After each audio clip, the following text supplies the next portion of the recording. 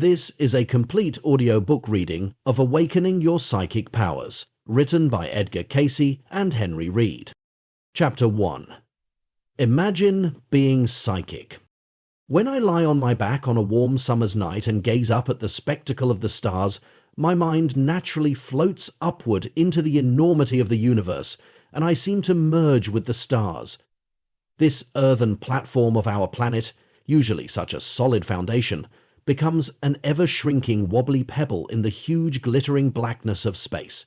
My imagination, and I with it, expand into the infinite. I am engulfed in a tingling chill. Overwhelmed, I suddenly snap back to solid Earth. But, I ask myself, what happened? Was what I sensed really true? Was it really possible that my mind could rise and join the stars in heaven? As I ponder this mystery, I know I am not alone. The Native Americans, for example, have a tradition that they came from the stars, and to the stars they will return. What enshrouded secret of their sacred imagination links them with the stars? Another traveller, the English Imagineer Olaf Stapleton, shared his psychic journey into space with us in his book Star Maker. His mind encountered not only other worlds, but was able to commune with other minds, travellers all in a multidimensional universal consciousness. In an attempt to keep us grounded on Earth, he called his account science fiction. Nevertheless, in the guise of such fiction, the imagination is the first pioneer. Science and technology then follow, building concrete steps for all to climb. The imagination is an unbounded traveller, often returning with surprising souvenirs to lure successive generations of adventurers. To the stars we once visited only in our dreams, and in our imagination, we now send rockets and spacecraft. A psychic probing of outer space. In December 1973, Pioneer 10's observations about the planet Jupiter began to reach NASA scientists, who were millions of miles away on Earth. Some of its observations contradicted astronomers' long-held assumptions about this revered planet. Pioneer 10's discoveries came as no surprise, however, to two men who had seen Jupiter 9 months earlier. In an experiment organized by the Stanford Research Institute, two gifted psychics, Ingo Swann and Harold Sherman, traveled psychically to Jupiter, while scientists recorded their impressions. Swann was in California, Sherman in Arkansas. Their impressions were amazingly similar to each other, and opposed to scientific speculation, both visualized a deadly radiation ring around Jupiter and an upper atmosphere of colorful frozen crystals. They said that the planet itself was very warm, but was whipped by violent windstorms. Pioneer 10's data later contradicted the scientists' speculation and confirmed the amazing accuracy of the atmospheric observations of Swann and Sherman, our first psychic astronauts. About a year later, they repeated their feat on a visit to Mercury. Again, they gave similar reports on what they had seen. Moreover, when the data from NASA's Mariner 10 space probe began to reach Earth from Mercury, it contradicted conventional scientific speculation and confirmed the psychic's observations. Scientists had assumed that Mercury was too hot to support an atmosphere and that it revolved too slowly to have a magnetic field. But the two psychics sensed a thin atmosphere as well as a magnetic field. Another astounding correspondence between the reports of the psychics and the data from Mariner 10 was the discovery of a helium tail coming out of Mercury and heading away from the Sun.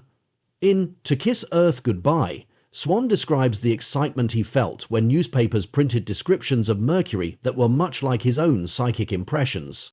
Can you imagine traveling psychically to another planet? How do you imagine that these two psychics made the trip? Words like travel, of course, suggest physical movement. Swann describes the psychic probe into outer space as an experiment in out-of-body travel, suggesting psychic movement through space. In an out-of-body experience, our consciousness appears to leave our physical body. We may see our body lying motionless below. In this extremely liberated state, travel to distant places is possible. Is this what Swann did? Perhaps. Instead of travelling, Swan expanded the range of his awareness beyond the bounds of his body and near vicinity to include the distant planets. Or perhaps he saw into the future and examined the reports of the NASA spacecraft as they were analyzed by scientists. Either interpretation assumes a considerable psychic feat, yet how we imagine the operation of psychic awareness will prove quite important. Become an instant psychic. Imagine, if you will, that you can take a pill that will make you instantly psychic. Suddenly, you are able to experience the world from the point of view of people nearby. You know their thoughts, feel their feelings. What would that be like? In a study conducted by Charles Tart, a PhD, a psychology professor at the University of California at Davis, and a longtime researcher of psychic phenomena, a group of college students and residents of a community in California were asked to contemplate taking such a pill. Their reactions were mostly negative. The most frequently expressed worry concerned lack of control. People were afraid of becoming overloaded, of being continually bombarded with information from other people's minds. One person thought that he would pick up on other people's dreams and not be able to sleep. Many expressed concern about such negative side effects as being driven crazy by the experience and needing to retreat to a place of solitude. Others worried about being confused, not knowing how to tell whose thoughts they were getting, or, even worse, not being able to distinguish their own thoughts from those of others. That possibility was particularly scary. Have you ever walked into a room full of people and felt the bad vibes in the room? During meetings at work, for example, you can tell that something is wrong. People are upset. Something is not right. That's almost like mind reading. Would you like to know more? To be even more psychic in a situation like that? What would that be like? The following imaginary account of a mind-reading experience, inspired by Dr. Tart's pill, illustrates what might happen. I look over at Martha and I begin to feel her anger. Now, I can also hear her thoughts, the cursing and the accusations that are going through her mind. As I tune in more closely, I feel the frustration behind the anger, the hurt feelings and the disappointment. I also experience some of her memories and understand the personal context that is making this frustration so important at this particular meeting. The patterns in her life, how she dealt with frustrations and anger in the past, and how her self-esteem was affected by frustrations, all this flashes into my mind. I also tune into her body.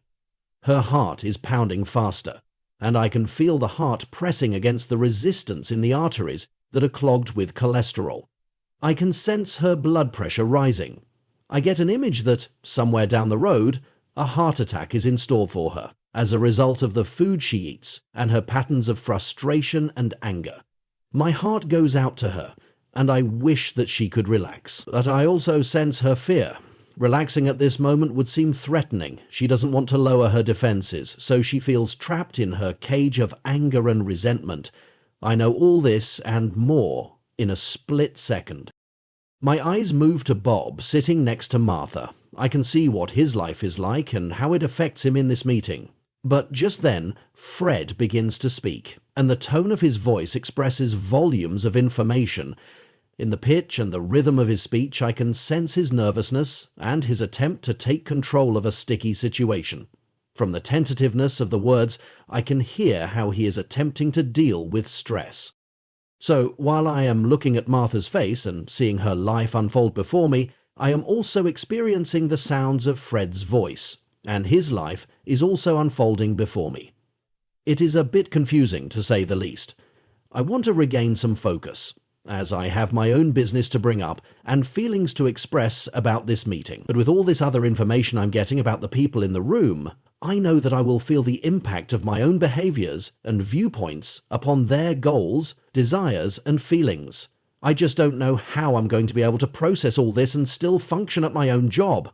I'm going to try to tune out some of the noise and focus on my own objectives. Okay? This person feels overwhelmed and confused. Concentrating so much on the feelings of other people makes it difficult to stay in touch with his own thoughts and goals.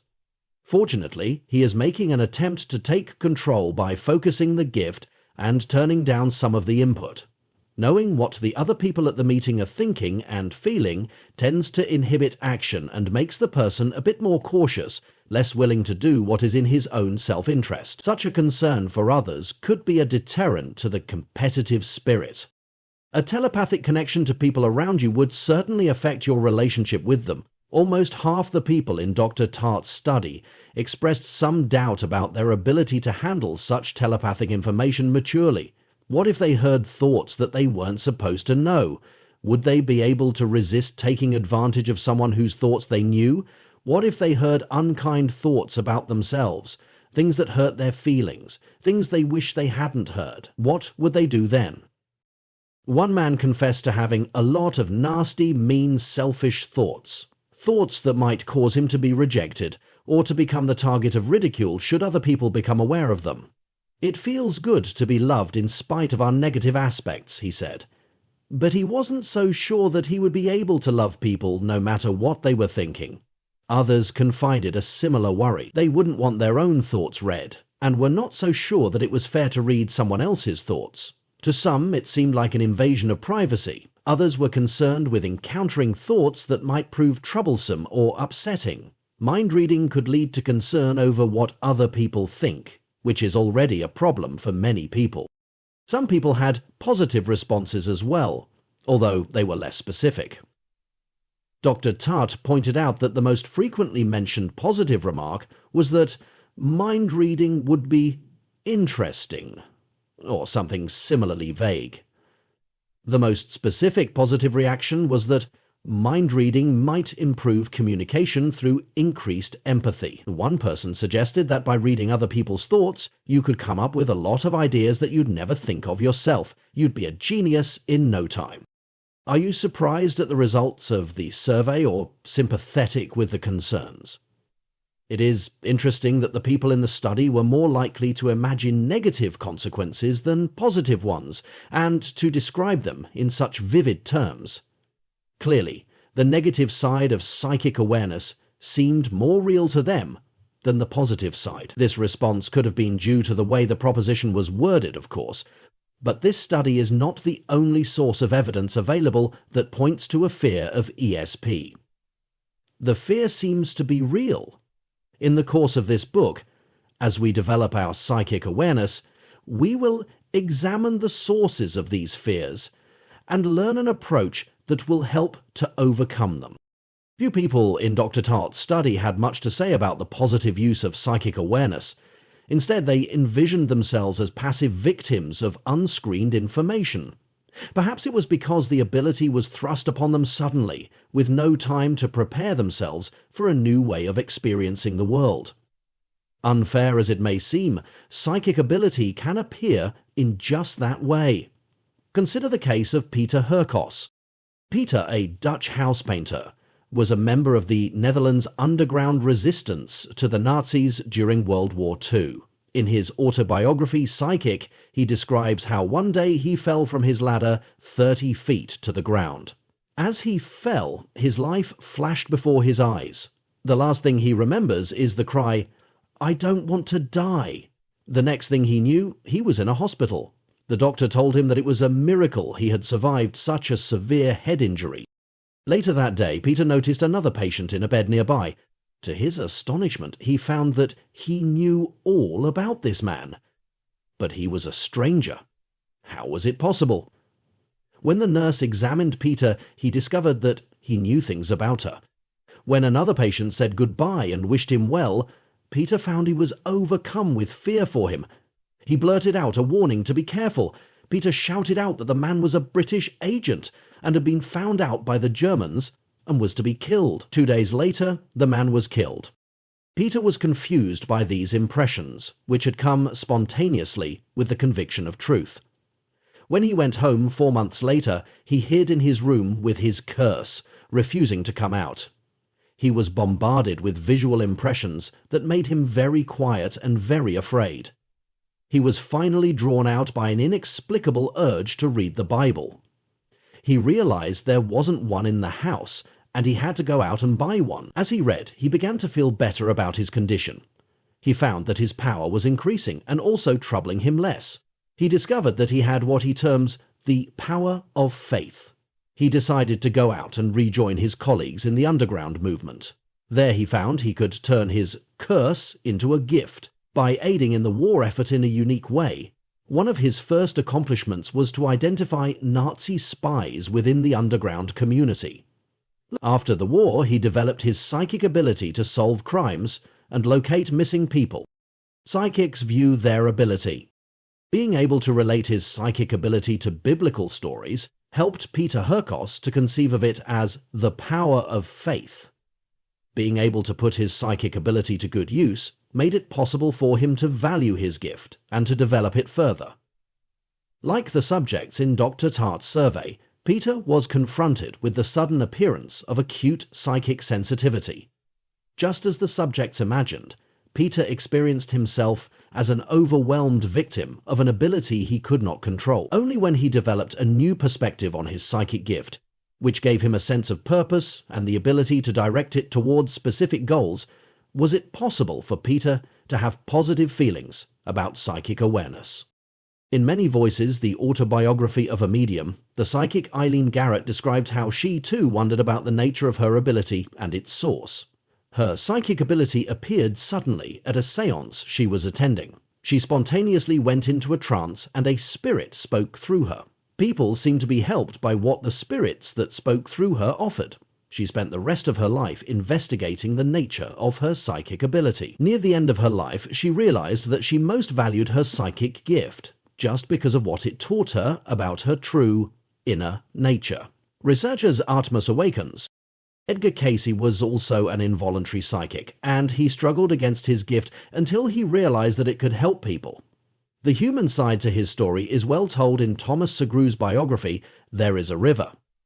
Cayce had lost his voice because of a paralysis of his throat muscles. After seeking treatments by several doctors and being diagnosed as incurable, he tried hypnosis. Under hypnosis, Cayce spoke in a normal voice. In one session, he diagnosed the condition himself and developed a cure. Hearing of this accomplishment, someone asked Cayce if he could, under hypnosis, diagnose and prescribe a cure for their daughter, whom doctors had not been able to treat. Cayce tried it and was successful. For some time, Cayce was suspicious of his sleeping talent, afraid that it might be a sign of devilish influences. Although he didn't like being a freak, the fact that he seemed to be able to help people with their problems finally convinced him that he should persist in his efforts. All his life, however, he questioned the source of this ability and its meaning. In some of his trances, he was asked about his psychic ability. The information that came helped him to bridge the gap between his down-to-earth, traditional Christian belief system and the infinite riches that seemed to lie dormant within his unconscious. Thus, his psychic awareness led him on an investigation into greater self-realization. It was that search for the meaning of his psychic gift that provides the basis of this book. When we study the lives and insights of other psychics, as Cayce suggested we do, we discover a common theme. It is this, that psychic ability is best used not for personal profit, but to help others and to learn more about oneself. Students of psychic ability express their fears. It is not just the gifted and accomplished psychics who confront doubts and fears concerning their psychic ability. Ordinary people who deliberately set out to develop psychic ability, even under experienced guidance, also run into such obstacles. Consider, for example, the results of another study by Dr. Tart. In this study, Dr. Tart interviewed people involved in a psychic development training seminar. They were students of Helen Palmer, a professional psychic in Berkeley, California, who is so much in demand that her waiting list for appointments is over a year long. Her students had primarily positive feelings about their psychic development, but when they were questioned concerning their fears, they shared a number of revealing observations. Most were concerned about opening up to the unknown. They feared a loss of control, and worried about becoming possessed or taken over by an outside influence. Many feared losing control of their life in general and asked, "Will I ever be able to get back to normal?" As the psychic opens to other realities, things can get confusing.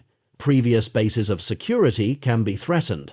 Knowing what is real and what is not real is very important to one's sense of stability. Once familiar boundaries no longer provide secure comfort. Yet the psychic still has to live in the consensual world, what we call the real world. And sometimes a psychic is afraid of getting hurt by being so open. The feeling of being different can create a sense of isolation, and the inability to communicate their experience, or sensing that their communications frighten other people, can further alienate psychics. Psychics typically perform services for others, and this activity brings up other fears concerning loss of control, for example, having to depend upon other people for validation. Am I crazy, or does my reading seem meaningful to you, and not always getting it? When other people are critical or skeptical, it can create confusion and self-doubt for the psychic. Art. It is frightening to realize that one depends for validation upon people whose own problems prevent them from recognizing the validity of one's psychic information." End quote. Interacting with people on such an intimate level can raise other control issues. The psychic may be concerned about becoming contaminated with the other person's problems, getting sick or emotionally upset. This concern forces the psychic toward continual self-examination and self-development. It is the work of the psychic worldwide. In addition to concerns about control, psychic ability raises issues of power, ethics, and evil. Feeling people's negative thoughts toward you stimulates a desire to respond in kind, but powerful energies are involved. It can be frightening and tiresome. Exploring the outer edges of familiar reality can be scary, even for those who are accustomed to doing so. It involves a transformation of self that makes it a grow or perish situation. As one psychic put it, you don't work on yourself in order to become a better psychic reader. You work on being a psychic reader in order to work on yourself. In examining these statements from developing psychics, we can first note the repetition of the concern about loss of control that we encountered with the subjects who were simply imagining what it might be like to be psychic. Perhaps their imagination tuned into something real. Second, we can notice the concern about being different or seeming weird or frightening to others. These concerns express a feeling of loneliness. In his autobiography, Ingo Swann wrote, "I have never said it before, but as awareness begins to become less dependent on sensory perceptions and one begins to be aware of other magnitudes, it is possible to come to the threshold of a type of loneliness native to the psychic state. It is a brand of loneliness characterized by a sort of beautiful sadness. One can sense that all beings probably experience it at one time or another. Some are fascinated by this. Others recoil and refuse to hear about it. This special loneliness seems to have many levels of emotion within it, and in art as well as life, it can be dramatized through many artificial conditions, through sex, food, thinking, all the things some people do in excess to try to hide the beautiful sadness of their intuitive loneliness. To simply know or be familiar with oneself and others as bodies is not enough to many people. Yet, to reach out, mentally, emotionally, or psychically, to touch the being of others always seems a risky business, because the searcher himself collides with the wall of loneliness. People aware of themselves as more than mere physical bioelectrical systems, aware of more than just eating, fornicating, aging and dying bodies, run headlong into the isolation imposed upon them as a result of the obiter dictum that holds that if a person feels he is more than just body, he is wrong. Ingo learned early in life not to share his experiences with others. In his youth, he made a conscious decision to stop the traveling he had grown to love so much, and gradually his psychic facility faded into the background.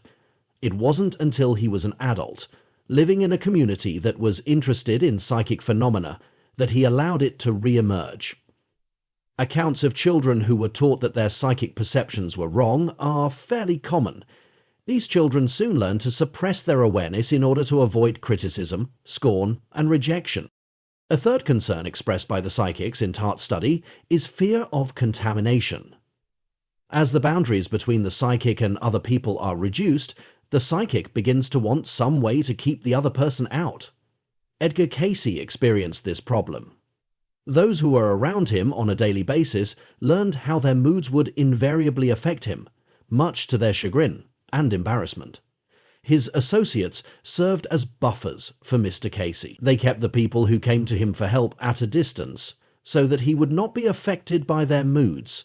Harmon Brough, in Edgar Cayce's On Religion and Psychic Experience, observed that although Cayce was a compassionate and caring person, he nevertheless often engaged people in only light conversations, or entertained them with stories, as a means of keeping himself from being affected by their moods. Here he had developed a means of controlling the fact that the boundary between him and others was very weak. Finally, note Tart's concluding observations. Developing psychic awareness involves some sort of transformation of self. The psychics decided that if they were going to survive it, they should look at it as a means of personal growth. Although it is very important to consider what you will do with your psychic ability, it seems even more important to consider first what the ability will do with you. The value of Edgar Cayce's approach to the development of psychic awareness. Developing psychic abilities can indeed take us into ponderous situations: loss of control, loss of a stable sense of self, loss of secure boundaries between yourself and the people around you, loss of limits on your sense of power, and loss of confidence in what is reality. These are no small matters. What will replace the sense of lost control? If the old self-concept is lost, what concept of self will replace it? If boundaries between you and others are dissolved, how will you discriminate between what is right for you and the needs of others? If you discover new, unlimited power within yourself, what will you do with your negative feelings?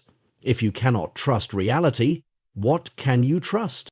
In the face of such concerns, which arise naturally during the development of psychic awareness, the perspective offered by the Edgar Cayce readings promises comfort, security, and a positive direction.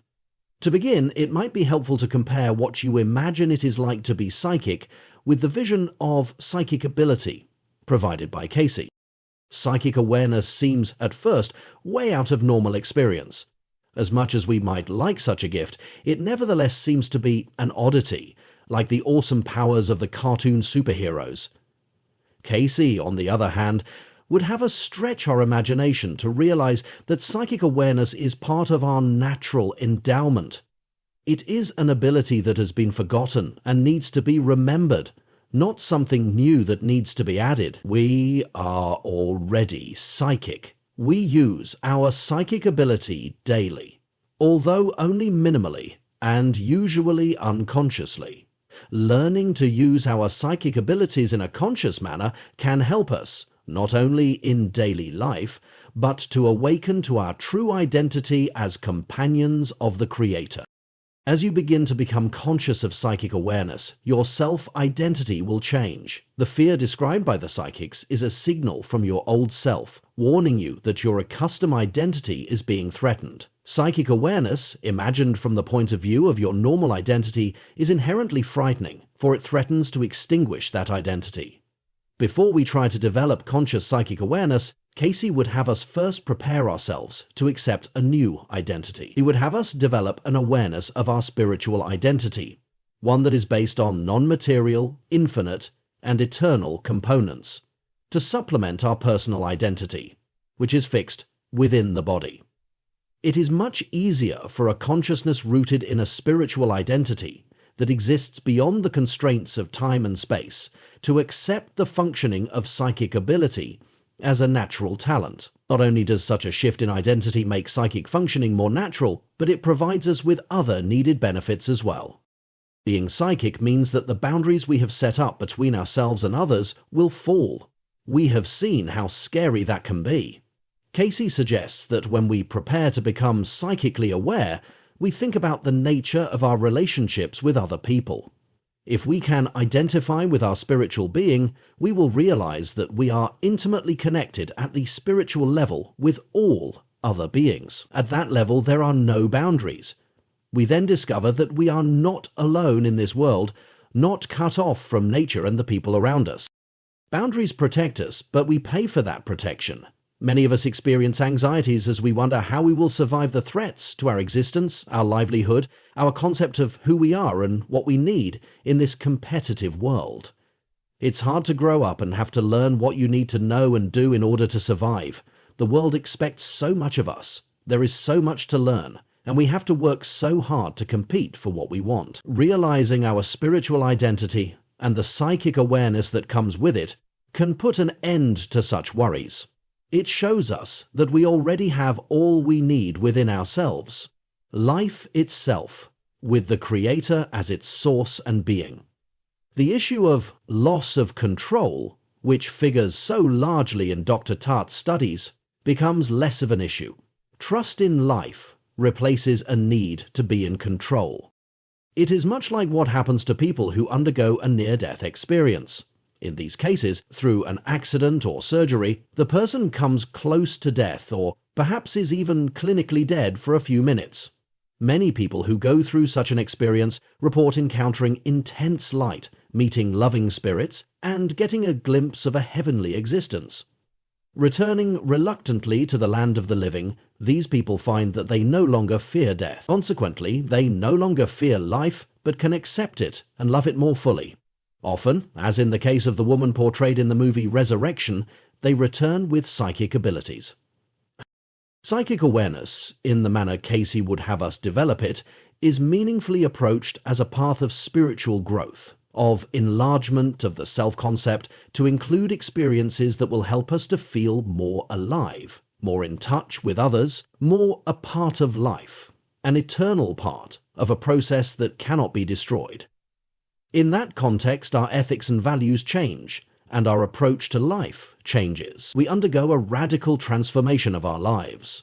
In this way, we can gain the same benefits of a near-death experience without having to have a close brush with death. Loving others, being concerned for their welfare, and wanting to serve them, these altruistic attitudes appear more spontaneous and natural, and less like moral injunctions, more like wants and less like shoulds. Such a shift in attitude alleviates fears about the ethical implications of psychic ability. It is much easier to handle telepathic intimacy when we feel loving toward others than when we are suspicious or afraid. Love replaces the need for power. Preparing the way by building a proper foundation ensures that the development of psychic awareness becomes a natural expression of an enlightened consciousness, one that is willing, ready, and able to fulfill the purpose of this dimension of life. To our ordinary personality, psychic awareness is like having a tiger by the tail. To a personality that has realized the reality of its spiritual being, psychic awareness is a natural expression of transpersonal consciousness. Psychic ability becomes not an end in itself, not a quest for power, and ultimately a tremendous burden. Instead, it is a means of self-realization, of developing true individuality, of living life more fully, more creatively, and more in harmony with all the blessings we can share. Now, to be able to imagine that, 2. ONS, the psychic consciousness. Edgar Cayce's approach to developing psychic ability can be expressed in this very simple formula: live the life of oneness.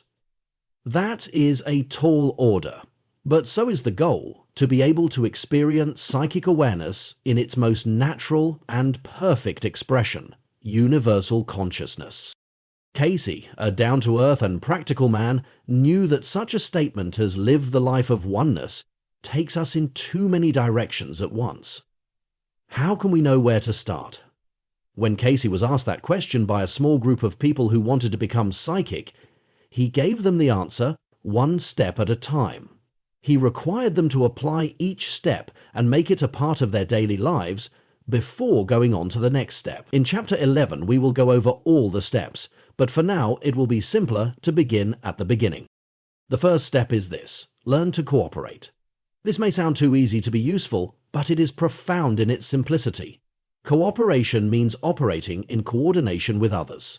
To learn to cooperate is to make our behavior in harmony with a very basic level of the reality of oneness, rather than to insist on my way. Cooperation builds the consciousness of oneness and makes it real by expressing it. Our opportunities to choose cooperation are endless, and the choices that we make at such moments are usually quite revealing of our attitude toward oneness. Learning to cooperate as a means of developing psychic ability might seem irrelevant, too minor a step, or too slow. I certainly know that feeling. It's hard to be patient. I want psychic ability now. I want to learn a technique that will give me instant telepathic impressions. Or maybe it reminds you of your youth, when you wanted to learn about sex but were told about love instead. That's great, you may have thought, but what about doing it? It probably wasn't until some years later, after doing it a lot, that you began to appreciate how sex really is about love and making love. In the same way, psychic awareness really is about the consciousness of oneness, and cooperation is a good place to begin. Author Lawrence Lashan agrees. In his theoretical analysis of psychic phenomena, from Newton to ESP, he concludes that people who have a cooperative relationship will be the most likely to experience extrasensory perception, ESP, between them. You will find an experiment in cooperation that has consistently provided useful psychic results in the final chapter of this book. By that time, you'll have the tools to try the experiment yourself. Cayce once compared the training of psychic ability to the training of a prize fighter. He pointed out that to make a good prize fighter, you certainly would not settle for simple muscle building or simply teaching the person how to throw a punch. You would have to train the whole person, for it is the person who will use the specific techniques. The personality of the prize fighter has a big effect on his effectiveness in the ring. On the other hand, it would take an awfully big and powerful man to survive as a fighter who had no skills. Being successful requires both the development of the person and the training of skills. For example, the most general level would be to train the fighter's personality, to be patient, to control anger, and to persevere. When we train psychic ability, we need to work on such personality traits as cooperation, empathy, and loving respect for others. The next level for the fighter would be to train for stamina and coordination, for which exercises such as jogging and jumping rope are helpful. In developing psychic ability, meditation helps to open us up to a new style of consciousness. Then the fighter would need to learn what stance to take, not just his arms and legs, but how psychologically to face an opponent, what strategies to use, and so on. Similarly, when we learn psychic ability, we need to learn how to recognize subtle feelings and imagery, and to be able to recall dreams. Finally, the fighter would get specific instructions: how to throw a particular punch, how to effect certain blocks, how to move in and out of positions. In the same way, there are many specific techniques for developing and using psychic ability, which you will learn in later chapters. When Cayce begins with oneness as the first principle, and mentions cooperation as a good way to practice it, he is giving us a general orientation at both the philosophical and practical levels. In the same way, a street fighter who aspires to the ring might have to learn the meaning of professionalism, to learn not to take certain things personally and not to let his ego get in the way. Honesty as the first principle. Imagine you have no head. That's right, look at the world around you, but pretend that you have no head. Imagine that your body stops at your shoulders. You are no longer seeing with your eyes or your rational mind. Let the world you see take the place of your head. Now, the world is your head. This odd experiment in entering an altered state of consciousness comes from D.E. Harding's book on meditation, On Having No Head, and is meant to help us experience the world in a new way. Practice it a bit. As you look about, try to pay attention to the fact that even though you have no head, you still have awareness of the world. Where is that awareness? Can you locate it? the situation will seem to change from the normal state of "I have awareness" to "awareness is." Welcome to the reality of awareness, of mind at large. As you forget about your head, you open up out into the world, and the world joins you and becomes you. You are still aware of individual objects, the single flower, the squirrels, but each is somehow connected to you, for the world is no longer blocked off from you by your head. Ordinarily, we each perceive ourselves as separate from the world, and so we are free and can walk about within the world. This feels good, but it has a downside. When you see yourself as separate, you'll experience yourself as a single and separate life that needs protection in order to survive. You become alienated from the world by that sense of separateness. But when you experience yourself as having no head, as having the world as your head, you and the world are somehow connected. You can experience yourself as one with the world. Cayce repeatedly expressed his concept of oneness in his readings. All and everything is as one. When he emphasized the law of oneness, he was reiterating what is known as the perennial philosophy, a term invented by Gottfried Leibniz, the inventor of calculus, and made popular by Aldous Huxley in his book of the same title. The perennial philosophy is the core message of all religions. Behind all the diverse, visible manifestations of the world, there lies a unitary supreme being. That art thou. According to the perennial philosophy, all of creation is interconnected. Although everything appears to be separate, there really are no separate entities. Each is an inherent part of the whole. For example, each ocean wave appears to be a separate thing, but waves are in fact passing expressions of the ocean. Each wave is one with the ocean. Behind appearances lies a unitary reality, a supreme being. The supreme being is considered to be visible and immanent, and at the same time invisible and transcendent. This can be a bit confusing to comprehend if we approach it on a rational level. According to the perennial philosophy, consciousness and the material world, or inner and outer, are one and the same. The supreme being, or kingdom of God, is within you as well as outside of you. We commonly think of life as being made of mind and matter, but mind and matter are in fact two aspects of the same one reality. That reality is you. You are that creation, that all-in-oneness called life. At the very least, the perennial philosophy suggests that there is more to you than you might suspect, based solely on your sensory impressions of the world around you. We can find the principle of oneness in the Judeo-Christian Bible, where Jesus says, "The first commandment is, Hear, Zero Israel, the Lord our God, the Lord is one, and you shall love the Lord your God with all your heart, and with all your soul, and with all your mind, and with all your strength. The second is this, you shall love your neighbor as yourself. There is no other commandment greater than these." Mark 12:29-31. Typically, the statement, "the Lord is one," is taken to mean that there is only one God, or one creator. That is certainly one of the meanings. But it can also mean that all of creation is one, and that one is God. Rather than imagine God as a being who lives up in the sky, imagine God as an infinitely large being, and the earth and all its inhabitants as one atom in God's body. However, the commandment to love your neighbor as yourself is usually taken to mean be good to others as you would like them to be good to you. As you want to be loved, love others. If you want respect, show the other person respect. In other words, the best way to treat someone else is the way you would like to be treated yourself. The golden rule.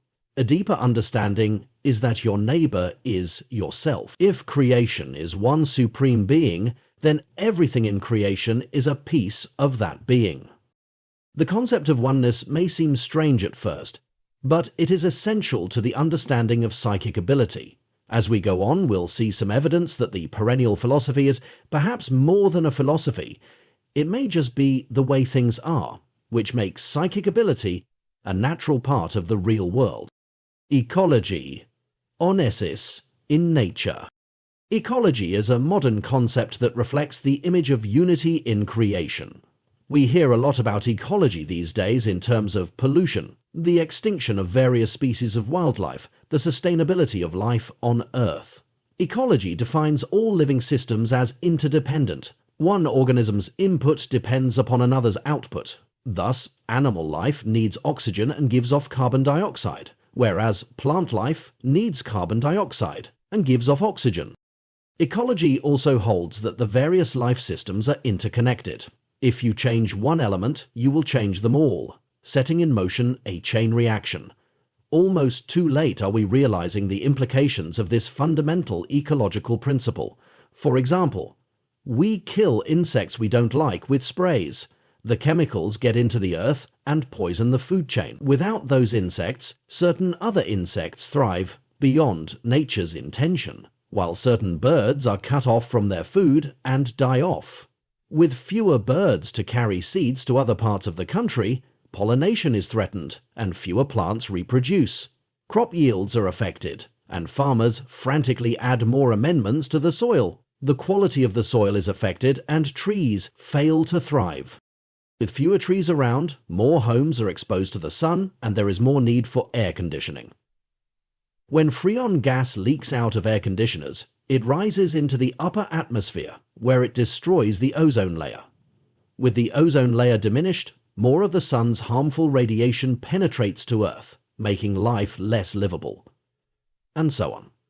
The planet's life system, in all its interdependent parts, functions as a whole. According to geochemist James Lovelock, whose book Gaia, A New Look at Life on Earth has been highly influential in this regard, the Earth is a living entity. Thinking about ecology is a good beginning toward being able to imagine the concept of oneness. It's an especially good image because of its connotations of respect for the Earth. The image of ecology prompts us to feel concern and respect for everything on the planet, the same sort of reverence implied by the perennial philosophy, and the same attitude Cayce has in mind for us as we begin to explore psychic ability. Cayce's approach to ESP is definitely not value-free, but has its foundation in respect for the oneness of all life. Quantum physics discovers oneness. When physicists began to look deep within the atom, they set off a chain of discoveries that have totally transformed our view of the world, of creation, even of reality, and the relationship between consciousness and the material world. Recently, some fascinating books on the subject have been published. Fritjof Capra's The Tao of Physics and Gary Zukav's The Dancing Wu Li Masters, an overview of the new physics, among others. The titles of both books refer to Eastern metaphysics for a good reason. Modern Western physics has shown reality to be much more like that described in Eastern mysticism than we previously believed. Let's look at some of these major scientific findings that pertain to the reality of oneness. First of all, at the subatomic level, things actually almost disappear. The things appear to be not solid, but transitory concentrations of energy. Einstein's famous equation, E equals mc2, which equates mass, material, with energy, proves to manifest in a situation where thingness practically disappears. Instead, energy patterns seem to involve probabilities that the energy will coalesce into a thing at a particular location at a particular time. The thing referred to is not an object, as we normally think of it, but a standing wave. A standing wave is a wave that is apparently stationary, but is in fact created by the coming together of two waves traveling in opposite directions. The word wave is a noun, and thus suggests an object. But in fact, it describes a process. Thus, one of the discoveries of modern physics is that things dissolve into patterns of waves of energy. So, creation, or reality, is not a collection of things, but a dance of energy patterns. It is the same body of energy, appearing in different patterns. Not only is everything on Earth interconnected, everything is really the same thing, energy moving about and taking different forms. And that is one way to begin to imagine what is meant by the oneness that lies behind visible creation. In mysticism and metaphysics, energy is frequently a synonym for God. According to the perennial philosophy, you are the whole of creation. Your consciousness and the reality out there are one. Modern physics has also discovered that dimension of oneness. The beginning of this discovery was Heisenberg's indeterminacy principle, or uncertainty principle. At first, this principle seemed to be a straightforward limitation of the mechanisms of science, but it has led to even more paradoxes about the nature of reality and consciousness. Heisenberg's principle refers to the fact that in order to see a subatomic particle, one must shine light on it. That light is itself made up of particle waves. When the light waves hit the particle you want to look at, it bumps the particle, thus moving it. When the light bounces off the particle to return to the observer's eye, and the observer sees the particle has moved for having been seen. As a result, the observer cannot be certain as to the exact location of the observed particle. The source of the uncertainty is that the observer affects the observed. Consciousness, then, is not an innocent witness, but affects that which it becomes conscious of.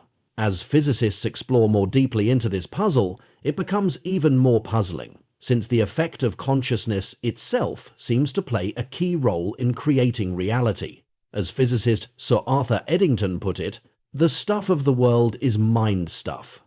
We are not able to see reality per se, but what we experience is the result of our approach to observing it. Some go so far as to say that there is no reality beyond that which our consciousness creates. This dimension of oneness, although familiar to the mystic and metaphysician, has proved to be one of the most radical results of modern subatomic physics. Cayce also provided several images of the workings of creation that seem to have anticipated the findings of quantum physics.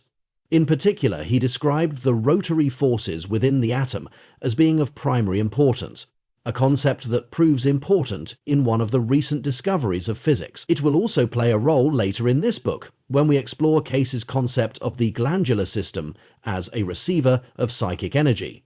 Modern physics has discovered that the underlying unity of consciousness and matter has a very special dynamic property. Between its various parts, there can be instantaneous communication over vast distances, faster than the speed of light. The experiment involved observing the spin on a subatomic particle, the rotary force deep within. As we have seen, the act of making an observation affects the results. In this case, the spin on a particle depends upon how you observe it. Potentially, its spin can be along any axis. But once the observer chooses one axis to consider, the spin is observed to be around that axis, going either up or down, counterclockwise.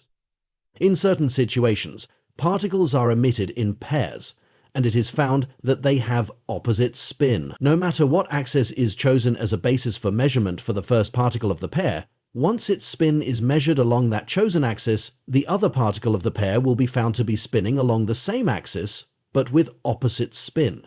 And Einstein proposed separating a pair of particles that are spinning in opposite directions. Years later, when the experiment was carried out, it was discovered that the spin link between the two particles was instantaneously maintained, even over great distances. It would seem that some form of extrasensory communication exists between subatomic particles. Most physicists have not been willing to concede that this is a form of ESP, but grappling with this surprising phenomenon has led them to propose profoundly mystical models of the nature of reality. Thus, quantum physics has come upon the mystery of oneness, as expressed in the perennial philosophy. Before the advent of subatomic physics, it was hard for Western minds to imagine in any concrete fashion the meaning of oneness. But now we have specific scientific findings upon which to fix the imagination. Some have cautioned that the results of quantum physics do not prove the perennial philosophy. Yet these results have certainly confounded our normal view of the world and made the concept of oneness seem less far-fetched, less mystical, and more grounded in reality. An experiment in awareness. Perhaps the phrase, "that art thou," can now take on new meaning for us. Let's take off our heads and contemplate this for a moment. The world is you, and all the world is God. You, then, are the world. As another saying has it, be still and know, I am God. That is said to be the voice of the I am presence within us, the God that is within us. You might object, saying you are not as big and powerful as God, that to think such a thing is the opposite of religious humility. But don't think about it. Experience it. Let the still, small voice speak to you. When we think about it, our little self takes a hold of that concept and says, "Who me? I am God?" But the perennial philosophy is not addressed to your little self, but to the larger self that dwells within.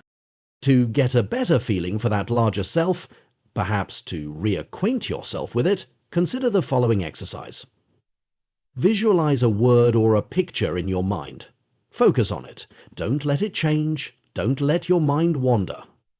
As you fix your attention on this inner image, you will notice that your mind occasionally wanders in spite of your intentions, and you leave your focus to think about other things. If you were observant, you could say to yourself, "Now I am thinking of this, something else. Now my focus has changed." Most times, however, the change in focus, or straying of concentration, happens and continues for a while before you become aware of it. Also, as you try to keep focused on that single image or word, you'll notice that it changes, transforms into something else, moves around, or does anything but remain perfectly still and constant. Keep trying to fix your attention on that one image or word, and don't let it change. As you do so, you will become aware that the I that is trying this experiment is not the only life within you. There must be some other source of will that distracts your attention or changes the object on which you are trying to focus.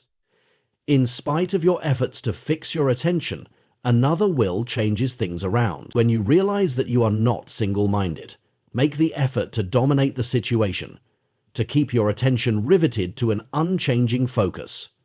You will become aware that it takes an effort, that it is somewhat of a struggle. You can only succeed for a few moments at a time, and it is tiring. Now become aware that there is more inside you than simply your sense of I that is trying to stay focused on that image, and that other that keeps things changing. Yes, there is that struggle between what seems like two parts, but in the background is another awareness, an observer who has recorded all that happened. It was aware, simply aware. It engaged in no struggle. It took no sides.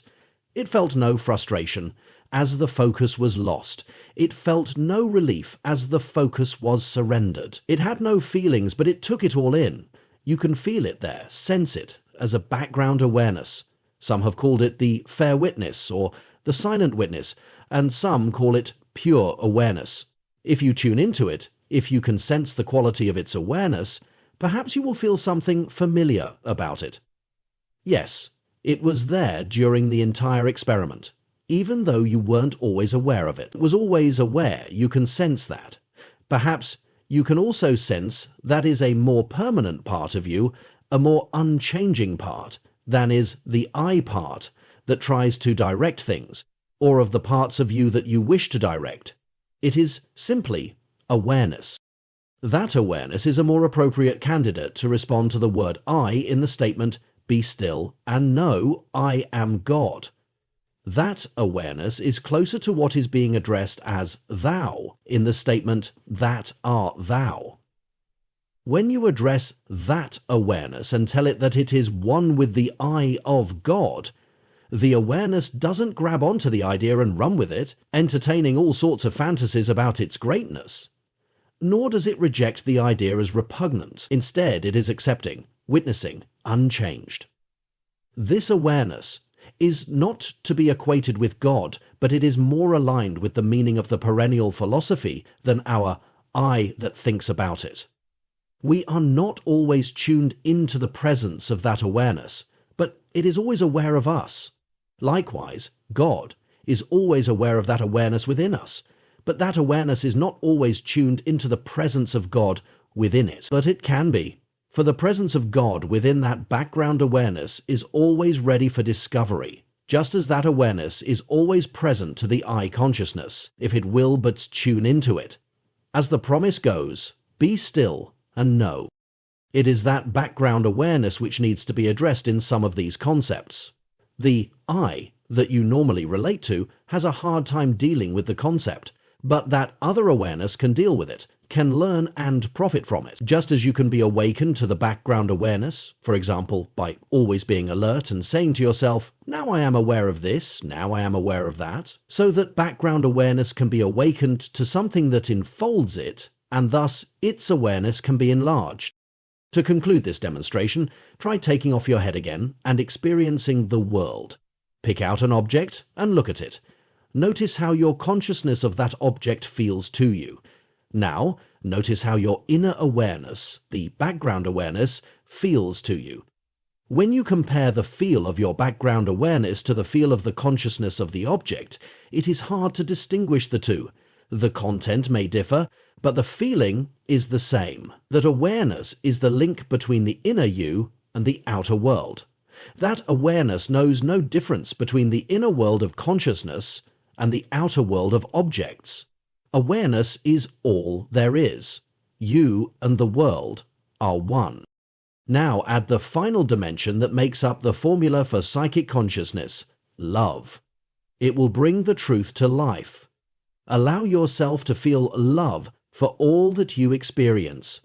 Rather than simply looking at things, examining your awareness as you ask yourself if you and that outer stuff are really one. Allow yourself a feeling of love, an outpouring from your heart. It is a bridge that actively links you and the world. Is it possible? It joins you and the world in spirit, for love is a spirit and, in all religions, an essence of God. An application of the consciousness of honors. A similar experiment has demonstrated the reality of psychic bonding between people. The ideas we have been discussing have practical implications for the development and use of psychic awareness. Many psychics consider their psychic functioning to arise out of a state of consciousness different from the ordinary one. Lawrence Leshan, in The Medium, the Mystic and the Physicist, Toward a General Theory of the Paranormal, studied the writings of Eileen Garrett and other psychics and dubbed the state they enter clairvoyant reality. That state of consciousness involved a shift in awareness in which illusions of present time, our situation in space, and differentiations in consciousness, individuality, are transcended. There is an experience of fundamental unity and oneness of all things. He quotes Garrett, "I have an inner feeling of participating in a very unified way with what I observe, by which I mean that I have no sense of any subjective-objective dualism, no sense of I and any other, but a close association with, an immersion in, the phenomena." Another psychic, Rosalind Hayward, said of her psychic state, "All human experience is one." When Leshan compared the statements by modern physicists with these statements by clairvoyants, he thought that their similarity was significant. He wondered if a straightforward application of the experience of oneness was possible. It turned out that it was. By training himself in meditation, he learned how to imagine as real the clairvoyant reality of all is one. While in that state, he attempted experiments in healing. He describes one case where he was able to help limber up the hands of an arthritic patient by simply holding her hands. When he taught others to enter this state of consciousness, he found that they were able to effect psychic healing. I think his training procedure is interesting because it shows not only that the proper use of the imagination can lead to the desired state of consciousness, but also that taking these metaphysical abstractions as true and acting as if they were true can lead to the anticipated results. His training procedure took the principle of oneness at its word. He would ask one person to hold the hand of another person and stare at it. He instructed the first person to look at the hand of the other person, while repeating the phrase, "This is me." The idea was to imagine that the other person was oneself, and the exercise was a form of contemplative meditation. Whenever the mind wandered from that perception, the person was to bring it back to it. In this manner, he was able to train people to elicit healing effects.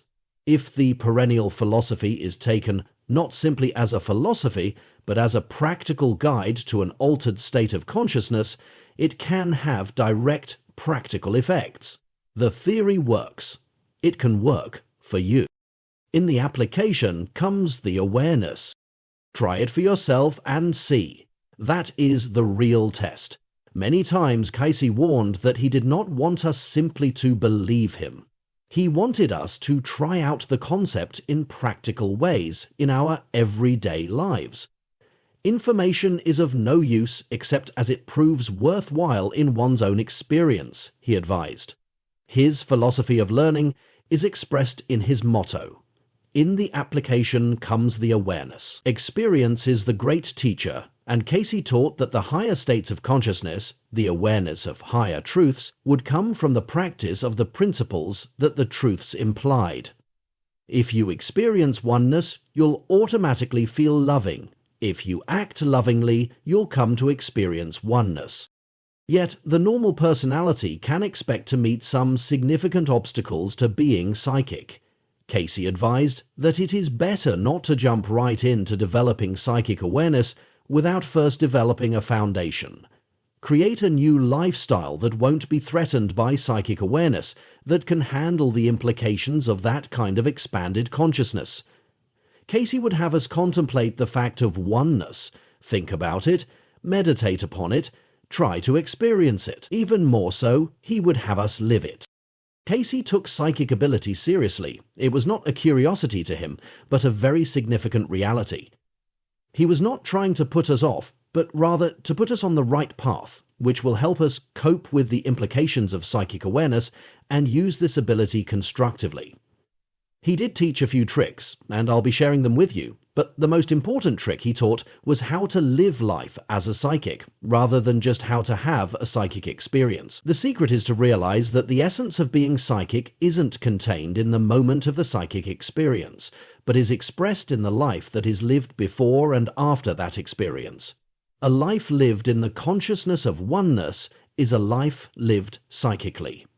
Otherwise, a psychic experience is but an oddity, hopefully a mind-opener, certainly a curiosity, possibly an inspiration, all too often a burden or source of confusion, but always an oddity. That fact may be disappointing, but it is disappointing only to the impatient part of us, and that part does not really believe in the reality of psychic awareness. The part that does believe, and it is to that part that this book is addressed, can accept this truth in patience, even if with a sigh of, shucks. I am reminded of Native American shamans who, when asked about such powers as psychic ability, laugh at the contradiction of the question, when the questioner is usually a white eye, is so obviously not living the life of oneness and respect for the planet. How can you say that you want to learn psychic awareness? Asks the Native American of the white person, when all your life you have been so keen on ignoring the screams of the grass when you walk on it. If you really want to learn psychic awareness, first learn to walk gently upon Mother Earth and be thankful that she allows you to walk upon her at all. Our daily behavior and the consciousness that we wish to develop must be in accord. So, in your spare moments, take off your head and experience the world from the point of oneness. And all the rest of the time, experiment with cooperation to see where it will lead you in your awareness. Mother Earth may surprise you. Chapter 3. The Imagination of the Psychic. Patience and Vibrations. A psychic who holds an object while trying to locate a lost person may well say, "I'm tuning in to the vibrations." Such a statement explains how many psychics imagine their ability operates. Novelist Upton Sinclair entitled his book about telepathy, Mental Radio. What a succinct image to express the psychic experience of tuning into vibrations. But it raises a very perplexing question. How can vibrations, which we typically associate with physical energy, convey information about a distant person's experiences? Buddhism? Cayce's answer was that thoughts are things and, like other things, have their own vibrations. Such vibrations exist in a dimension outside of time and space. Psychic awareness is the ability to tune into these vibrations and translate this resonance into a form accessible to the conscious mind. To understand this kind of language, which is quite common among psychics, we need to go back to some first principles. Cayce envisioned the world in a manner different than we ordinarily do and spoke about it in terms different from our scientifically influenced language. We will need to learn how to imagine the world in the way that psychics do if we are going to develop psychic awareness. The vocabulary of honor-ness. Do ideas exist before we think them? If so, where do they exist? For example, did the idea of a wheel exist before an actual wheel was invented? The principle of a wheel was always there, waiting to be discovered. Was the idea for a wheel invented or discovered? It's a puzzling question. How does an idea get into your head? How does the idea get you to think it? What stimulates your brain to fire in a particular pattern to produce a particular idea? Whether it is telepathically picking up on the ideas in someone else's head or making a creative discovery by allowing a new idea to come in, both involve picking up ideas out of the air or getting your brain to behave in a particular pattern that corresponds to the idea you want to have. How does an idea travel? How does an idea, which is mental, manage to get together with your brain, which is physical? Such puzzling questions arise from how we imagine the way the world works. Our very language reflects the way we understand the mechanics of the world. When we speak of an object, it has a boundary around it. It exists within a specified space. To perceive this object, light beams, sound waves, or odor molecules must travel between you and it. A sensory contact of some kind must occur because our consciousness of separateness requires that there be links between us and the not-use in order to perceive them. When it comes to manipulating material objects in our everyday world, our ordinary consciousness, as it has been shaped by scientific language, works fairly well. This is an atomistic perspective. Everything is based on the mechanics of atoms that behave like billiard balls. It is said that science reduces all life to the action of chemistry and physics, using the atom as the basic building block. Hook a few atoms together and you have a chemical. Mix some chemicals together and you have a chemical reaction. Somewhere along the line, one of these chemical reactions makes a life form. Life forms interact, and a few lucky but accidental chemical reactions create new life forms. After a while, we have plants, animals, and humans. A human thought is the end result of chemical reactions in the body responding to physical and chemical events in the outside world. Everything is explained as a chain of cause and effect sequences, involving, basically, atomic processes. Another name for the atomistic approach is a micro-perspective, for all processes are analyzed in terms of the smallest part. But many people, even scientists, balk at using the micro-perspective to explain everything. The macro-perspective, on the opposite end, analyzes life in terms of the most general, encompassing processes that govern the smaller ones. A macro-perspective is also holistic, for it sees a system not as an amalgamation of parts, but as a whole, as in ecology. Recent discoveries in quantum physics have stimulated a conception of the world that is more holistically integrated, if not also paradoxical. Other fields of inquiry are also beginning to question the appropriateness of the micro-perspective. Psychic awareness is a challenge to the materialistic atomistic conception of the world. Telepathy implies to the micro that ideas can travel through space without the need for some mechanical medium, like an invisible telephone wire, upon which to base the exchange of information. Yet leading-edge scientific language is gradually approaching that of psychics. Cayce's language is tailored to the reality of psychic consciousness. In the previous chapter, we learnt how Cayce stressed the concept of oneness. We also read accounts of other psychics who described how they became one with the object of their psychic awareness. Cayce's description of psychic awareness reveals a macro perspective, Rather than starting with something small like atoms and using them to build larger things, Cayce's language of oneness starts with something big that permeates everything, God, and then explains how oneness is expressed in specific yet interconnected manifestations. These manifestations are envisioned as patterns of vibration. It is like the Buddhist notion of the jeweled net of Indra, their metaphor for oneness. At each intersection of this infinite net lies a shining jewel. Each jewel contains reflections of all the other jewels, and each of these reflections contains an infinite number of reflections, so that every point in reality reflects every other point. This Buddhist image anticipates the holographic model we will examine in a later chapter, and suggests how each part of the universe may communicate with every other part by the resonance of patterns. Whereas our consciousness of separateness ordinarily has us focus on objects, Cayce and other psychics focus first on patterns of vibrations. The vehicle of perception is also envisioned differently by psychic consciousness. We imagine perceiving as an act of movement. Sense information travels or is carried through the object, through a medium, to our sense apparatus. Psychic consciousness imagines the process to be that of resonance to vibrations. The psychic becomes one with the pattern of vibrations. In other words, resonance, attunement, empathy, or tuning in is the method by which information is transferred.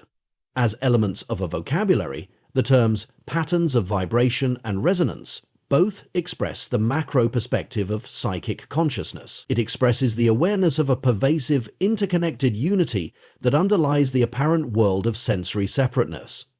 To develop this psychic awareness, then, let us try to resonate with how Cayce imagines this underlying unity to manifest in patterns of vibrations. The creative forces. Black hole. Just what is this one that Cayce says everything is one with, which permeates all that exists? God, creator, creative forces, energy.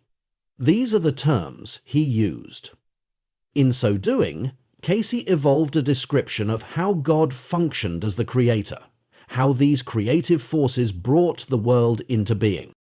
The yin-yang symbol. At the beginning of creation, Cayce tells us, the one force began by manifesting itself in two ways, as a force of attraction and a force of repulsion. On and off, up and down, in and out, black and white, plus and minus, male and female. These are some of the variations on the motif of opposites. It is a common motif in creation stories that creation began by the dividing of the one into two. The Bible, for example, tells us that God separated heaven and earth, light and darkness. In India's Upanishads, the world came into being as the great cosmic egg burst into silver and gold, silver becoming the earth and gold becoming the sky. These two are polar opposites, and yet both are aspects of the same underlying unity, two sides of the same coin, as they were both created from the same one. The yin-yang symbol, shown above, is probably the oldest expression of this concept of the primal creative process. You can look at the yin-yang symbol and see how the original one, a circle, was divided into two comet-shaped parts, each apparently spinning about the other. Cayce indicates that it was necessary for the one to divide into two in order to create energy. The complementarity of the two is the source of the energy. You can see the yin-yang symbol as being either a white comet against a black background, or a black comet against a white background. If you stare at it a while, you will experience a psychological impression of this energy effect. First, you see the white figure eating away at the black background, then you see the black figure eating away at the white background, back and forth, back and forth. Each time you make a perceptual shift, the curve cutting through the circle changes its meaning. When you focus on the white comet, the curve that defines its tail is concave, squeezing inward. But when you look at that same point on the curve from the point of view of the head of the black comet, that curve is convex, expanding outward. That flip-flop back and forth between the two ways of perceiving the curve is the basic dynamic of vibration, an oscillation between two opposing perspectives. Oscillation/vibration is the basis of energy. Electrical energy manifests in a similar manner, with an oscillation between the positive and negative poles. All creative energy results from this one source, from the central, universal vibration at the beginning of creation. This universal vibration exists within and permeates all other derivative vibrations. People who have studied creativity often point to the role of opposites in the creative process. In one experiment conducted by Yale University psychiatrist Albert Rotenberg, highly creative and not so creative people who had identical IQs and scholastic achievement were compared on the word association test. For example, they were asked to give the first word that came to mind when they thought of joy. Uncreative types typically said happiness, while creative types responded with the opposite, sadness. In The Emerging Goddess, the creative process in art, science, and other fields, Rothenberg identifies creativity with Janusian thinking, after the Roman god Janus, who could look in opposite directions simultaneously. He points to such images as the yin-yang symbol and says that simultaneous oppositions, seeing something from two opposite points of view simultaneously, are the essence of the creative spark. Thus, creation, in the sense of bringing the world into being, and creation, as a psychological process, are seen to have an identical basis. The mind and the world are as one. Manifestation of creativity. Energy, passion, form. John Sin P. My father once said that creativity felt like an itch. You are compelled to express something. I experience creativity not only as an urge, but a force. I take Cayce's term creative forces to describe something that actually exists, both outside of me and inside of me. It is a force that can almost be intoxicating. Being creative feels like being a dancer, alive with energy. You have a willingness to feel the energy and to move with it, to turn yourself over to the energy and to flow with it. When you begin to respond to the energy, to tune into the it, to move with the energy that you feel, then the pattern in the creative energy begins to manifest. What at first seemed simply like a pressure begins to feel like a special type of urge, a pressure with a pattern or design to it. It takes form. It comes out of nowhere and results in a visible pattern dance or some other specific manifestation. A very important aspect of the creative forces is their tendency to manifest. Creativity begins as pure energy, but changes by assuming a specific pattern. As a vibrational pattern, the energy contains information. The informational pattern has a way of working itself down from the very abstract, invisible level to the concrete, material level of reality. Cayce's favorite formula for this stepladder of creativity was: spirit is the life, mind is the builder, the physical is the result. Creativity arises first at the level of spirit, which is the pure energy from basic vibrations. These vibrations assume a pattern as they enter the mental level of reality. As the builder, mind's major attribute is patterning. Cayce often calls the creative forces at the mental level the imaginative forces because of the image-making process that occurs there. It is at the level of mind that patterns exist, often in the form of images, giving form to the unpatterned, spiritual level of vibration. The patterns of the mind, according to Cayce, exist in another dimension. In the traditional micro-perspective, we think in terms of a three-dimensional universe, and assume that information is carried by a physical medium traveling the highways of these three dimensions.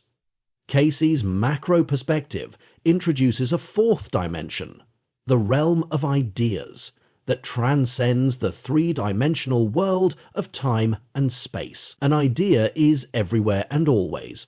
The fourth-dimensional character of the mind is crucial to psychic awareness. As we shall see, other macro-theorists also define some fourth-dimensional reality of invisible, creative patterns of formative ideas and have imagined that psychic awareness operates through this dimension.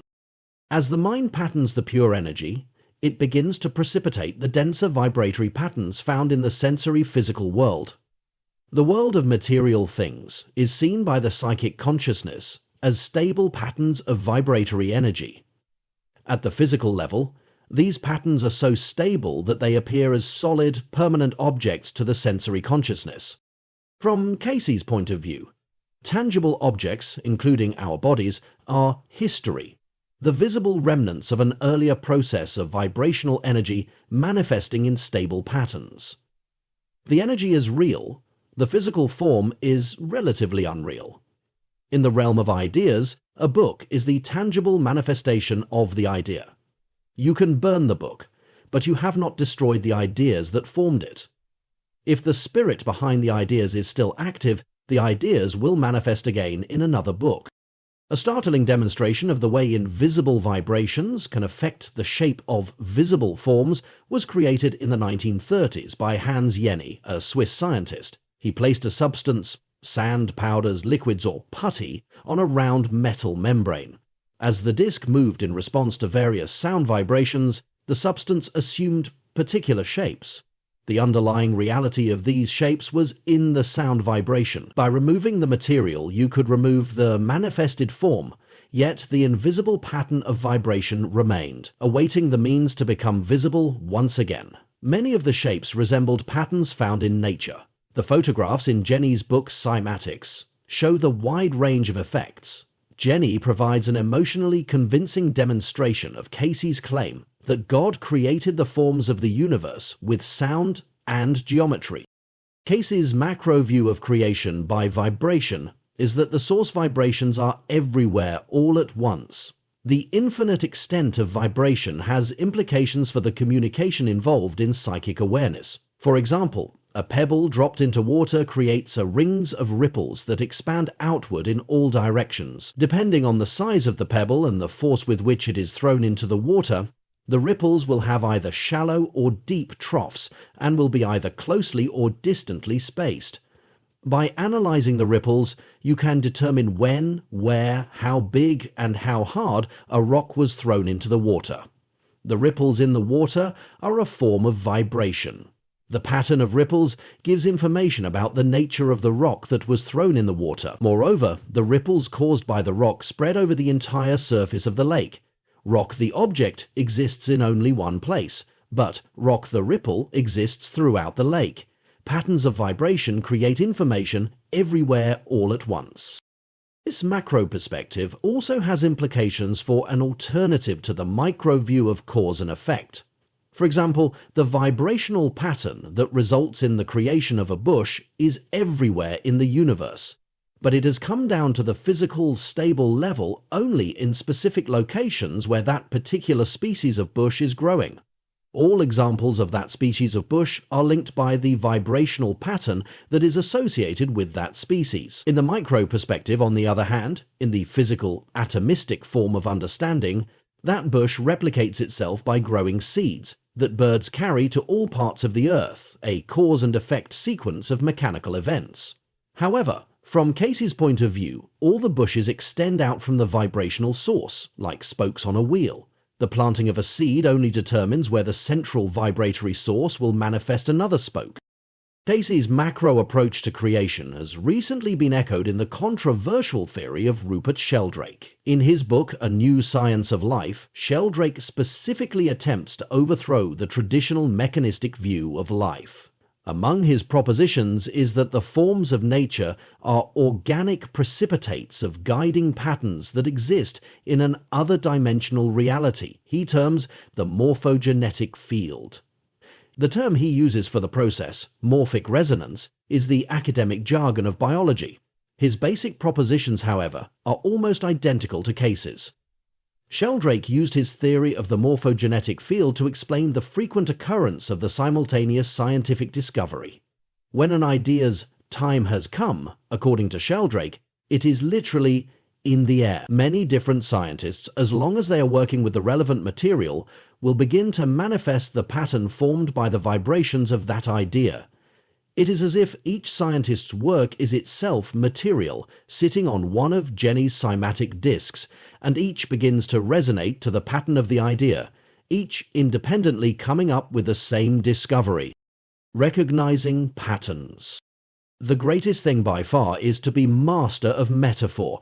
It is the one thing that cannot be learnt from others, and it is also a sign of genius, since a good metaphor implies an intuitive perception of the similarity in the dissimilar. This quotation, attributed to Aristotle from Stephen Starker's book F States, The Power of Fantasy in Human Creativity, defines creative imagination as the ability to join images on the basis of the corresponding underlying patterns. It also expresses Cayce's viewpoint on the creative potential of patterns. One of Cayce's particularly insightful approaches to many areas of life concerns the importance of perceiving patterns. He would have people look for patterns in their own lives. In dream interpretation, he would have people look at the patterns in their dreams and try to match them to patterns found in their lives. Cayce anticipated modern holistic philosophers when he recognized that we perceive meaning by correlating patterns. Cayce could describe the functioning of the body using correct anatomical terms. Yet, when he wished to call attention to the meaning of that functioning, he would refer to a pattern in the person's life and correlate it with the pattern of the bodily functioning. Cayce was an expert at recognizing and correlating patterns that were invisible to others. But we are all experts at pattern recognition. Musical melodies, rhythms, and much of what we enjoy through our senses is based on patterns. Our eyes are very keen at recognizing patterns. The pattern of triangles, for example, shown below, gives a stunning demonstration of the eye's ability to detect patterns. As you move your eyes about the design, you become aware of suddenly appearing cascades of ever larger triangles, now in black, then in white. Our eyes immediately sense the regularities in the visual field, and we experience that sensation as the discovery of patterns moving about the page. Paradoxically, even though we are quite good at sensory pattern recognition, traditional psychology has had the most difficulty explaining it. Take our ability to recognize patterns of sound vibrations, for example. Our ears can tell the difference between a violin and a piano, even when each instrument plays the same note. That is because of qualities of the vibratory sound wave in addition to the underlying frequency. Various harmonic overtones, decay rates in the loudness of these tones, and other factors affect the quality of the sound in recognizable ways. Our ears can detect these differences. In engineering terms, a human being can analyze complex wave patterns, match them, and discriminate between different forms. That we can recognize different voices shows just how complex a vibratory pattern we can analyze. Pattern of triangles. Humans perceive patterns so easily that it may come as a surprise to you that computers have great difficulty doing it. It has taken some time to develop enough understanding of the variables in a voice pattern to teach a computer to recognize voices. Teaching a computer to recognize visual patterns has been even more difficult. Yet in fact, it has been through the process of trying to learn how to teach computers to recognize patterns that psychology finally had to face up to its lack of understanding of this very fundamental attribute of human perception. Having to come to terms with pattern recognition has turned theories of perception upside down. Newer theories of perception now maintain that perception is based on the imagination, that to perceive something first requires being able to imagine it. Perceptual psychologists call this a template, a guiding image that is used to organize the incoming data. This template is our first bet about what it is that we are looking at. We process and organize the incoming information in terms of the assumptions of the guiding image of what is there to be perceived. When we find discrepancies, we try another image to see if we can get a better fit between what we expected and what we obtained. Often we allow our expectations to carry the day, and we ignore contradictory data. Proofreaders, for example, will tell you that when you are looking for spelling mistakes, you shouldn't read the material for sense. When you read for meaning, even carefully, you don't notice errors in spelling. It's as though if you can understand the sentence, then all the words must be spelled correctly. To catch spelling errors, you have to read each word and look at its spelling, not its meaning. When we listen to one another speak, we usually hear complete sentences. A tape recording of the conversation, however, would show that we skip words, leave sentences dangling, unfinished, and otherwise talk in a disjunctive fashion. Oral conversation is full of holes, but we don't hear it that way. If we did, it would be quite disruptive.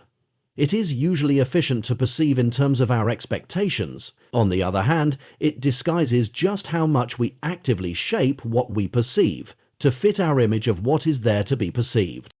Numerous experiments have shown how the imagination can shape or even take precedence over perceptual information from the outer world. The earliest work in this area showed how our perceptions are often governed by our needs and interests. Buy a camera and suddenly you become aware of all the people in the world shooting pictures. When you are hungry, you notice restaurants and every person who happens to be eating something. Clearly, what we perceive is determined not only by the facts, but also by our interests. The tree a nature lover sees is quite different from the tree a lumberjack sees. That we shape our perceptions is not just a statement about attitude. It also means just what it says. We construct our experience. A popular expression of the New Age holds that we create our own reality. That's more than a slogan, it's a fact. We create reality by the imagery we use to organize our experience. The three-dimensional world that we see is fabricated in our brain, based upon an inner pattern of three-dimensional space. Our brain carries images of the world and uses those images to construct our experience. Our imagination creates blueprints. The sense impressions are but the building blocks that we can arrange in any way necessary to fit the imagined pattern. We also know that our perception is limited by the patterns we are capable of imagining. In the history of science, many advances are attributable to leaps of perception, where the old and familiar was seen in a new way. For example, the discovery by William Harvey that the heart functions as a blood pump required that he be able to imagine seeing a pump when he looked at the throbbing heart. Prior to his new vision, people imagined that blood ebbed and flowed like the tides based on the vision of Galen. The role of the heart in this vision was to transform the blood, to give its life to the blood. Until Harvey's new vision of the heart, no one had even heard the pulse. As Robert Romanation argues in Psychological Life, From Science to Metaphor, in order for Harvey to make his discovery, he had to bring to his observations a new vision, to imagine something different when he watched the palpitations of the heart. Here is where the imagination is the foundation of perception. It actually governs and determines what we see. Imagination becomes reality. It is important to recognize that images are patterns. Images sometimes play a metaphorical role in our perceptions. To see the heart as a pump is to recognize that the pattern of action of a heart is analogous to the pattern of action in a machine that transfers liquids. Understanding the heart as a pump gives new meaning to the heart and permits us to see other facts that were hidden before. Meaning is the correlation of patterns. Metaphorical and symbolic perception is where the pattern-making role of the imagination has a very creative effect upon our consciousness. Patterny vibration. Webster defines pattern as a model upon which imitations or duplicates can be made. Plato, on the other hand, would call pattern an ideal. Plato maintained that the world was an imperfect manifestation of transcendent ideals, or patterns. One such ideal is the circle. Circles come up in all sorts of situations, each one varying in the closeness of its approximation to the one original circular pattern, the ideal circle. Plato maintained that each of us, having been created within nature, has within us the influence of the ideal circle, which is why we can recognize a circle when we see one. We intuitively recognize circularity. As Plato would say, circularity is an endowment of the soul. To Plato, education was not a matter of pouring in facts, but of reminding a person of all the knowledge that was already within. Cayce and Plato had a lot in common. Cayce's concept of ideals is quite similar to the Platonic vision. First, recognize that ideas are patterns. When Cayce said that thoughts were things, he was referring to the vibratory reality of ideas. Ideas are vibrations at the mental level. When he said that mind is the builder, he meant that the mind is the source of ideas, or patterns, that give form to the vibrations. All the words that we associate with mental patterns, image, idea, meaning, metaphor, story, all these have the reality of vibrations, patterns of vibration at the level of the mind. To Cayce, ideals were idea patterns of the highest value, universal values like love, or universally valued patterns such as the Buddha or the Christ. To Cayce, the historical Jesus was a manifestation of a pattern, an ideal, that Cayce and others have referred to as the Christ consciousness. Here we have a rather complex pattern, involving consciousness of oneness, love, forgiveness, willingness to transform and transmute. Yet it is capable of existing everywhere, of being repeated, as when the spirit of the Christ consciousness begins to become the formative pattern of a person's life. Cayce stressed the importance of our coming to recognize the ideal that was governing the patterns in our lives, and to choose an alternative life if the current operative ideal did not match our highest value. Ideals manifest in the patterns of our life experiences. Cayce's thinking on this point is almost identical to that of Carl Jung. Jung spoke of archetypes, universal first patterns that influence or shape our experience. He located these archetypes in a fourth dimension of reality. At one level of manifestation, archetypes pattern instincts, such as the interaction of mother and child, the instigators and regulators of aggression, and the process and stages of development. At another level, archetypes shape our experience of intangibles, such as religious themes of death and rebirth, yin and yang, and the Christ consciousness. Jung noted something that Cayce also referred to, and which various philosophers as well as certain quantum physicists are beginning to state, namely that the same patterns in the mind that created the patterns of our thinking and imagination also created the patterns of the physical world. He noted many examples of correspondences between the patterns of spontaneous imagery arising in people's minds and the patterns in nature revealed by the microscope and telescope. The classic example of this type of interconnection is in mathematics.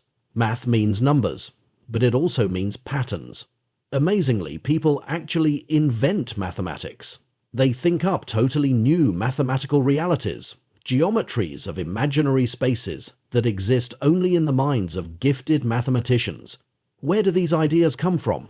The same place that nature herself comes from. The human imagination is truly one with nature. And the history of mathematics has repeatedly shown that no matter how bizarre the mathematical space, invented by an ivory tower mathematician for his or her own pleasure and amusement, the day does finally arrive when, in another branch of science, someone finds that bizarre mathematics perfectly describes the new dimension of nature that science has uncovered. How could such a purely imaginary invention repeatedly prove descriptive of reality if our imagination and nature's patterns did not have the same source? Mind and nature are one. Symbol in the universe at scale. How many times have you had the occasion to remark, "What a coincidence"? Chances are it happens with some frequency.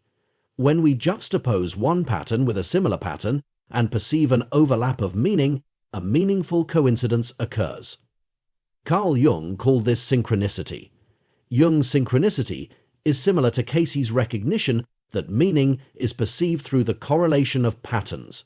Jung once described an example of synchronicity from his own life. One day he was painting pictures of images from his imagination when the mailman brought him a book on ancient Chinese divination that contained a picture just like the one he was painting. The effect of this incident was to make him feel connected by his inner work to the larger world. Synchronicities are another example of how the mind and the world are connected. Simultaneity of discovery, as discussed by Sheldrake, is an example of synchronicity. A meaningful coincidence can exist only when it's perceived.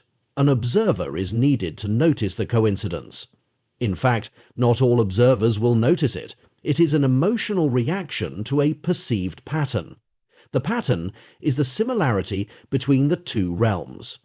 Obviously, the two things are not related by cause and effect. The rational mind rebels at strong coincidence, but the intuitive faculty recognizes it and embraces it. When we're involved in a creative pursuit and let our intuition come into play, very often we are surprised by serendipitous discoveries and meaningful coincidences. Our creative activity has taken us into the oneness of patterns, where intuitions and realities merge. The thoughts inside and the realities encountered outside come together in a meaningful pattern. The boundary and distinction between discovery and creation become blurred. Thus, synchronicities play a role in the operation of intuition. As for Jung's synchronicity experience, he noted that the vehicle of the coincidence was a book on divination. He found this significant because he viewed the process of divination to be based upon the principle of synchronicity. The varieties of oracles operate on the principle of alignment of patterns.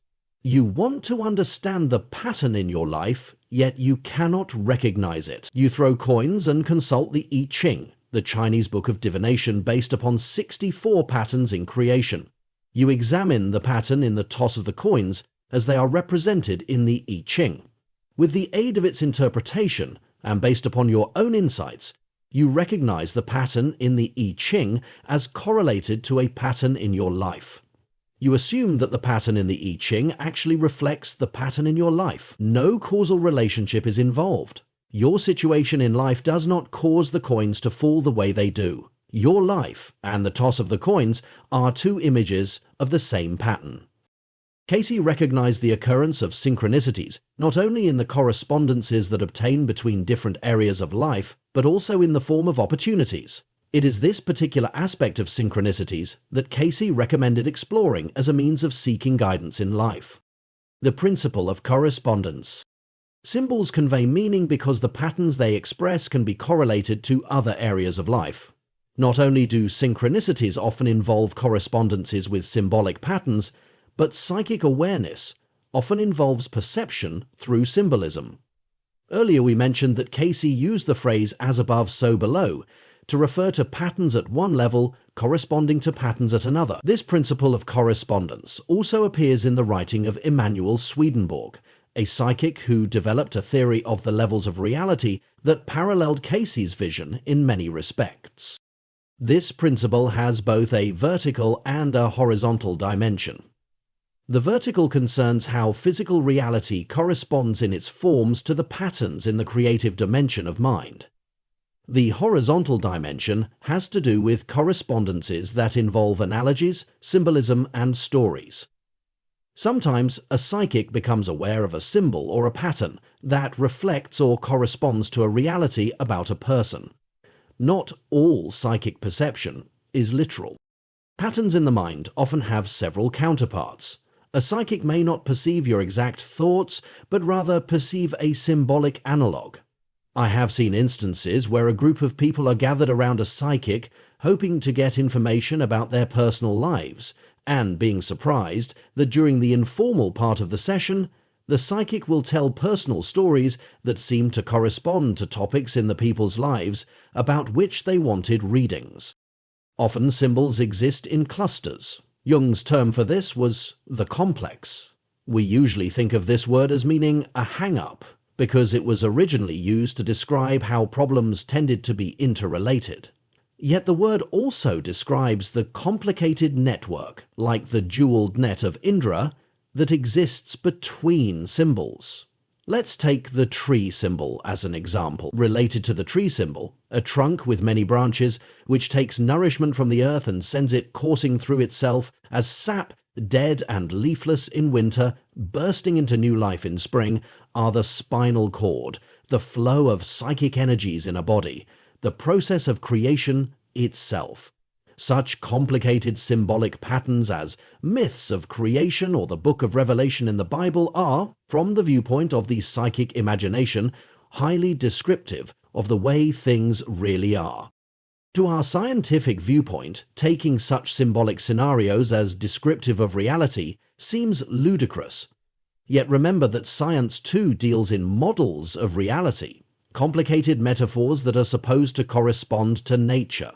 Traditional science tends to favor the models based upon a micro perspective, while the psychic feels that a macro perspective is more appropriate. When Cayce's view of the psychokinetic aspect of meditation is discussed in a later chapter, for example, bear in mind the psychic's appreciation for the formative energy contained in symbols, and that complex symbol systems are felt to correspond to complex processes in the body.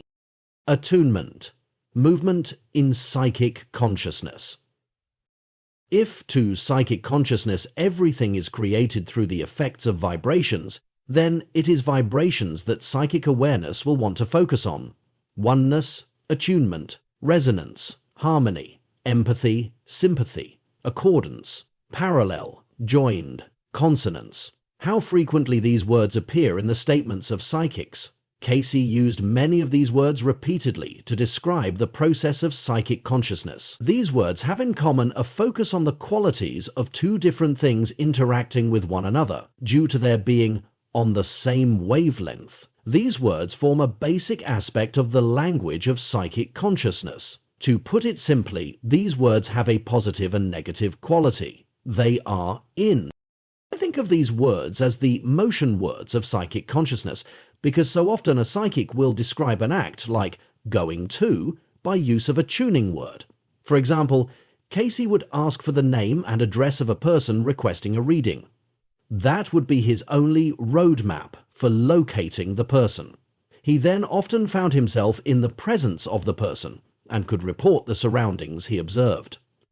Blacksmith's eye created a bottom out of space. It was as if he went there. When asked how he did this, he described it as a process of tuning into the vibrations of the person's name.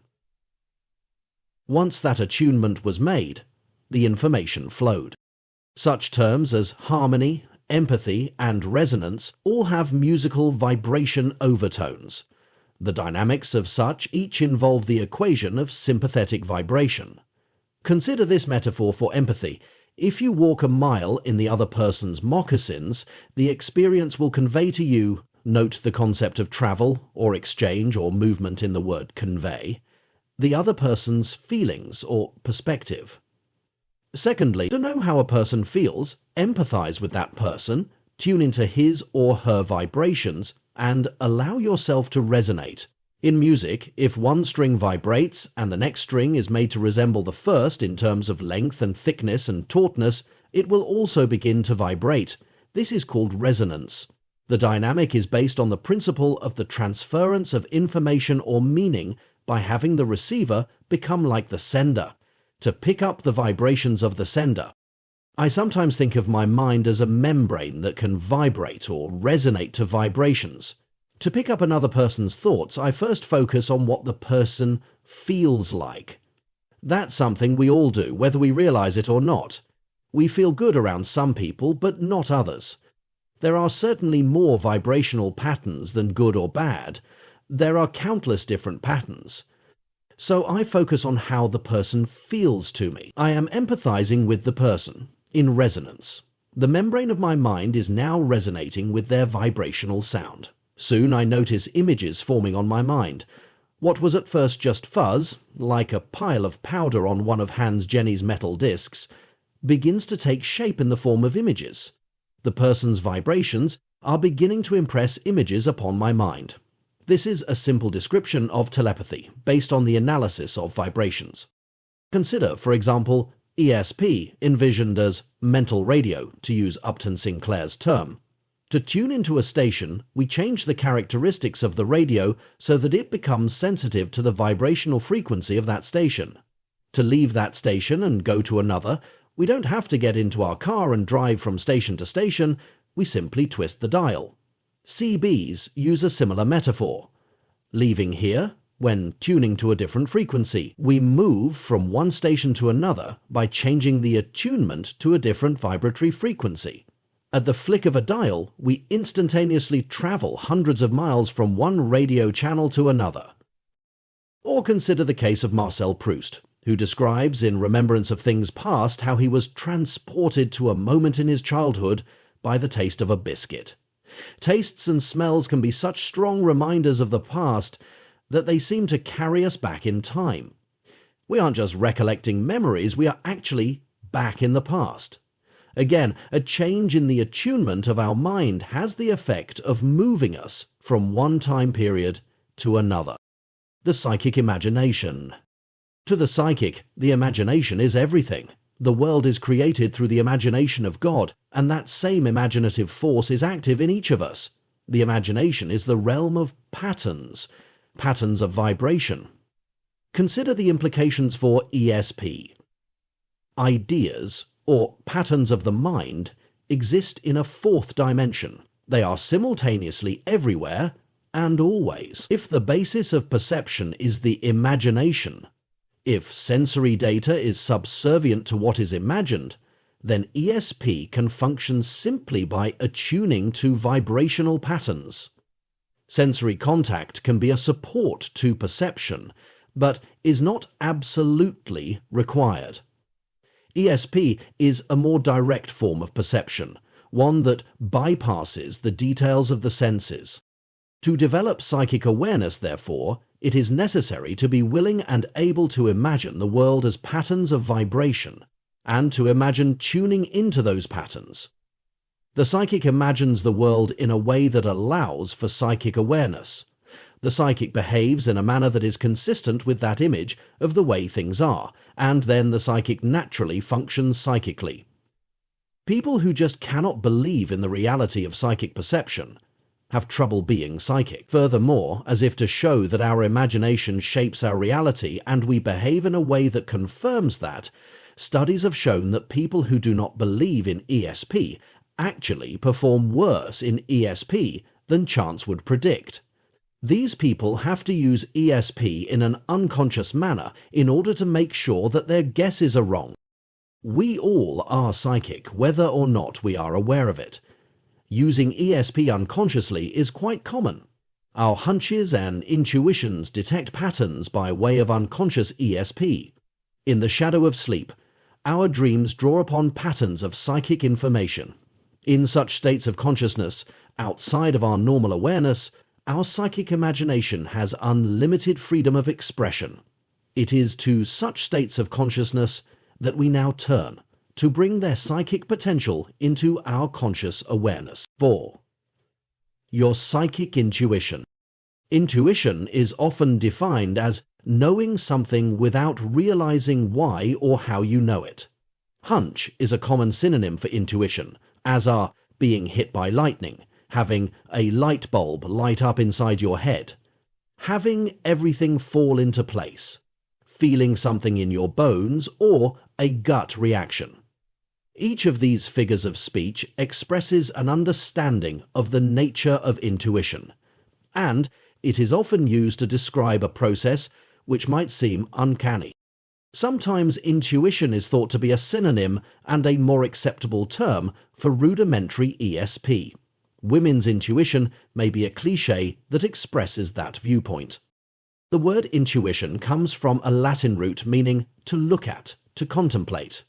These images suggest other images, to look within, to guard, as in to look at or watch, and knowledge or know, as in to look upon.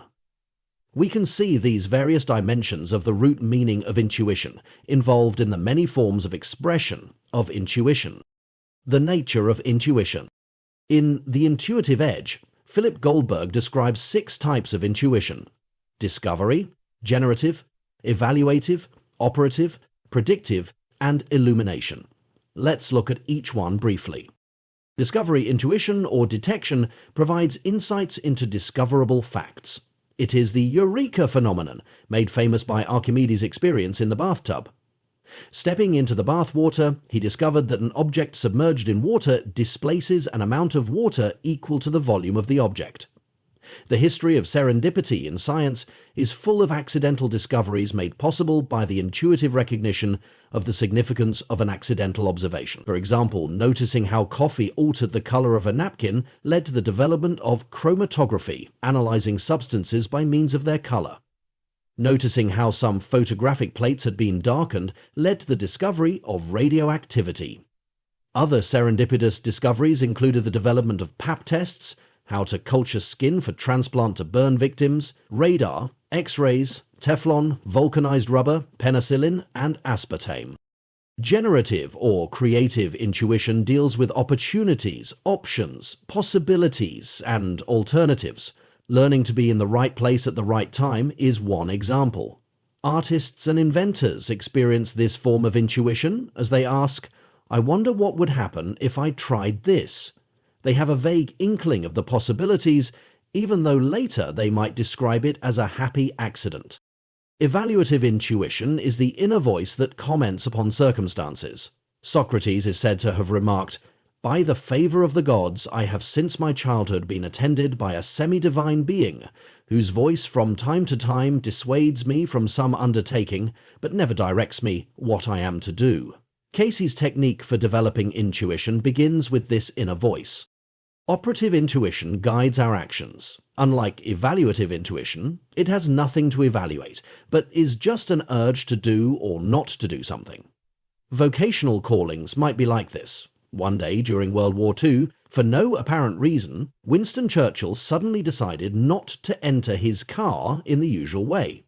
Instead, he walked around to other side and thus avoided injury from a bomb that exploded near the other side of the car.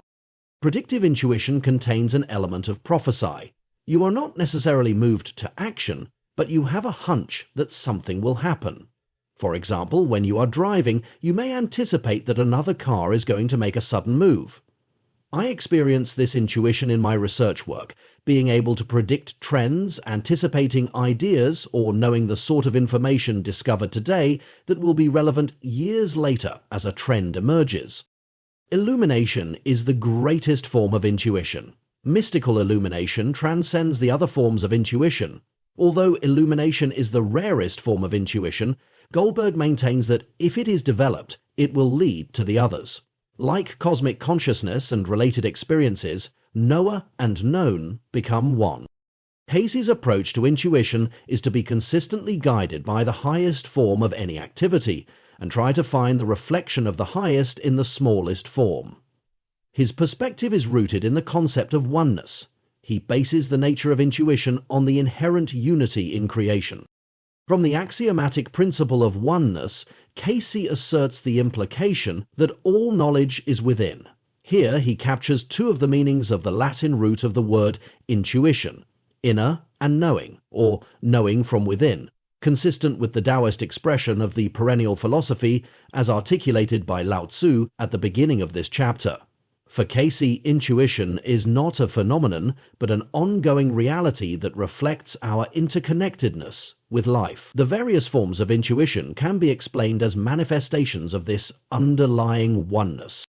We tend to think of intuition as an inferior, uncultivated form of ESP. While we might grant that some unrecognized psychic information lurks beneath a hunch, it seems inferior to an ESP experience, in which we have full conscious knowledge of the psychic information. Goldberg, however, maintains that intuition is not just an inferior form of ESP, but that it is more than ESP, in that it goes beyond the information given. Cayce also felt that intuition was not an inferior or undeveloped form of ESP. He considered it to be ESP+. On many occasions, when someone asked Cayce for a reading about developing psychic ability, Cayce's source indicated that it would be better to develop intuition than any other psychic ability. He called it the higher development of psychic ability. For him, intuition is the holistic intelligence, often speaking as the still, small voice within, that puts together not just facts, but also possibilities, personal values, and need, to nudge you toward an opportunity or to create a useful, practical, and concrete result. Whereas psychic ability might request, like Joe Friday, just the facts, ma'am, Intuition searches out where shall I go and what shall I do with the perceived facts. Creativity and intuitive functioning are often linked in practice because there is a creative aspect to intuition. Suppose, for example, that I am struggling to understand a concept. I am standing in front of a bookcase. Perhaps one of the books may have something that could be helpful to me. Pure ESP could help me to some extent. With clairvoyant ability, I could, theoretically, touch the spine of each book and mentally scan its contents. Afterward, I could decide what might be helpful to me. Intuition, on the other hand, might direct me to a particular book. As I browse through the book at random, I stumble on a passage that triggers an inspiration. ESP just gave me the facts, and I was left to sort them all out and decide what facts might be helpful. Intuition, on the other hand, led me right to what I needed. See template. In this example, intuition itself involved a creative act. It felt out a possibility, recognized its significance for helping me to get in touch with an idea that, as yet, did not exist in any of the books, but could be triggered in me, not in someone else, by a particular passage that I stumbled onto by chance. Synchronicities are often involved in intuition, demonstrating that intuition involves an attunement to a pattern of meaning. Thus, intuition is a more holistic phenomenon than ESP, and more creative. Whereas psychic ability may yield information, intuition will usually yield results, decisions, calls to action, and other effects that have already been sorted through and evaluated as being in keeping with the needs, purposes, and values of the person. The need-to-now basis of intuitive guidance. Cayce goes beyond these descriptive statements of intuition to give its purpose. Intuition plays a guiding role in our lives. It operates on a need-to-know basis. It is elicited by need when we are in danger, as in the case of Winston Churchill, or when we are creatively striving for some goal. Intuition is purposeful, not random. This purposeful quality of intuition is one of the reasons Cayce considers it to be the highest development of ESP. It provides no information that you do not need. In Cayce's biblical vernacular, intuition is higher than raw ESP because knowledge not used is sin. We become responsible for knowledge that we obtain. Random ESP, or ESP performed out of curiosity, can burden us with information that we cannot use. Intuition doesn't burden us, but gives us only the information we need and prompts us in its use. Archimedes' discovery is a good example of the need-to-know basis of intuition. What he discovered seems so obvious. Push something into the water, and the water has to make as much room as the object takes up. Its volume. Why hadn't anyone else noticed this relationship before? What enabled Archimedes to discover it? Archimedes had a need to know. He was working on an assaying problem, trying to determine the quality of gold in a crown. The principle he discovered helped solve his problem. Archimedes' need to know stimulated his intuition. The need to know is a good basis for beginning to recognize and develop intuition. The way to prompt intuition is to create a situation where there is a strong need to know, but no apparent way of knowing. Intuition will go beyond the information given, so be sure to take the time to survey as many of the relevant facts as possible. This strategy forms the basis of Cayce's suggested experiment on learning to recognize intuition. Listening to the still, small voice. How can we begin to recognize intuition? Cayce suggested starting with the simplest cases, where intuition can come into play in yes/no situations. They usually have to do with choices or decisions. Is this person telling me the truth? Would this be a good business investment? Is this really the career for me? Shall I take this job? Such decisions can be answered with a yes or a no. Begin with some choice or decision that you have to make. Now use whatever resources you have that are relevant and make your choice or decision. Study the situation, examine your feelings, make a list of pros and cons. This period of preparation is important. Intuitive information can build upon the foundation of information that you collect and evaluate at the conscious level. The period of preparation also places you into a position of attunement with the area or topic of your concern. After you have studied the situation, make your own decision. Then go into a period of meditation.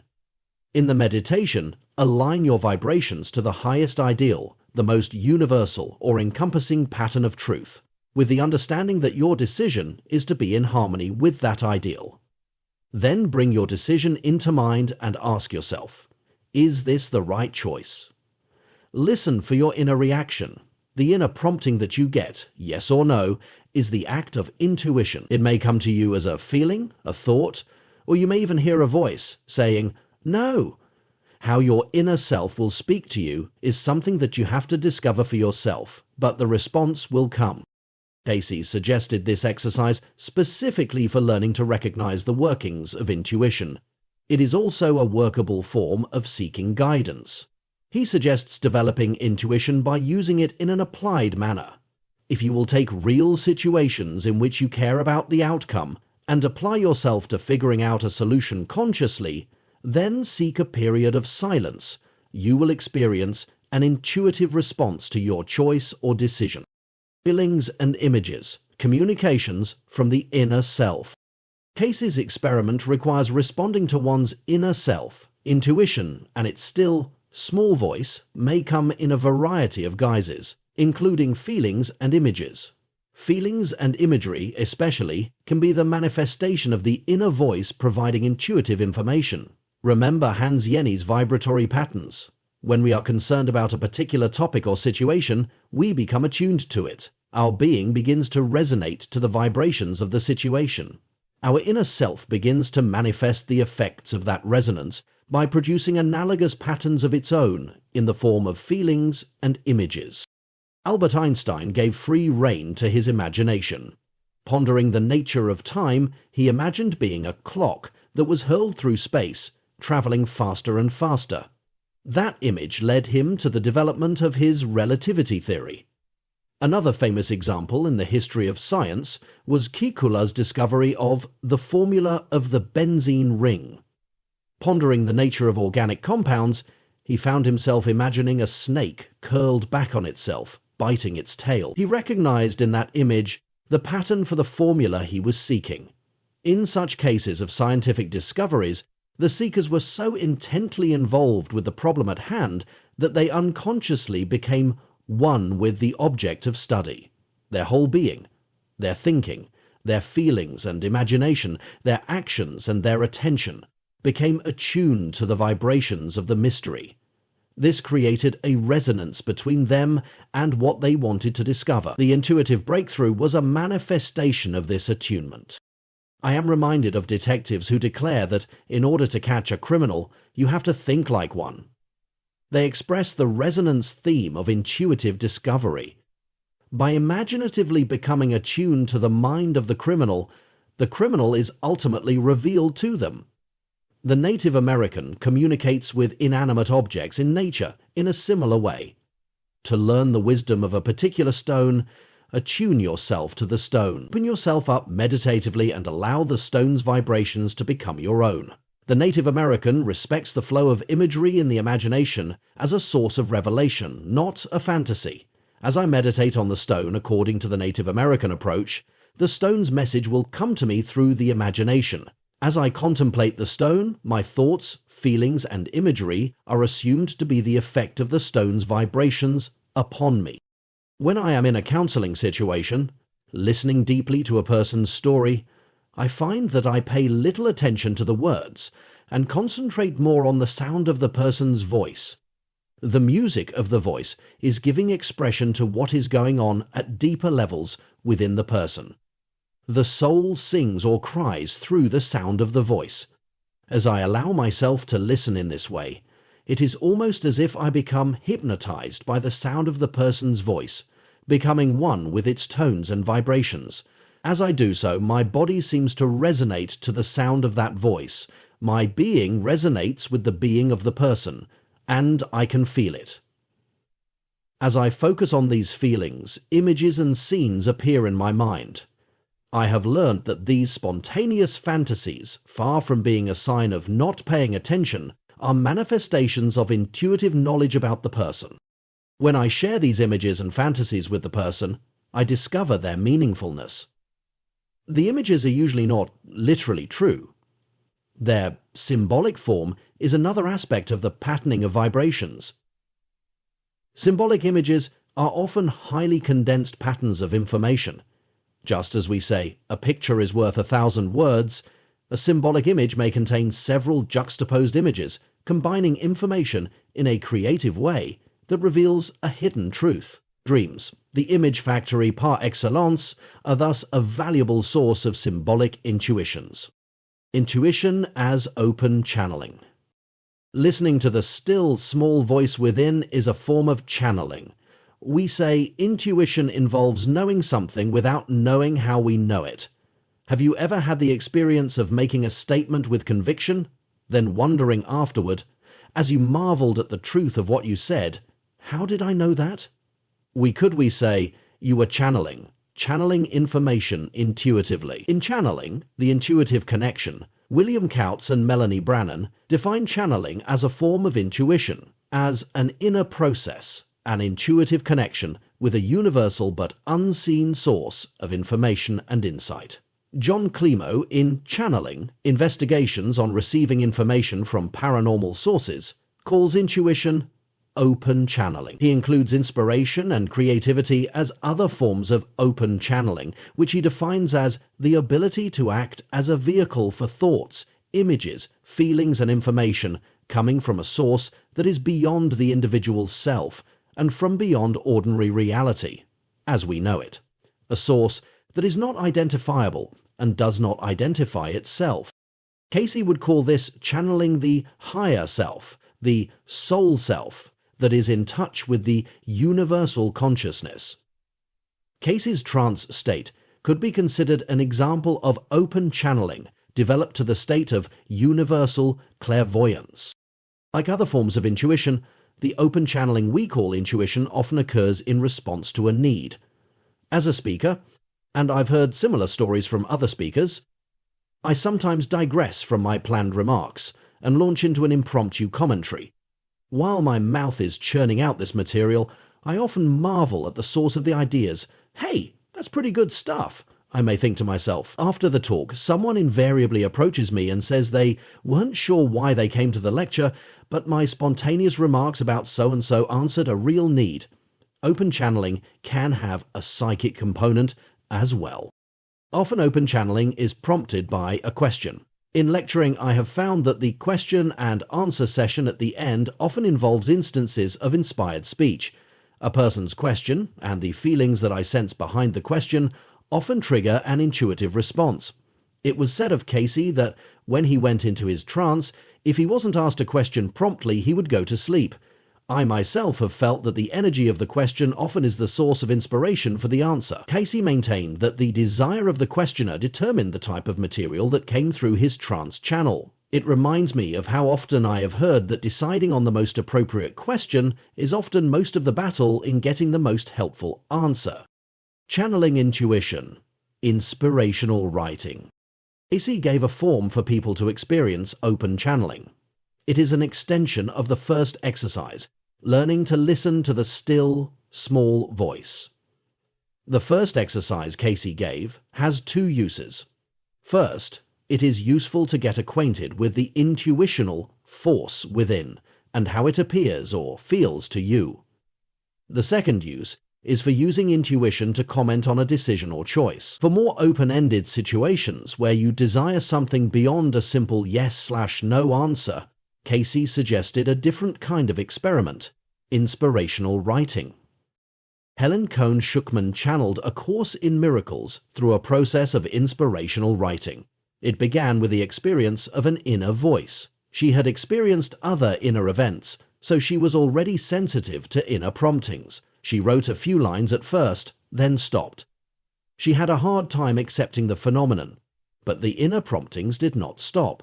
She described the process as like taking dictation. She was not in a trance. It was not automatic writing.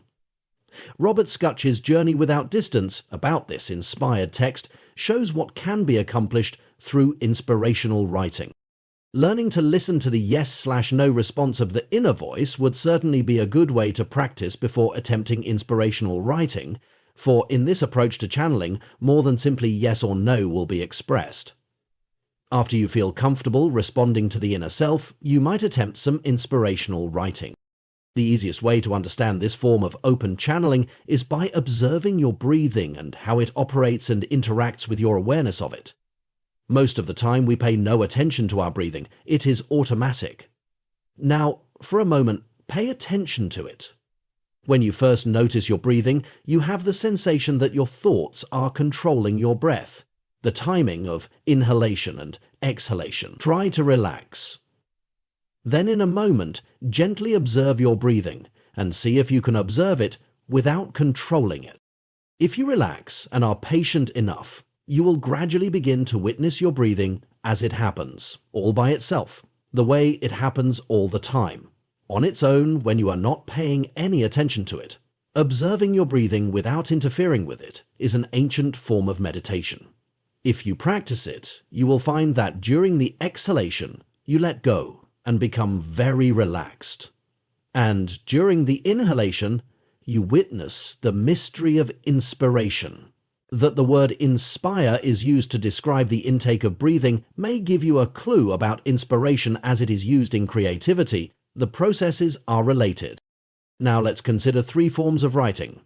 The first is conscious intentional writing. This is what we all do on our first attempt, as with the first attempt at observing our breath. We feel we are in control, that we have to think up what to write, and we are conscious of our choice of words or of our lack of words to express what is on our mind. We sit back and try to think up something to write, and then write it down. That is intentional writing. Another form is automatic writing. Just as we can breathe automatically without paying any attention to the process, it is possible for some people to write without paying any attention to their writing. By distracting, blocking, or blanking the mind, they have learned to let the unconscious speak directly through their writing. The writer is unconscious of what is being written. At the time of writing, the person is in some form of dissociated state, distracted or in trance. Automatic writing is one form of channeling entities, disincarnate spirits, or multiple personalities. It is a form of channeling that Cayce and others familiar with its hazards often warned about using. In automatic breathing, when we become upset, our breath responds accordingly. Sometimes we breathe fast, and sometimes we actually stop breathing, or hold back the breath. The breath expresses the problem or upset. In the same way, automatic writing can express the discord, fear, and groping in a person's life. Or it can express power strivings, struggles to achieve, to get on top, or to get one's way. It can be seductive. It doesn't necessarily express the best, nor is it the most creative. The third form, inspirational writing, is like observing your breathing without interfering with it. With inspirational writing, you are aware of the purpose of the writing, and you are aware of what you write as you write it. But you experience the writing as almost happening by itself. To perform inspirational writing, you reverse the usual procedure. Normally, as in conscious, intentional writing, you first think up what you want to say, then you record your thoughts. In inspirational writing, you do the reverse. You begin by writing with your purpose in mind, and you observe what you write. You are not recording your thoughts on paper, but rather you are noting in awareness what you write. To prepare for inspirational writing, it helps to focus on your breathing for a moment, reminding yourself that you can be aware of your breathing without stopping the flow before you begin each writing exercise. Before you begin, it is important to meditate. In meditation, we try to quiet the mind and tune into our highest thoughts. Highest means the most universal perspective. With meditation comes the sense of peace and of being at one with life. Often, if questions are posed, a very different sort of answer is given. Meditation itself is a form of channeling the creative forces throughout our body. Cayce suggests setting an atmosphere conducive to inspirational writing. Dim lighting, perhaps some quiet music, incense may be appropriate if it reminds you of an elevated state of consciousness. Then set your pen to paper. Following the ideas we have set forth about intuition operating on a need-to-know basis, it is better to choose a topic that concerns you deeply. If you will listen or accept what is there, the ideas will emerge for you to set down on paper. Intuition, then, is exercised with the purpose of identifying what our gut tells us. Simply begin to write, noting what is being written. Don't wait for an experience of being dictated to.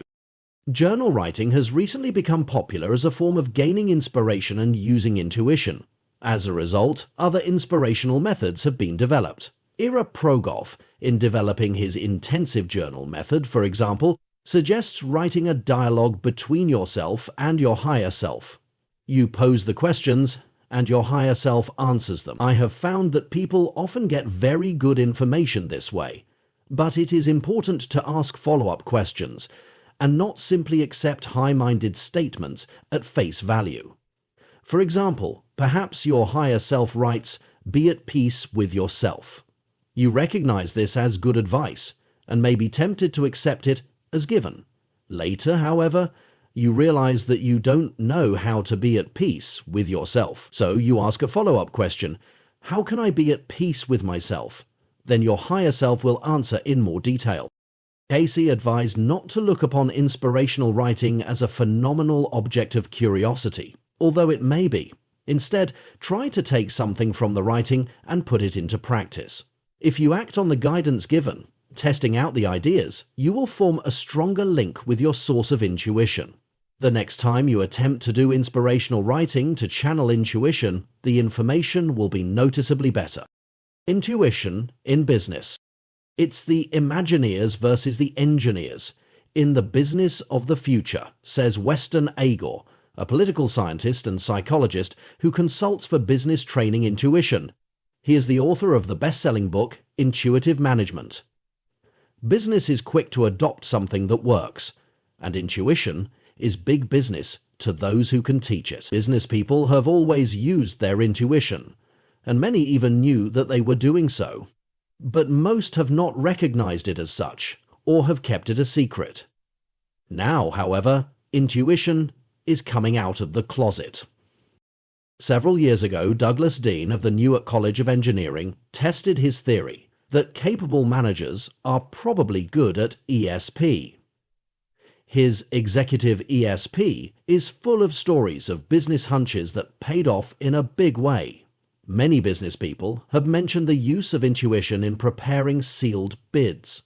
Besides evaluating all the known facts and information, they used their hunches about how the numbers would come out in the bids. Dean bet that ESP played a role in intuitive decisions, so he tested managers with a special ESP game that involved predicting the future. Dean devised an experiment that was almost like a lottery. He asked the managers to guess a 100-digit number that a computer would generate later through a random process. The type of ESP required was precognition. After the managers' guesses had been made, the computer generated the number series, and the managers' scores were tabulated. Dean tested hundreds of managers and also maintained profiles of them. He found that those managers who were responsible for companies that made good profits were significantly more accurate in their ESP prognostications than were the less successful managers. His work provided evidence for the role of ESP in the intuitive business decisions of executives and was a primary instigator in the development of the current interest in business intuition. Cayce was often asked business questions, and many business people asked him about their use of intuition and psychic ability in business affairs. His advice was to adopt a holistic approach. He emphasized the importance of founding a business on a high ideal. Trying to develop a good product that would serve people well is a prime example of such an ideal, and it also makes good sense in business. He promised that a business that was sincerely founded on such a spiritual ideal would be a natural for success.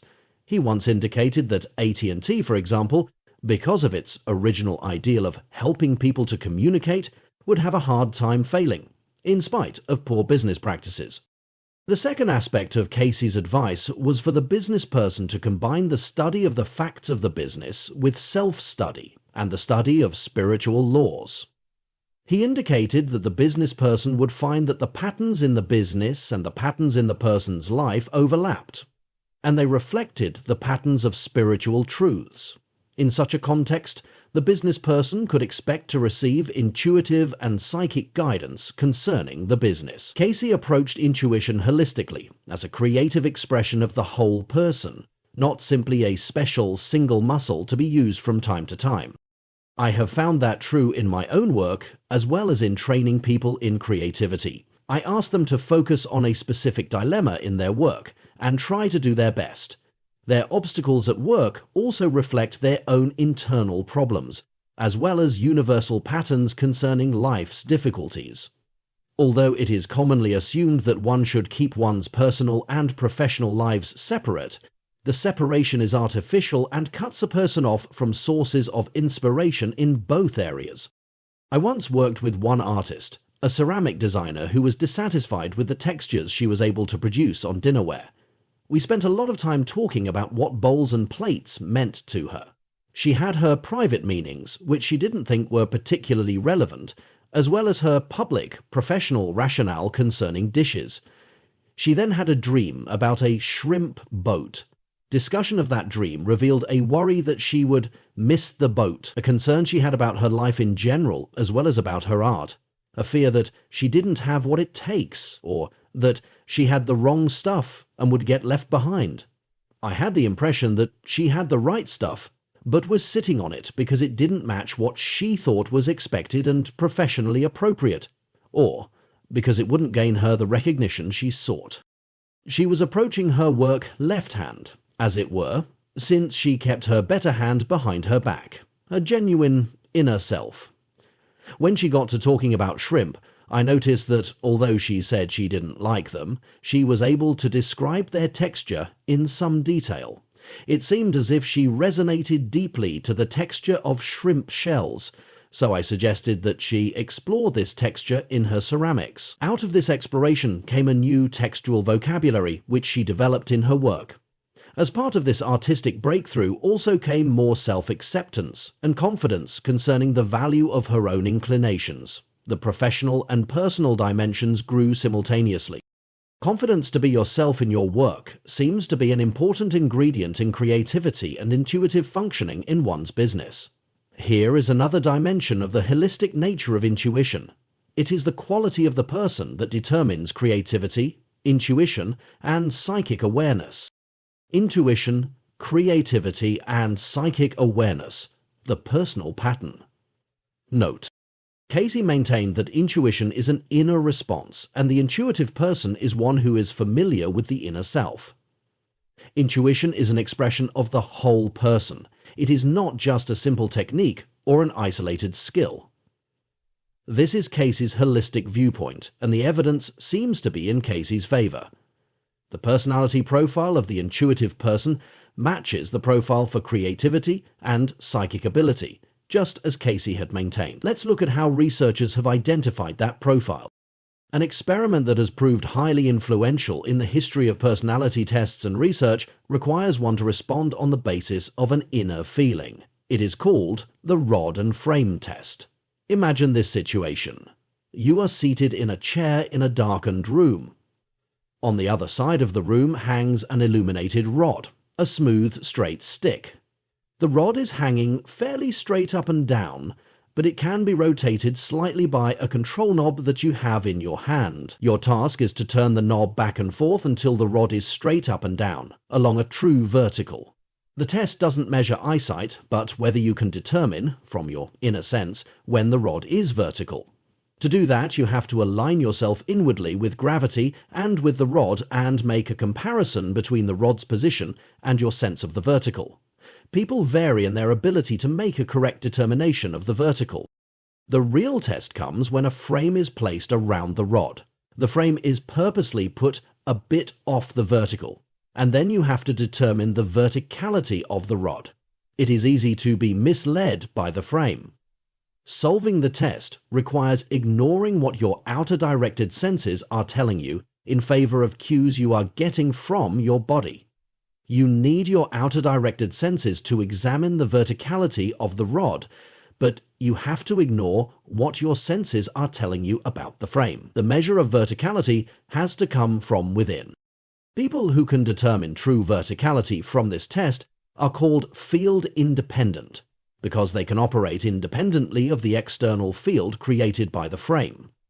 This experimental testing procedure has been used to good effect to predict such personality traits as creativity, openness to inner experience, dream recall, and other aspects of intuition. It is a good exam pie to show very concretely what it means to be in touch with one's inner self. A similar pattern of traits has been found among intuitive people. Malcolm Westcott, in Toward a Contemporary Psychology of Intuition, described his extensive research on a particular type of intuition, the ability to perceive patterns. For example, in the number series 1, 2, 1, 2, what comes next? Easy, it's 1. What about this series? 1, 4, 5, 2. What comes next? Not so easy. What if I show some more of it? 1, 4, 5, 2, 5, 6, 3, 6, 7. What comes next? The answer is 4. The series is made of triplets. 4, 7, 8 comes up next. Westcott presented such number series and determined how many numbers the person needed to see before being willing to make a guess, and how accurate the guess was. The number series were based on patterns, not complicated mathematical configurations. He felt that it was a fair measure of intuition, in that it asked a person to attempt to go beyond the information given and detect a pattern. The role of ESP could not be ruled out in his tests, although he did not consider that factor in his treatment of intuition. He also gave the people extensive personality testing to see what traits corresponded with this type of intuitive ability. The intuitive person needed little information and formed the correct guess. Westcott found these people to be creative, confident, and self-sufficient, independent, and spontaneous. They based their identity on personal and inner factors, rather than on membership in any group or class. They were resistant to outside control, willing to risk criticism, and capable of handling doubt and uncertainty. They tended to be a bit unconventional and were comfortable with it, and they scored high on field independence, that trait measured by tests such as the rod and frame experiment. Parapsychologists have found that creativity tests can predict performance in ESP situations. For example, Gertrude Schmaitler tested students' ability to predict the sequence of patterns that a computer would generate through a random process. She also tested them on various creativity tasks, such as thinking of different uses for a brick. She found that the students who exhibited the most ESP also scored the highest in creativity. Meditation and the development of the intuitive personality. Meditation calls for a lifetime of meditation. Meditation seems to be the best all-round approach to developing the personal pattern that highly intuitive people display. The pattern, manifesting as intuition, creativity, and psychic ability, is composed of such traits as field independence, openness and trust in one's inner experience, spontaneity, self-confidence, tolerance of ambiguity and doubt, and a willingness to risk criticism, to name but a few of the attributes of the inner-directed person. This profile fits with Cayce's assertion that intuition comes from within. It might seem that to develop all these traits a complete personality makeover would be required, but a personality change is not what is needed. It is learning to look and know what is within. To develop a personal profile conducive to intuition, it is not necessary to see a psychologist. In Focusing, Yuhi Yendlin discusses the ability to look within and describes processes for doing so. In his research, he has found that psychotherapy is effective only to the extent that it trains this ability. He has found, as have many others, that the very act of learning how to focus on inner events, feelings, and images is itself therapeutic. So perhaps there is a more direct route to developing the various personality traits that support intuition. Cayce and others who have studied intuition seem to agree that meditation is the best training and preparation for the development of the intuitive personality. Meditation certainly is a process of turning within. Meditation can help us develop aspects of the intuitive profile. For example, meditation has been found to increase field independence. This effect makes sense, for through meditation, a person becomes more sensitive and familiar with inner sensations and signals. We become relaxed while in meditation, so the senses are easier to allow them to come along and pass by. Meditation researcher Daniel Goleman theorized that meditation is like a generic form of psychotherapy because while we meditate, we come to accept without distress whatever arises. We develop openness and self-acceptance during meditation. A recent study of meditation and psychotherapy conducted by Herbert Benson, MD of Harvard University, confirmed this theory. He found that meditators had various experiences during meditation that speeded up the process of therapy: childhood memories, new insights, release of suppressed emotions. Such events help us become more comfortable with our inner self, more tolerant of its expressions. Knowing what your feelings are, knowing when you are having them, being able to detect them, being able to identify them, respecting them. These traits are part of the package of self-acceptance that comes from personal growth, whether through therapy, meditation, or the school of life experience. Intuition depends on them, for it is necessary to be in touch with feelings to recognize intuition. Accepting feelings even when they don't correspond with one's thoughts and reasoning is part of acknowledging intuition. All these components of the profile of the intuitive personality can be developed through meditation. It is available to you at any moment. It is as easy as breathing. The inspiration of the energy that links us with all life. 5. Dreams, the psychic doorway. The chances are accelerant that a dream will provide your first psychic experience. My own interest in dreams was first inspired by this realization. I had a gifted artist friend, Jim Turrell, who was into Cayce and used his dreams as a guide. I heard of using dreams only in the context of psychotherapy. Jim's dreams excited him and gave an added dimension to his life. One day, he drove me to his new studio near the beach in Santa Monica. I was surprised when he said that he found this low-rent, spacious and enviably situated place through a dream. His dead father, he confided, had appeared to him in a dream, pointed out a building with its large windows painted over, and told him that it would make an excellent studio. Upon awakening, my friend drove around until he found the building he had seen in his dream. It was just what he wanted. On another occasion, Jim came by after a long absence and told me he had had a dream in which a mutual friend of ours was in serious trouble. He decided to make the long trip to see our friend and check it out. The dream had proved accurate and he was able to help. I was impressed, not just by his dreaming ability and his confidence in his dreams, which I had come to expect, but by his willingness to extend himself for a friend. It was all part of what he called the Cayce trip. Attunement and service. Jim's life was exciting, and the idea of using dreams as a guide appealed to me. But I had not recalled a dream since childhood. At his suggestion, I made a resolution to keep a dream diary, and thus began a new relationship with dreams. I put the diary by my bed and went to sleep with the notion that the next day would be the first day of my new life. The next day came, but no dreams came along. Section 12. So did the next, and still no dreams. In fact, the first day of my new life didn't come along for 3 months. That's how long it took for my diary to sit by my bedside unused before I finally awakened with a dream. It was another 4 months before I had my second dream. My third dream didn't occur until about a year after I made my diary.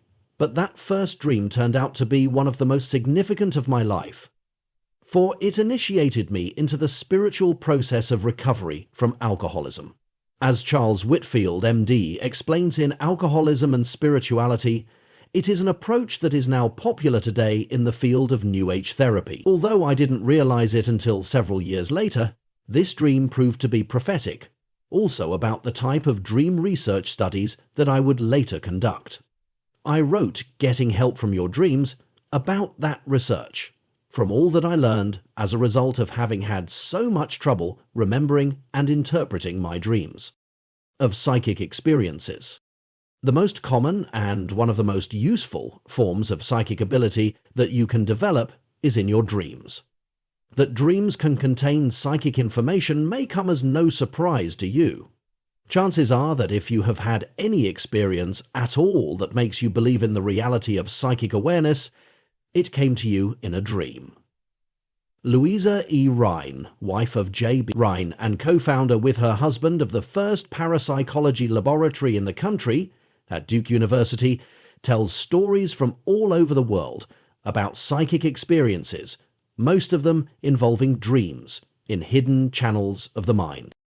Researchers at the University of Virginia, after surveying college students and local inhabitants of surrounding Charlottesville, found that the majority of reported psychic experiences involved dreams. In reviewing research into over 9,300 cases of documented psychic experiences, Ian Stevenson calculated that 57% of them happened in dreams. In Telepathic Impressions, Dr. Stevenson concluded that dreams are the primary psychic doorway. You have probably already had several psychic experiences in dreams without realizing it. Cayce was asked to interpret hundreds of dreams, and many times he pointed out psychic information in the dream. In many of these interpretations, as well as in documented cases from other sources, the person had no idea that the dream had a psychic source. Sometimes the dream seemed ordinary, other times not so ordinary. But the idea of its being psychic did not occur to the person until a later discovery proved it to be so. Chances are excellent that if you could produce a record of all the dreams you have ever had, remembered or not, your own examination of these dreams would convince you that you have already had several psychic experiences. Psychic dreaming in the laboratory. One of the most convincing laboratory experiments demonstrating the reality of ESP in dreams was conducted at Maimonides Hospital in Brooklyn. A complete account of this work is given in Dream Telepathy by Montague Ullman, M.A. and Stanley Krippner, 5th October, the principal investigators. Their simple procedure is worth describing, for others have adapted it to perform their own experiments, as you may wish to do. If you were a participant in one of the experiments at Maimonides, you'd sleep in the laboratory, wired to electronic monitors used to determine when you were dreaming. In a different room, a person acting as your agent would stay awake all night and focus on a randomly selected piece of artwork, trying to send the images in the picture to your dreaming mind. The agent would examine the artwork, think about it, practice visualizing the picture in detail, recall personal memories that the picture evoked, imagine being in the picture, interacting with the scene, and otherwise become personally involved with the picture, in the hopes of charging the ESP message with emotion. Whenever the electronic monitors indicated that you were dreaming, an experimenter would awaken you to collect your dream report. The next day, both you and independent judges would be shown a group of art prints and asked to identify the one used by the agent based upon the dream reports you provided the night before. For example, in one experiment, the target picture was Marc Chagall's Paris from a Window, which shows a man observing the colourful Paris skyline. The picture has several distinctive elements: a cat with a human face, several men flying in the air, and a chair sprouting flowers. Here are some of the excerpts from the 5 dream reports obtained that night. Bees flying around flowers. I was walking, for some reason, I say French Quarter, talking with a group of Shriners. They had on a hat that looked more like a French policeman's hat. Some sort of romantic type of architecture. Buildings. Village. Quaint. A man walking through one of these villages, these towns. It would definitely be in the 19th century, French attire. Walking up the side of a hill above the other layers of the town. It's a festive thing. The Mardi Gras type. Clearly, the dreams reflected the contents of the picture.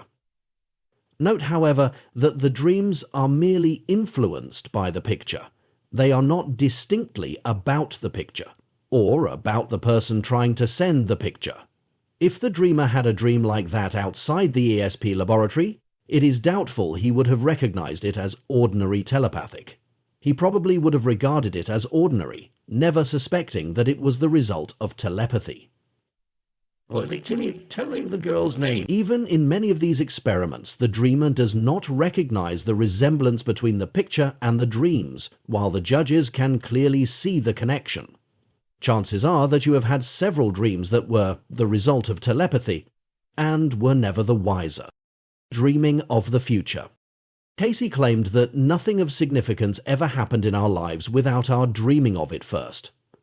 Perhaps dreaming of future events, precognitive dreaming, seems more far-fetched to you than telepathic dreaming, yet surveys have revealed that dreams about the future are much more common than telepathic dreams. One survey, reported in the March 1978 issue of Psychology Today by psychologist David Ryback, indicated that 8% of the population, or nearly 2 million Americans, has had a dream that came true. Perhaps it is because dreams about the future have a greater chance of being discovered, while many telepathic dreams remain undetected.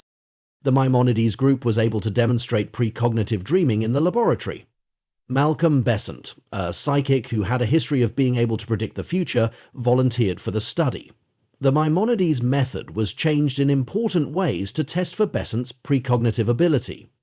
The art prints that had served as the targets in the telepathy studies were elaborated into multi-sensory experiences. The plan was that after Besant slept in the lab and had his dreams, a scenario would be selected at random and Besant would be exposed to an experience based on that scenario. Besant's task was to dream of the experience before it had even been chosen. On one night, some of Besant's dreams included the following: impression of green and purple, small areas of white and blue, a building, a patient, a white coat like a doctor's coat, hostility toward me by people in a group I was in daily contact with. They were doctors and medical people. Drinking, eating. The next morning, an experimenter who knew nothing of Besant's dreams randomly selected a scenario. It turned out to be one based on Van Gogh's hospital corridor at Saint-Remy, which portrays a patient in the hallway of a mental hospital. The colours in the painting are orange, green, deep blue and white. The experiential scenario designed around this picture was then carried out on Besant. Music from Rosa's Spellbound was played, and he was addressed as Mr. Van Gogh by the experimenter, who was dressed in a white coat. He was then shown several slides of mental patients. He himself was treated like a patient, given a pill and a glass of water. He was disinfected with acetone daubed on him with a cotton swab, then led through a darkened hallway out of the laboratory to the experimenter's office. Besant knew the experimenter personally, and found it strange to be treated this way, even though he knew it was part of the experiment. He sensed a definite subjective connection between his dream and the experiences he was led through the next morning. Independent judges agreed. When given a transcript of the dreams and 8 different art pictures and associated experiential scenarios to evaluate, they unanimously chose the corridor experience as most closely matching Besant's dreams. In all, Besant spent 16 nights in the lab trying to dream precognitively of the scenario that would be selected for him the next morning. On 14 of these 16 experiments, the judges correctly matched Besant's dreams with the scenario that was chosen the following morning. The dreams were the creative enigma of the dream. Decades before this research, Edgar Cayce advised that dreams were the most readily available avenue to psychic awareness. He encouraged people to recall their dreams, to study them. He indicated that any aspect of ESP, any reality encountered in an altered state of consciousness, or any other mystery of the mind, including death, could be experienced and explored in dreams.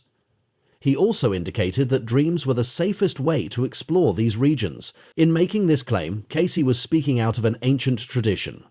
Nothing in the history of human experience has had such a profound impact on culture as the dream. In Our Dreaming Mind, History and Psychology, Robert van der Kassel describes dreams that led to the world's religions, including Buddhism, Mohammedanism, and Christianity, as well as dreams that resulted in scientific discoveries, inventions, and works of art. He also describes dreams that played a role in world history and shaped political careers, led to the recovery of lost objects or treasures, or offered advice on the stock market. Dreams have also been an inspiration and an enigma to philosophers. But what is a dream? What happens when we dream? The nocturnal experience seems real, and yet it did not actually happen. If the dream is real, it is some other kind of reality. Some have called it a vision in the night, suggesting that the experience was real but on a different plane of reality. Others have called it a trip the soul makes to account for the presence of faraway scenes. Each explanation is an attempt to account for the apparent reality of the dream. Interesting. Edgar Cayce incorporated both views into his explanation. Falling asleep. Dawn of psychic awareness. One way to develop psychic awareness, suggested Cayce, is to be more observant of the process of falling asleep. Cayce explains that as we go to sleep, our sensitivity changes to a different level of vibration, a different frequency. In the sleeping state, our psychic self emerges. It is rather like the stars. They are always there, but we can't see them in the daytime because the sun is too bright. Cayce called sleep the shadow of death. He said it was like death in two respects. First, because consciousness becomes unaware of physical conditions surrounding the body, and second, because there awakens a larger awareness that transcends time and space, an awareness available after death. Cayce described the awakening of the sixth sense in sleep as occurring through a similar process. Why not try to stay awake and meet it? When falling asleep, Cayce points out, we become less aware in the normal sense. The mind of the physical body, the cerebral spinal system of muscles and sensory impressions, is shutting down. You may have experienced this shutting down, for example when drifting off to sleep in front of the TV, or when someone was reading aloud. Suddenly, you realized that you haven't been hearing what was going on, but were in a world of your own. Your conscious mind was going to sleep, and you were awakening to your subconscious mind. Cayce qualifies his statement about the senses shutting down by pointing out that they remain alert to the extent necessary to remain on guard for the protection of the sleeping person. He says that it is as if we keep an ear cocked in case some event should require us to awaken and take action. It's likely that you suddenly woke up to the TV set or to the person reading because you heard something of special importance.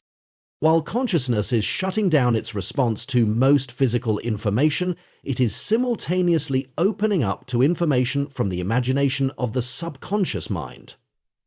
Falling asleep may be defined as reversing the usual situation. The outside becomes unconscious, and the subconscious becomes conscious. We exchange waking reality for dreaming reality.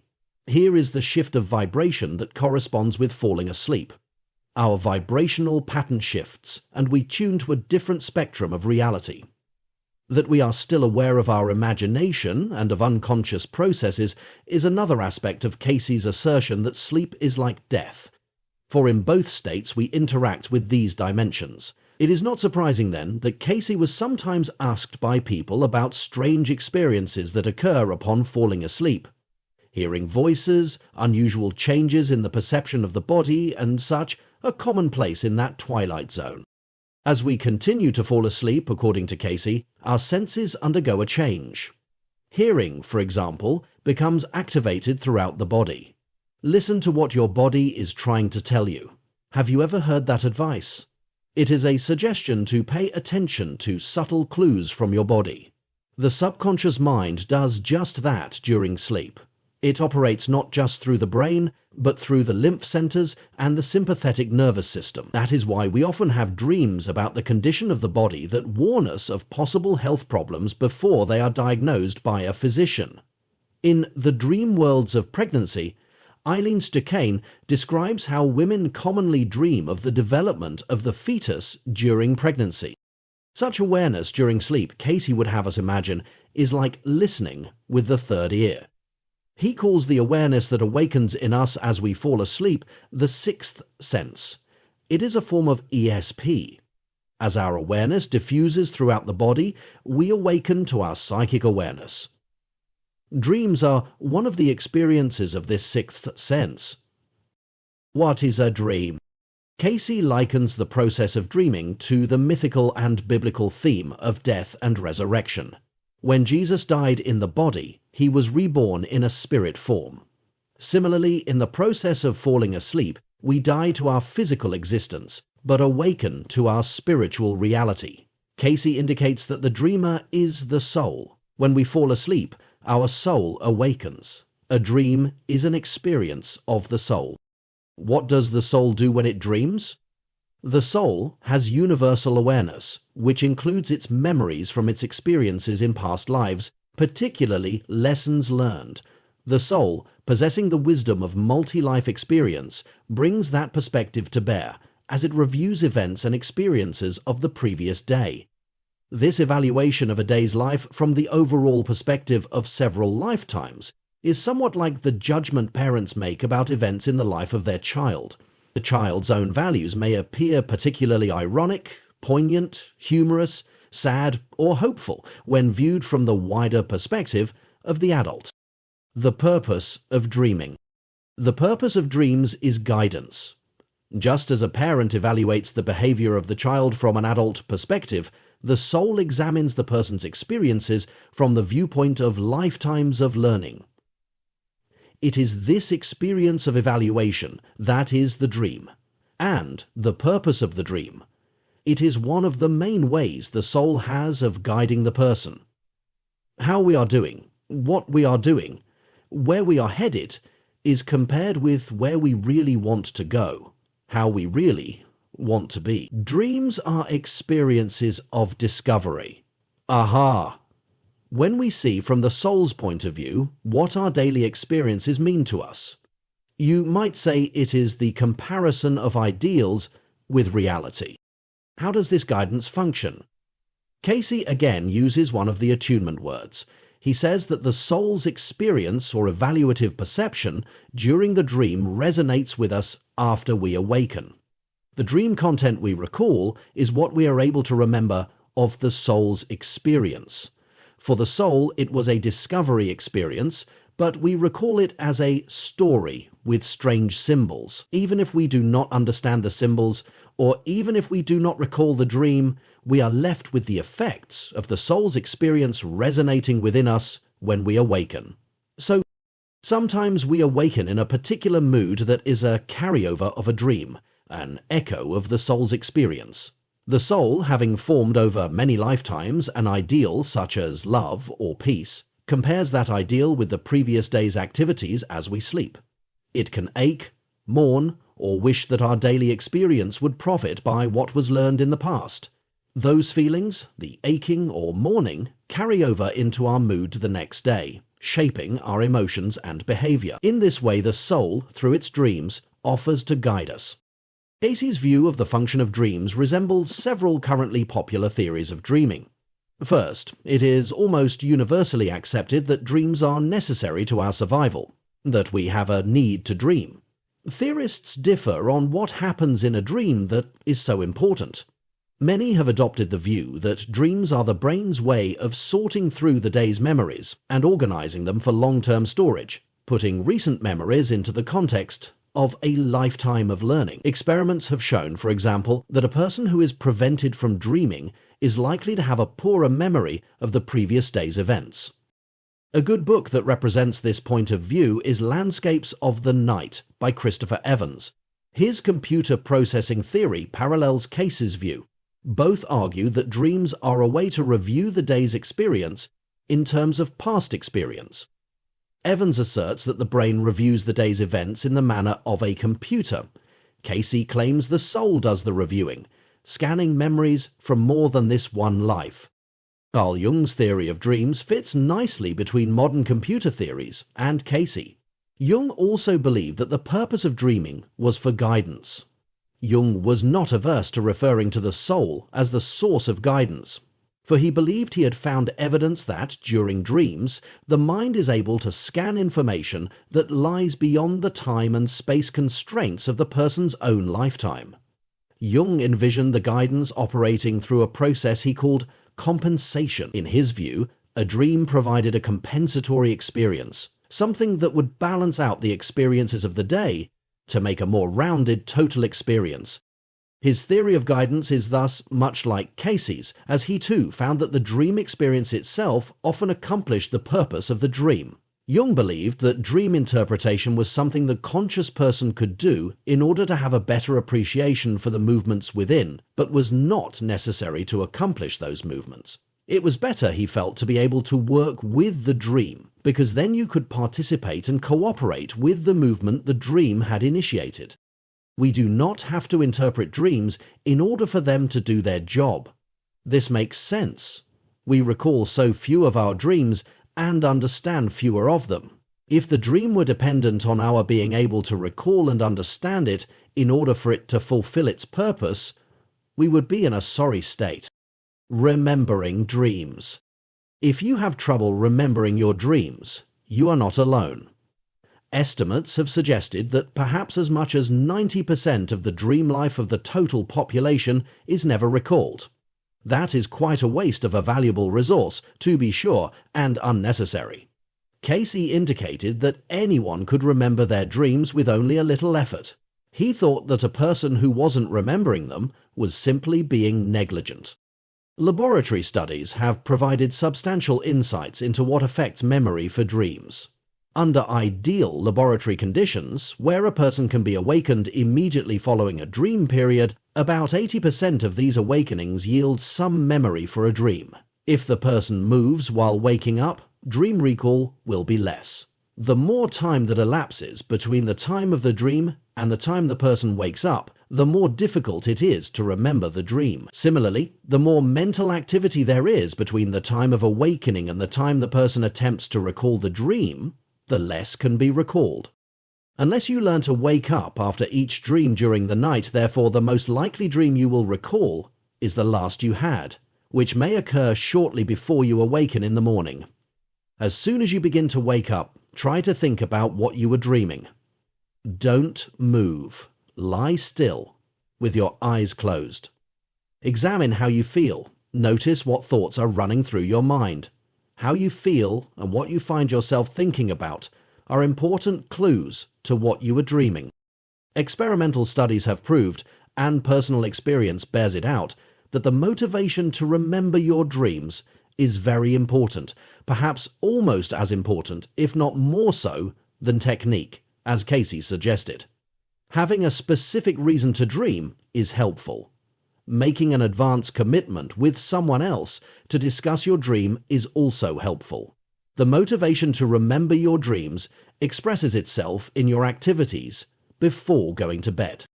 In one of my own studies, I found that when people write in their diaries the night before, they are more likely to remember a dream the next morning. It seems that spending some time before sleep in an introspective activity not only is an expression of an interest in our internal affairs, but also prompts us to be ready to recall dreams. Placing a pad of paper and pen by the bedside is also expressive of a readiness to recall dreams. Finally, it is natural, when motivated to remember a dream, to imagine doing so when going to bed the night before. Mentally rehearsing the idea of waking up in the morning with a dream and writing it down is an effective autosuggestion. For many people, these hints are sufficient to bring about memory of their dreams. If you are not so lucky, neither was I.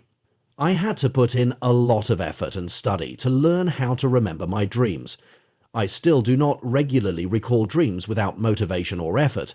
I have learned that it is important to distinguish between the ability to remember dreams, which can be innate or learned, but not necessarily used, and the motivation to remember dreams, which may vary from day to day. Only if a person makes a persistent effort to recall dreams and still fails can it be concluded that there may be some problem, either a lack of developed skill or an emotional block.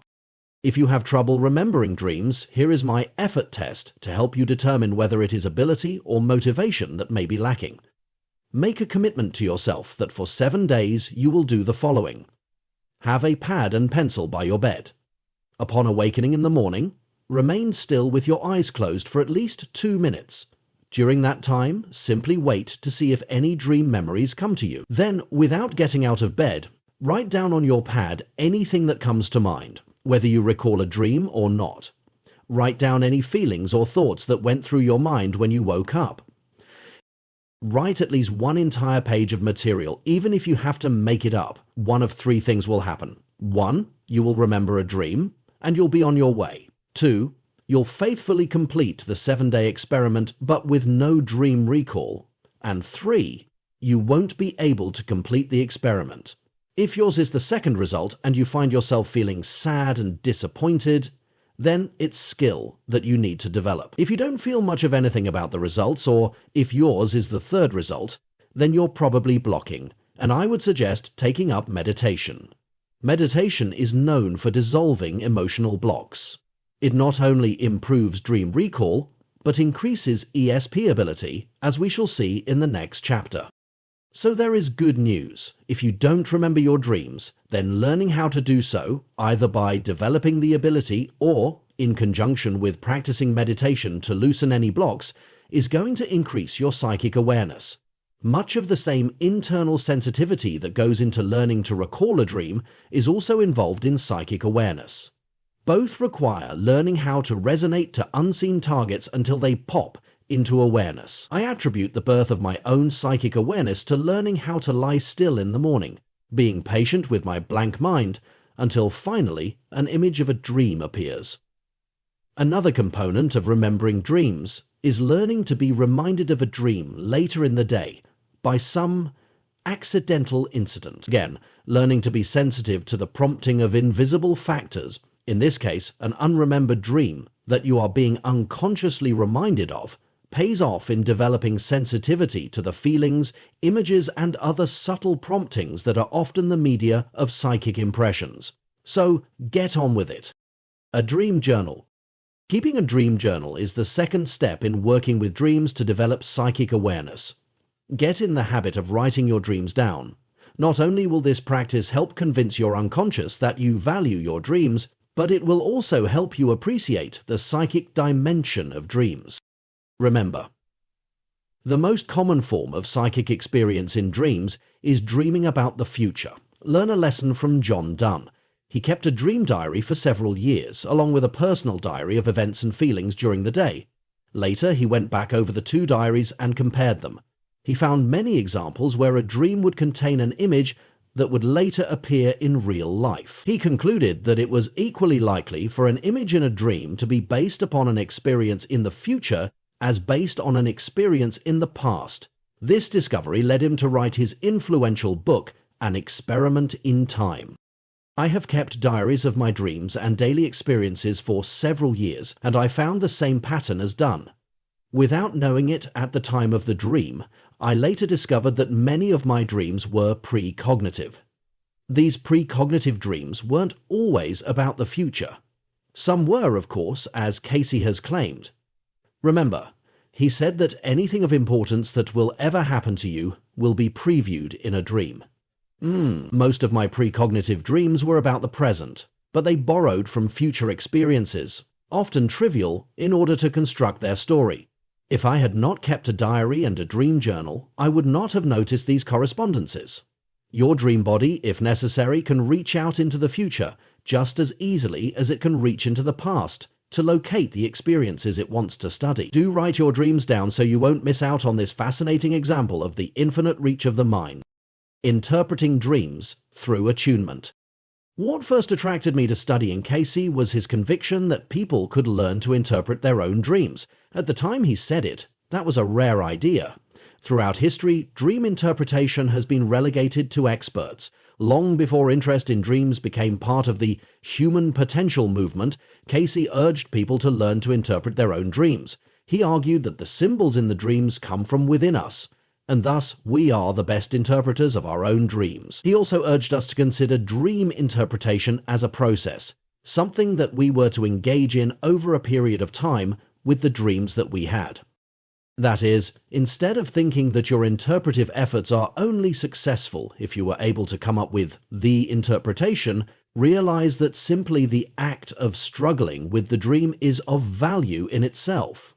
Finally, he stressed the importance of trying to find something from your interpretive efforts that you might apply or try out in practice as an experiment to test your understanding of the dream. He promised that our dreams are responsive to our efforts to understand them. Our dreaming self is like a person in its own right, watching us, trying to determine our attitude toward our dreaming self. When that dreaming self sees us trying, it tries to help us by presenting dreams again, with a new twist, making certain symbols easier to understand, correcting erroneous interpretations, steering us in a different direction in terms of our applications. Jung came close to this orientation when he said that dreams were self-corrective to our attempts to interpret them. But he did not go so far as to suggest that they would become actively involved in helping us learn to interpret them. Cayce promised that help was waiting for us if we would but try, and so excreten. Are there specific techniques to use to realize the messages of your dreams? Cayce taught two major tools, attunement and recognizing patterns. To attune to a dream, meditate on it by sitting quietly and making the dream the mantra, or focus of meditation. I have found many times, with myself and others, that the following technique pays off. Begin a process of meditation. Then have a friend read the dream aloud. As you hear the dream in the meditative state, all sorts of novel ideas about the meaning of the dream appear spontaneously. While still in meditation, speak aloud any ideas that come to you. Another level of attunement is to relive the dream in your imagination, over and over again, letting the feelings in the dream seep in. To Cayce, a dream was an experience the soul has while the body sleeps. The soul guides the conscious mind through the resonating effects of the dream experience. The dream itself, then, is the best version of the dream, for, as the saying goes, the dream accomplishes itself. That is, even though the dream may manifest as a series of symbols and strange experiences, that is only how we are recalling the soul's experience. If we attune ourselves to the dream story as we remember it, the soul's experience will begin to penetrate into our consciousness. As in telepathy or clairvoyance, where information is transferred when we attune to the vibrations of the object of knowledge, so the meaning of a dream is transferred to us while we attune ourselves to the dream. Another level of attuning to a dream is to become one with it, with each and every symbol. In today's popular parlance, this means you mentally become the symbol and role-play it. Imagine being the tree, the dog, the running. How does it feel? What other images and thoughts arise? You may find yourself engaged in imaginative play with elements of the dream, having dialogues, changing the endings, and becoming influenced and creatively active within the story of the dream itself. Much of modern expressive dream interpretation methods can be derived from Cayce's suggestion to meditate upon a dream. Looking for patterns. Plausible. Aristotle once said that in order to become a good interpreter of dreams, one needs to learn how to recognize resemblances. Seeing resemblances means being able to recognize similarity of patterns.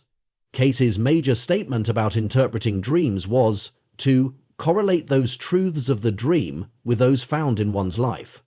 That is, find resemblances between patterns in the dream with patterns found in one's life. There are many specific ways to correlate patterns. Take the dream as a whole and look for the pattern of the dream story. Search for the theme of the dream. For example, if the nursery rhyme, "Mary had a little lamb," were a dream, the pattern of that story might be, someone has something that follows it loyally. The next step is to find a similar pattern in one's own life. Where in one's life has one noticed that there is something that is always there, following along? One's shadow? What else? Examine the patterns inherent in the specific symbols. For a start, you might try to locate the source of the symbols. For example, is the image a memory from childhood? Something from yesterday's experience? Does it resemble something you were thinking about, a worry or a concern? Does the image remind you of a bodily process, digestion, elimination, nerve transmission? Plumbing and electrical wiring in a house, can often be likened to the workings of the body. Does the image remind you of something from your religious upbringing? Religion is a more frequent source of dream symbolism than is generally suspected, even among people who don't consider themselves religious. Finally, the source of the symbol may lie within the universal consciousness. It may be what is called a universal symbol. In the nursery rhyme, "Mary Had a Little Lamb," the lamb could refer to Jesus. He is always there, waiting to be called upon, often neglected or sacrificed in favor of some goal of expediency, in the same way we often ignore our real inner self in favor of looking good or measuring up. The idea that you might have to study and learn about universal symbols should not discourage you. Although it does help to read widely in the world's symbolic literature, it is really not necessary.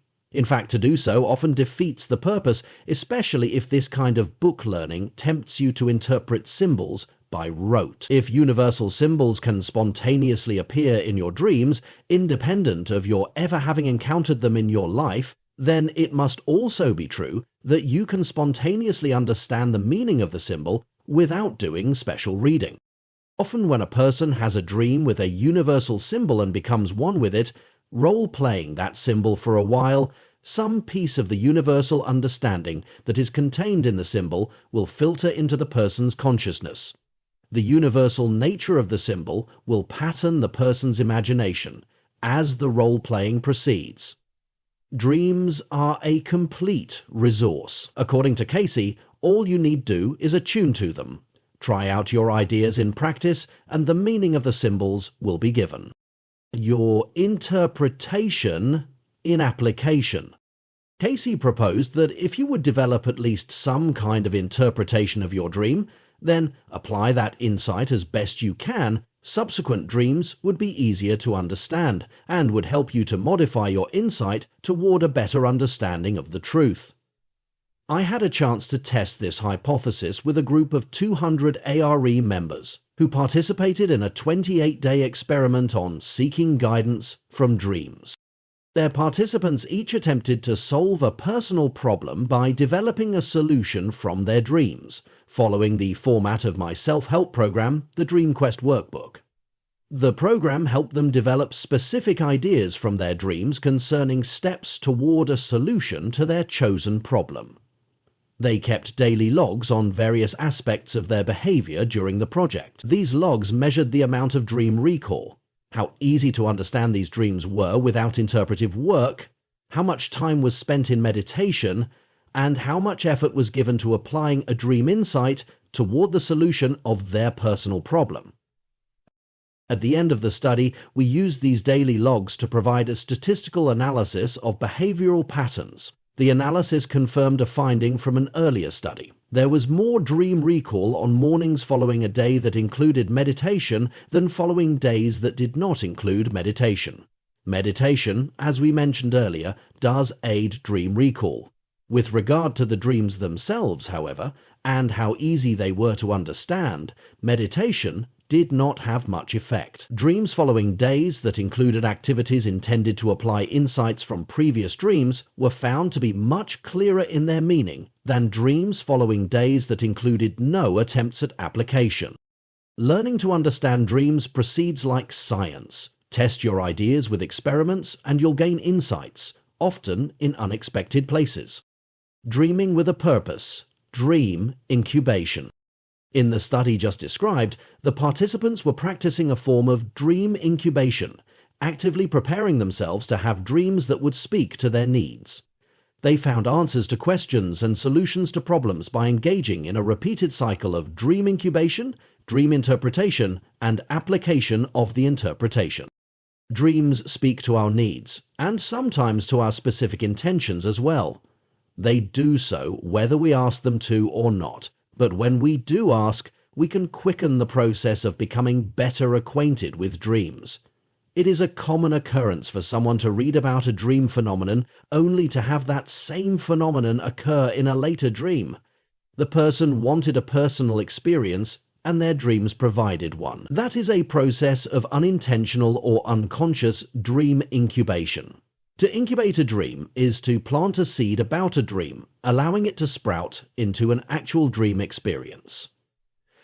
Edison patented a parabolic. Intentional dream incubation involves consciously asking for a particular kind of dream, or a dream about a particular topic. Cayce frequently advised that we dream with a purpose. Forget the popular notion that dreams are random gurglings or involuntary mental spasms.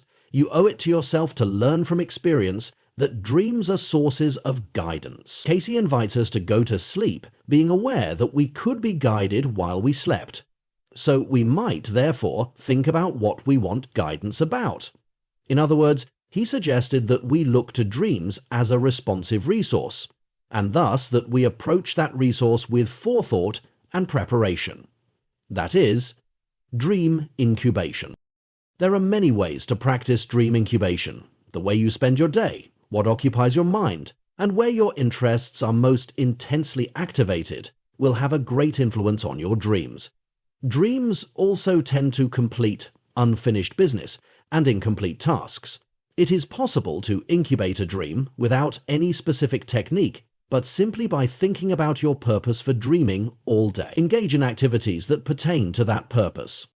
My wife, for example, dreamed of the house that we should buy before we found it. How did she incubate that dream? Like anyone else, we made up a list of qualities we wanted in a house. We examined the real estate ads. We drove around town looking at houses and talking about where we would like to live and the importance of a house for our family's needs. On the morning that we were to meet with a real estate agent, however, my wife awakened with a dream of a particular house. It portrayed many details of the house and showed that it was located on a waterfront. When the agent took us to look at houses, the first house she showed us didn't seem like much from the outside. On the inside, however, it was exactly like my wife's dream.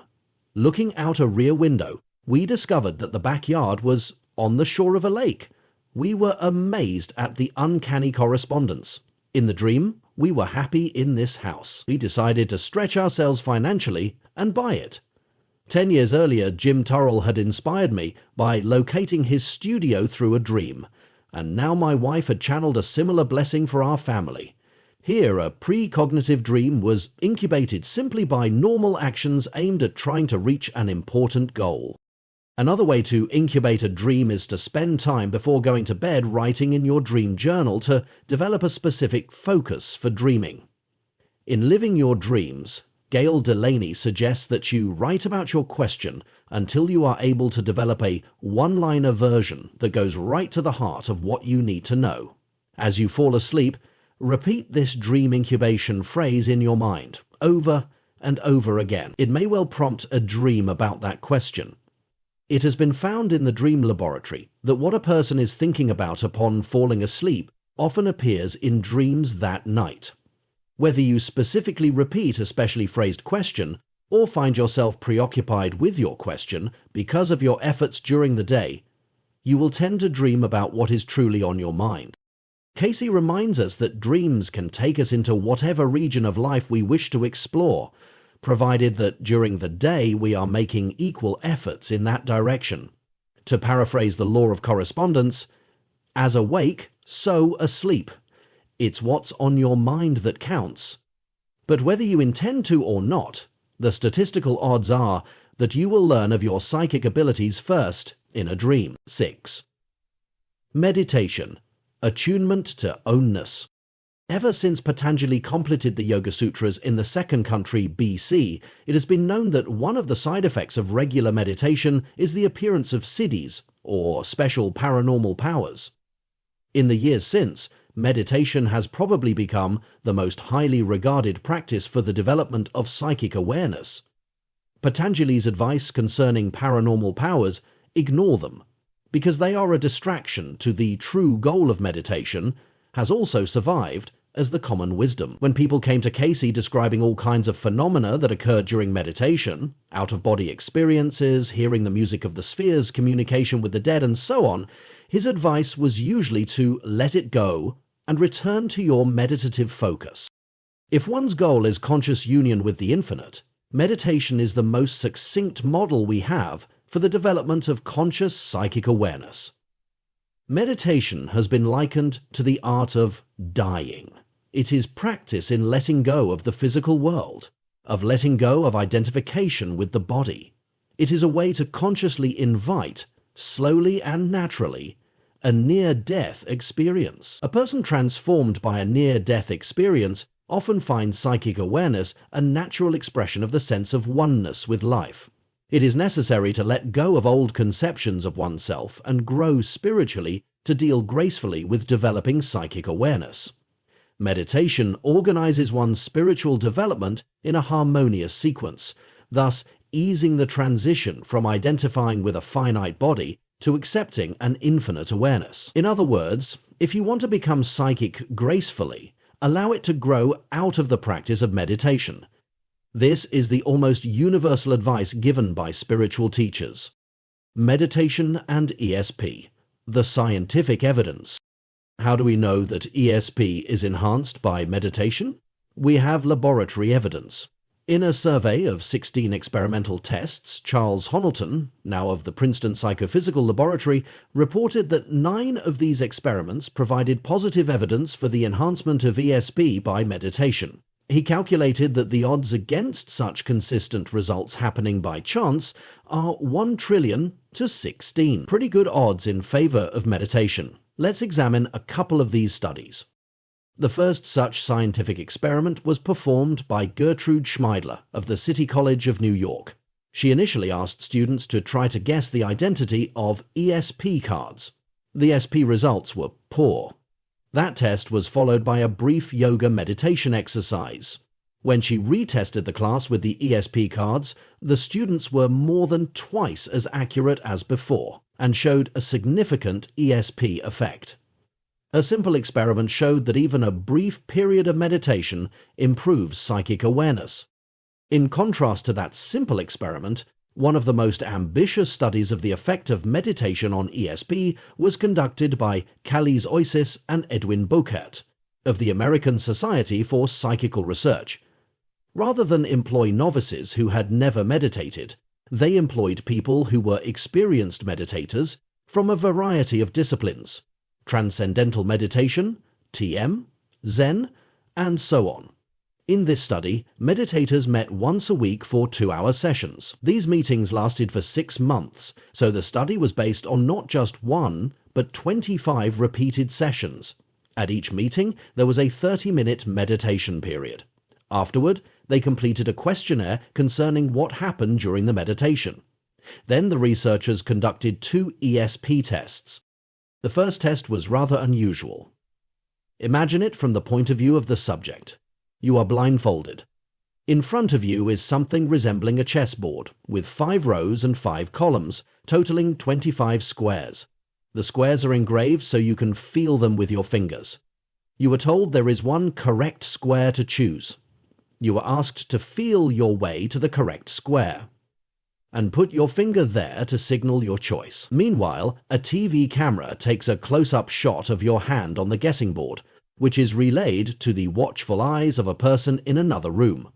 In front of this person is a similar board with a red checker on the correct square.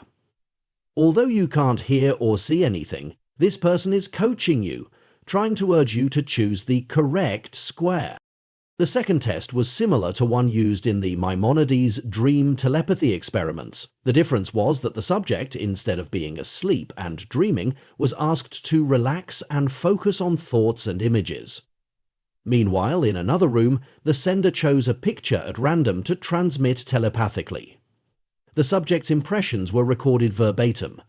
Afterward, judges tried to match these impressions against a set of pictures, including the one that the center had been trying to transmit.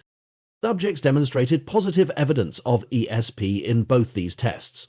Among the many qualities of the meditation experience that were measured, degree of relaxation, serenity, concentration, intruding thoughts, the most important to ESP functioning was the factor of openness and transcendence, achieved in the meditation. If the subject indicated that during the meditation there was a feeling of becoming one with the external world, of merging with others, of a feeling of unity with the group, of changes in the way of experiencing things, or of feelings of love, joy, or security, then that subject was most likely to give evidence of ESP on the tests. This result should ring a bell. In Chapter 2, we discuss Lechan's work, which indicated that feelings of oneness were characteristic of the psychic state of mind, and his experiments in training people to achieve that consciousness of oneness with one another, which resulted in psychic interactions. Osis and Bokert's study demonstrates the same connection between the experience of oneness and psychic awareness, and that meditation is clearly a path to that experience. What happens in meditation? Let's look in on a scientist studying meditation. Deep within the laboratory is a quiet, dimly lit room, with a comfortable, well-padded, slightly reclining chair. Some electronic equipment is nearby to monitor the subject in the chair. The scientist instructs the subject for this experimental meditation. Try to sit in a relatively upright position so that your posture is balanced. That way, your body will not have to expend much energy to hold you up. Now, close your eyes and let yourself relax. Notice that every time your body exhales, it relaxes. Allow your attention to rest its focus on the in and out of the breath. Every time the breath goes out, it is relaxing. Every time the breath comes in, let it be with the thought, 1. Let yourself think the word 1 each time the breath comes in. Make no effort, but simply let your mind think 1 with every incoming breath, like an automatic thought. Your mind will wander. That is natural. Whenever you discover that your mind has wandered, gently return your focus to your breathing, thinking the word 1 with every breath. Just continue doing this now. At the end of the meditation period, I will inform you that it is time to stop. With these simple instructions, the scientist has initiated the subject into what has been called clinically standardized meditation, developed by Patricia Carrington of Princeton University. It is a type of generic meditation based on common elements of the various schools of meditation. It incorporates the focus on the breath, as in Zen meditation, as well as the repetitive mental focus, the word 1, or mantra, as used in transcendental meditation. The use of this standardized form of meditation makes it easier for scientists to coordinate their research efforts. Now let's go into the monitoring room and watch what the scientist observes of the subject's meditation. Wires leading from the monitors attached to the body of the subject culminate in various dials and gauges in the observation room. A computer keeps track of all the readings. There are many signs that the subject is becoming relaxed. The heart rate is slowing down and the blood pressure is dropping a bit. The breathing has slowed to a regular tempo. Analysis of the subject's blood shows changes in body chemistry, indicating that the rate of metabolism is dropping. And the brainwave report is beginning to show the presence of the alpha rhythm, a smooth wave of about 10 cycles a second. It comes and goes, alternating with the more typical beta wave, a tight, muddled, and irregular wave associated with normal waking thought. Gradually, the alpha wave is becoming the predominant pattern. First on one side of the brain and now on both. The alpha report from the two sides of the brain then begins to show signs of synchronization as both waves move up and down together in slow and steady harmony. We are witnessing the typical pattern of physiological changes during meditation. The picture is one of quieting down, slowing down, and simplification. It is as if we put sand in a glass of water, stirred it up, and allowed it gradually to settle and clarify. What else might be happening? Let's listen while the scientist asks the subject what it was like to meditate. What happened on the inside? The subject: "It was very relaxing," replies the subject. "Was I really meditating for 20 minutes? I thought that only a few minutes had passed. It was strange at first. I was overly aware of my breathing, and my heart seemed like it was beating very loud. I could feel my pulse through my whole body. At first it was easy to focus on my breathing, but soon my mind began to get pretty active. I would catch it and go back to my breathing. But I had to do it over and over again. I don't think my mind ever stopped, but after a while it just seemed different.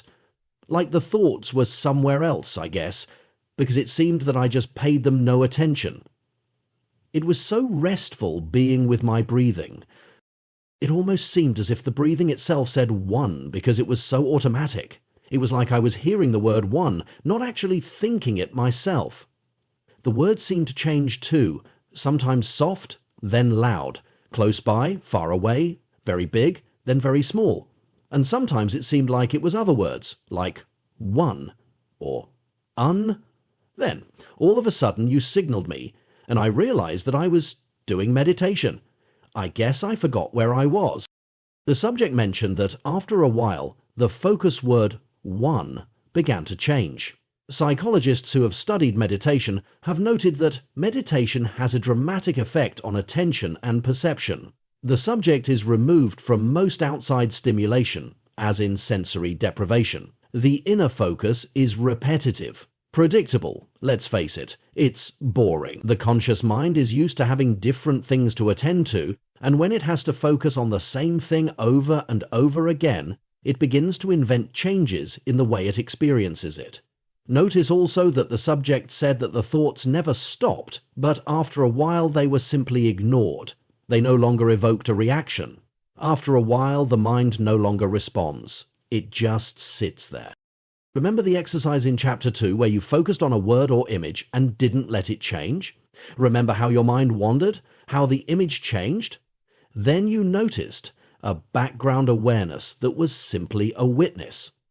Perhaps from that experience, you can appreciate something of what happens in consciousness during meditation.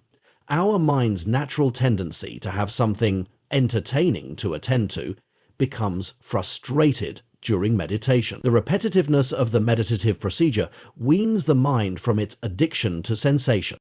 It goes through withdrawal and then, gradually and subtly, becomes unresponsive. More accurately, awareness becomes separated from its attachment to what is in awareness. In meditation, as in sleep, the conscious mind is retired or set aside as it is deprived of its needed sensations. If the meditator doesn't fall asleep, then awareness becomes purified, naked and visible to itself as a presence all its own. This quality of presence can be everywhere and anywhere all at once. Here is the beginning of the meditative experience of oneness that will awaken psychic awareness. The imagination of the meditator.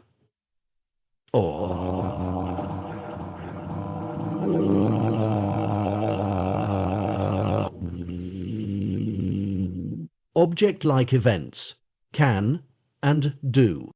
What else happens in meditation? To find out, we would have to ask the masters, for science has not ventured too much farther than what has just been described. Cayce maintains that what else happens depends upon the purpose one brings to meditation. Research would agree with Cayce that what happens in meditation is not totally determined by technique, but also by intention and expectation. Masters of various traditions bring purposes that are couched within the language of that tradition. That tradition shapes the imagination of the meditator. As explained in Chapter 3, the imagination is the patterning aspect of the mind. The image of meditation determines the vibrational pattern governing the meditation. Some traditions emphasize the developing freedom in consciousness. As attention is freed from attachment to sensation, attention can turn in on itself. Consciousness is freed from the body and leaves the body behind in its exploration of higher levels of spiritual consciousness. By realizing freedom from the body of sensory experience, we transcend death, for life is no longer equated with attachment to a body. Patanjali's yoga psychology is a good example of this approach. Other traditions emphasize the spiritualization of the body itself. As we achieve higher states of consciousness, these elevated vibrations have an effect upon the body. As a chunk of coal is transformed into a diamond by intense and prolonged pressure, a human body is transformed into a radiating crystal. As each cell in the body attains cosmic awareness, a new being is brought into existence. Wilhelm's translation of The Secret of the Golden Flower is a good example of this approach, and is similar to what Cayce envisions happening in meditation. Ying, the more profound levels of meditation are a function of the meditator's spiritual imagination, the religious or spiritual tradition he or she brings to the meditation. The role of imagination in meditation was an important theme for Cayce. Not imagination in the sense of making things up, but as the creative, pattern-making dimension of the mind. How we imagine meditation affects the experience. I once heard Cayce's thinking on this topic expressed this way: if you think meditation is a matter of making the mind blank, then that's just what you'll get. A blank mind. Nothing. Meditation is a journey. If you have no particular destination in mind, then that is probably where you will go, if you're lucky. A clairvoyant vision of meditation. It is important to realize that in meditation, it is not the mind of the meditator that controls the action. In meditation, we open ourselves up to influence. If we didn't, it wouldn't be meditation. Meditation is a surrender to a higher power. What kind of higher power might we be surrendering to? Cayce would have us choose the source of influence we are seeking. There is also a psychokinetic effect in meditation, mind over matter. Cayce saw that during meditation, psychic forces stimulate the body's endocrine system and the associated psychic centers. The source and pattern of this stimulation is important. We can readily imagine, especially after Whitley Strieber's book Communion, the possibility that extraterrestrial beings operate out of invisible planes of existence. Through telepathic contact, they enter our consciousness. They want to experience consciousness in human bodies. More significantly, through the powers of their mind, with psychokinetic ability, these beings operate on our bodies. They are trying, unbeknown to us, to make functional changes in our bodies so that they can inhabit them, fusing with us to make a new, synthesized being. Cayce never suggested that aliens from UFOs would try to enter through the chakras opened during meditation, but he did describe instances in which entities of deceased persons tried to enter the meditator, taking advantage of the person's psychological openness and the vulnerability of the psychic centers. In Meditation, A Step Beyond with Edgar Cayce, M.E. Penny Baker described a case of a man who began to meditate without regard for the spiritual aspects. He used techniques to open the centers and found himself subject to influence by disincarnates. Gradually, one entity was able to take complete possession of his mind and body. When these psychic centers are opened in an unbalanced manner, psychic disturbances can occur. We'll learn more about the problem of these disturbances, called Kundalini crisis, in a later chapter. Used correctly, meditation can open the psychic centers in a useful manner to achieve a positive transformation of the body. Eastern traditions structure meditation to ensure that it progresses smoothly and constructively. Cayce's son, Hugh Lynn Cayce, and psychologist Herbert B. Puryear, both experienced meditators and students of Cayce's teachings on meditation, found the Chinese text The Secret of the Golden Flower to be one of the best Eastern sources on the meditation phenomena Cayce described with his clairvoyant vision. Surprisingly, there is also a Western tradition that is a potential guide to the constructive opening of the psychic centers, the Biblical Book of Revelation. Cayce interpreted it as a promise or a prophecy of what will happen to any meditator. The end result is a transfiguration of the body and of the person of the meditator. The person becomes God-realized in that the body and mind of the meditator are changed so that God consciousness can inhabit the person. Cayce stressed, however, that the person's own will is important in determining what happens during meditation. In order for the God consciousness to take charge of meditation rather than some other source, the meditator needs to be willing for that to be the case. The imagination of the meditator, in its creative patterning of the psychic energies, is crucial. Imagery in meditation. Imagery enters meditation either implicitly, because of the meditator's background tradition, assumptions, or expectations, or explicitly, because of specific imagery techniques used in the meditation. Meditation is a psychic process in which energy, the spiritual or soul forces, affect the functioning of the body. The mind's use of imagery shapes how that energy will affect the body. The creative aspect of mind, patterning the vibrations, determines the results. In meditation, as attention is focused away from the senses and back onto the mind itself, the meditator is raising the level of vibrations. This means that the meditator is attuned less to the sensory level of vibration and more to the mental level, which is a step closer to the spiritual level of vibration.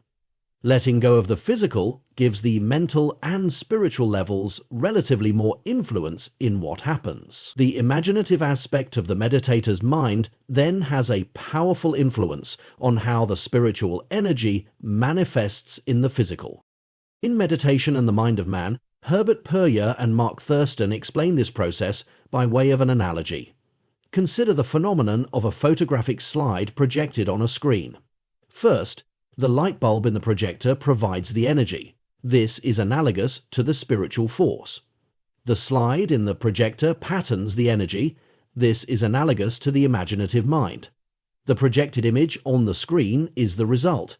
This is analogous to the manifestation at the physical level. Our normal waking state can be compared to sitting in the theatre with all the lights on. The picture being projected on the screen appears only faintly. Since we can see clearly inside the theatre, our surroundings affect us almost as much, if not more so, than what is showing on the screen. But when the theatre lights go out, the image projected on the screen captivates our attention. And so, in meditation, when the senses have been stilled, the spiritual forces will have a greater psychokinetic impact on the body, and the nature of this impact will be governed by the image chosen by the meditator. Imagery can affect the body, as we shall see later, and such imagery, meditations, have powerful effects. Some meditation techniques involve using certain images, in conjunction with breathing exercises, to open specific psychic centers. Opening a single psychic center can lead to bizarre psychic phenomena. Psychic energy floods that center, with corresponding effects upon the associated gland. The gland becomes overactive and begins to affect the rest of the endocrine system, which tries to adjust to the trauma. Meditation on a particular center doesn't necessarily lead to becoming psychic, but in having psychic phenomena come to you. Eastern traditions have exercises involving visualization, chanting, and breathing patterns for opening individual centers. Such meditations can be useful, particularly in conjunction with a trained practitioner of such methods, for operating on areas of difficulty in a person's life. Cayce indicated that karmic memories are stored in the individual centers. Opening the centers on an individual basis would release the energy of these memories so that their effect upon a person would become pronounced. That is why Kundalini crises sometimes involve strange flashback experiences, intense emotions, and powerful physical effects.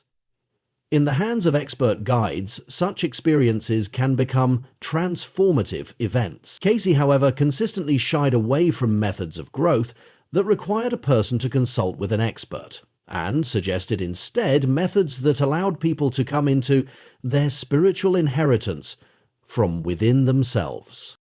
Eastern traditions also point to the hazards of the single chakra approach, and emphasize that for purposes of spiritual development, it is better to open the chakras as an entire system, under the influence of the higher centers.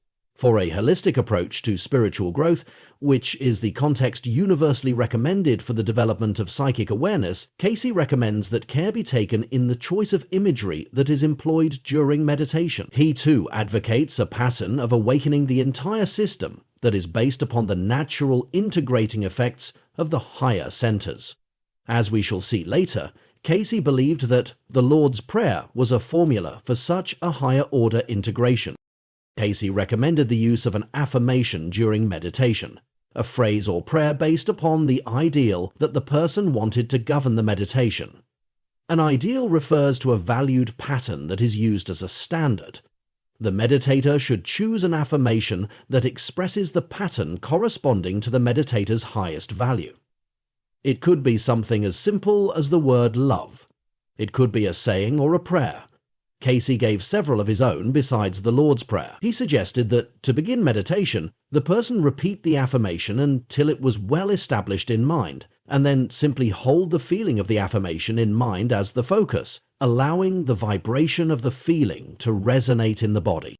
In suggesting that the meditator feel the idea as a vibration in the body, Cayce was referring to that process whereby the vibratory influence of a pattern in the mind has physical consequences.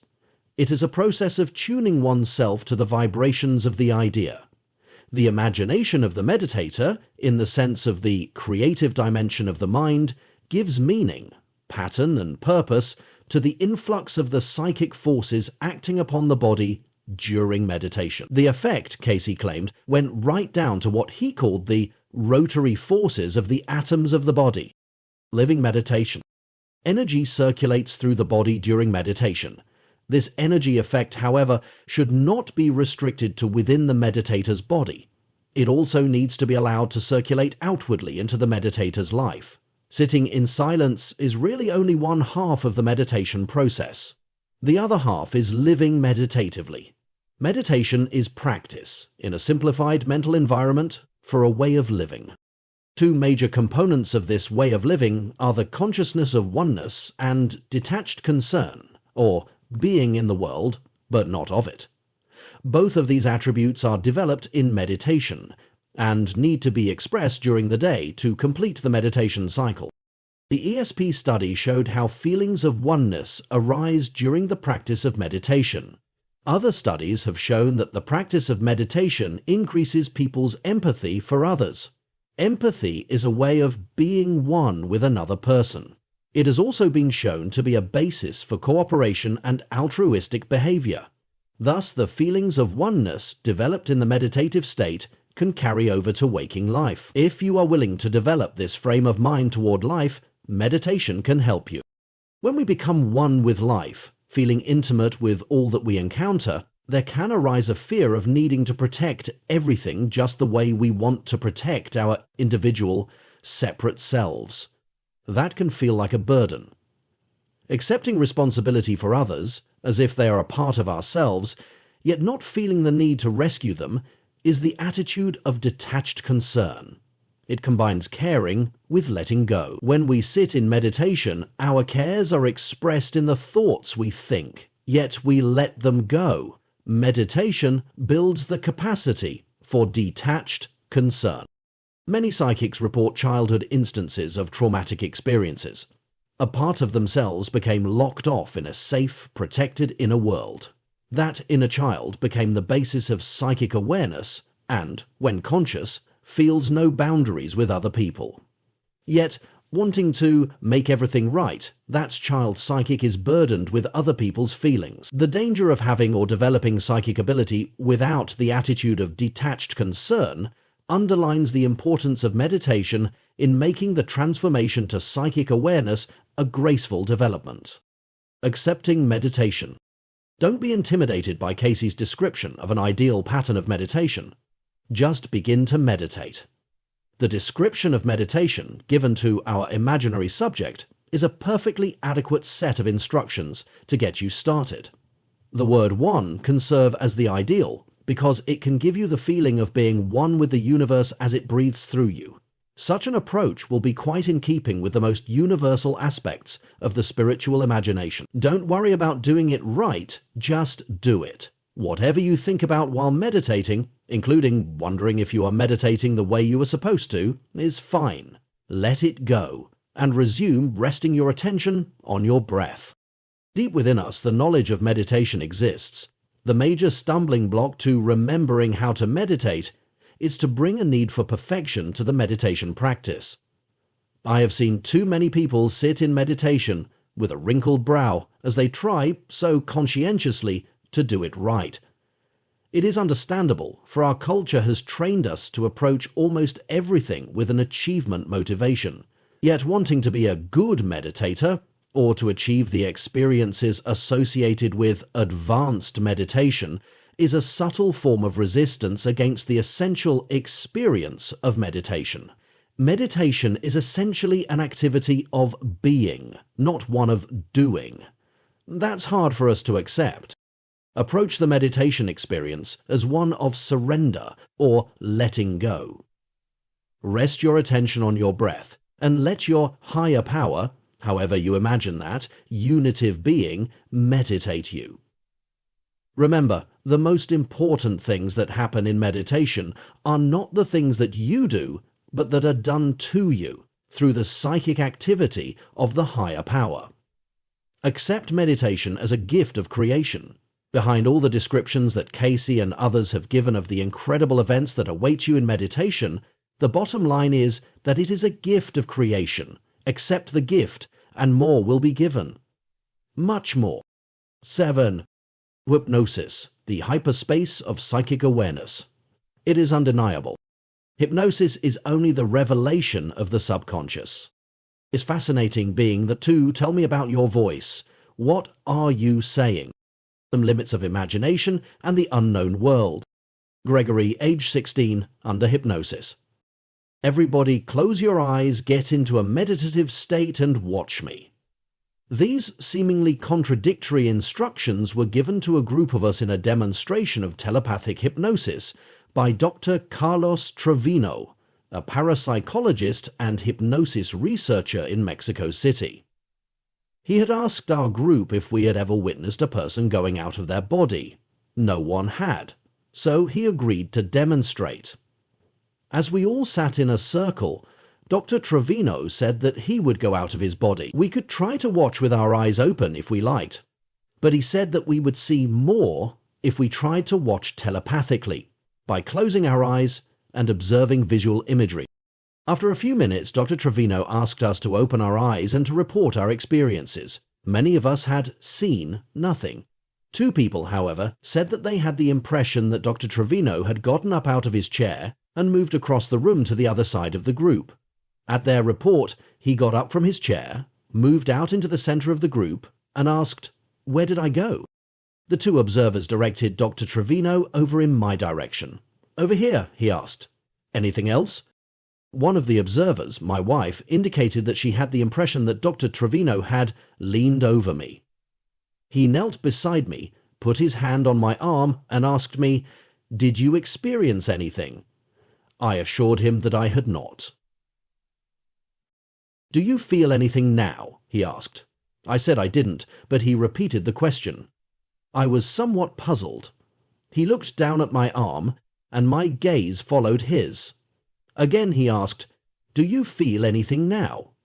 "Where is that?" he asked. "Do you feel anything now? Where is that?" People in the group started laughing. I was still puzzled. What was I supposed to be feeling? He looked at my arm and asked me again, "Do you feel anything now?" Suddenly it dawned on me. He was pinching my arm, but I wasn't feeling anything. From the look of the pinched up skin, it was clear that he was pinching me quite hard. He snapped his fingers and I let out a big "ouch!" I could feel it now. And I came to. He explained to us that when he got out of his body, he travelled over to me, hypnotized me, and gave me the suggestion that I would not feel anything in my arm. The snap of the finger was the signal to remove the hypnotic suggestion. He described this phenomenon as an example of telepathic hypnosis, or the induction of hypnosis at a distance. However I was to understand his explanation, what I still recall is the realization that I had been hypnotized outside of my awareness. In subsequent experiences with traditional hypnosis, using a trance induction, I discovered that I am not exceptionally hypnotizable and am quite sensitive to pain. Dr. Trevino's success at creating analgesia in me is a testimonial to his induction skills, telepathic or otherwise. Welcome to the psychic hypnosis and psychic phenomena. Hypnotic induction through telepathy is a little-known phenomenon now. In the late 1800s, however, it was a subject of much discussion, especially in France, where it was called lucid sleep. It was considered sleep because the normal personality vanished and later had no memory for what transpired. It was called lucid because the hypnotized person was capable of talking, walking about, and engaging in normal behaviors. Yet this lucid sleep had some other strange characteristics, which ultimately led to the discovery of the subconscious and superconscious mind. Most important was the discovery that subconscious minds seemed to be in telepathic contact with one another. Hypnotic suggestions do not need to be delivered verbally to the person in lucid sleep. One of the early French investigators, Puységur, demonstrated this by thinking of the lyrics of a song. The person in trance would simultaneously sing them. In his demonstrations, he could help one of the observers get en rapport with the hypnotized subject, and then this observer could get the subject to perform actions simply by visualizing the desired action. Later researchers discovered similar phenomena, dubbed the community of sensation. Two people were placed en rapport by having one hypnotize the other. When a substance such as an orange peel was placed in the mouth of the hypnotizer, the hypnotized subject experienced the taste. When the hypnotizer was pinched, the hypnotized subject cried, "Ouch!" Other French researchers discovered that the entire hypnotic procedure could be accomplished through telepathic rapport. A notable case was that of Madame Léonie, who was the subject of much investigation. Dr. Pierre Janet, the noted hypnosis researcher, would mentally send a suggestion to Léonie that she fall into trance and perform some act. Observers dispatched to her house peered into the windows and watched. She was seen to fall asleep while in the sitting room. In one case, she suddenly got dressed and emerged from the house and went over to Dr. Janet's house, but with no understanding of what she was doing there at that time of night. Lucid sleep also evidenced clairvoyant ability. In early research, the hypnotized subject could be blindfolded and yet read words and perform other such seeing tasks. Soon this eyeless vision was found to function over great distances. Hypnotized subjects could find lost objects and describe events occurring at remote locations.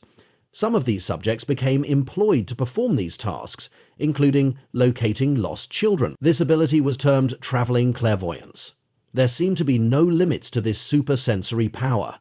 It became commonplace to assume that a good, hypnotized subject could read an object belonging to a patient and perform a medical diagnosis, prescribe a treatment, and in some cases, telepathically heal the person of the malady. There were doctors who used the assistance of clairvoyant subjects to aid in the diagnosis of their patients. In this golden age of hypnosis, Cayce's psychic abilities in trance would have seemed almost normal. Sleeping prophets. During the 1800s, the psychic phenomena associated with hypnotic trance were primarily experimental oddities studied by hypnotists. People who evidenced psychic abilities were the subject of the hypnotists. At the turn of the century, however, with the advent of spiritualism, the psychic functioning of hypnotic subjects escaped from the control of hypnotists, and psychics became free agents, providing services and influencing the development of spiritual thought. Edgar Cayce, the sleeping prophet, was one of these. As a child, Edgar Cayce had already shown signs of psychic ability. He did not do well in school and preferred the company of his own inner experiences in the countryside. The most told tale concerns how, as the result of a vision, he discovered that he could sleep on a book and awaken with a photographic memory of its contents. At age 23, he developed a strange malady that caused him to lose his voice. After repeated treatments by several doctors, he was pronounced incurable. One day, a traveling hypnotist asked if he could attempt a cure. Under hypnosis, Cayce's voice became normal, but once out of the trance, his hoarseness returned. Another hypnotist who worked on Cayce had the same results. He was about to give up when Cayce, while in trance, indicated that he wanted to conduct his own hypnotic session. A third hypnotist hypnotized Cayce and gave him the suggestion that he could see his own body clearly and would describe the problem in his throat. In response to that suggestion, Cayce uttered what would become his trademark opening line for a reading. "Yes, we have the body." Cayce went on to describe the problem and prescribe a remedy, which was to use suggestions in trance to bring extra blood to the throat area. The treatment proved to have only short-term effect. Another trance session was required to provide relief for a few more days. Because these trance sessions were necessary to keep his throat healthy, Cayce began to give readings for other people. When his hypnotist put him into a trance, he asked Cayce for advice about individual patients.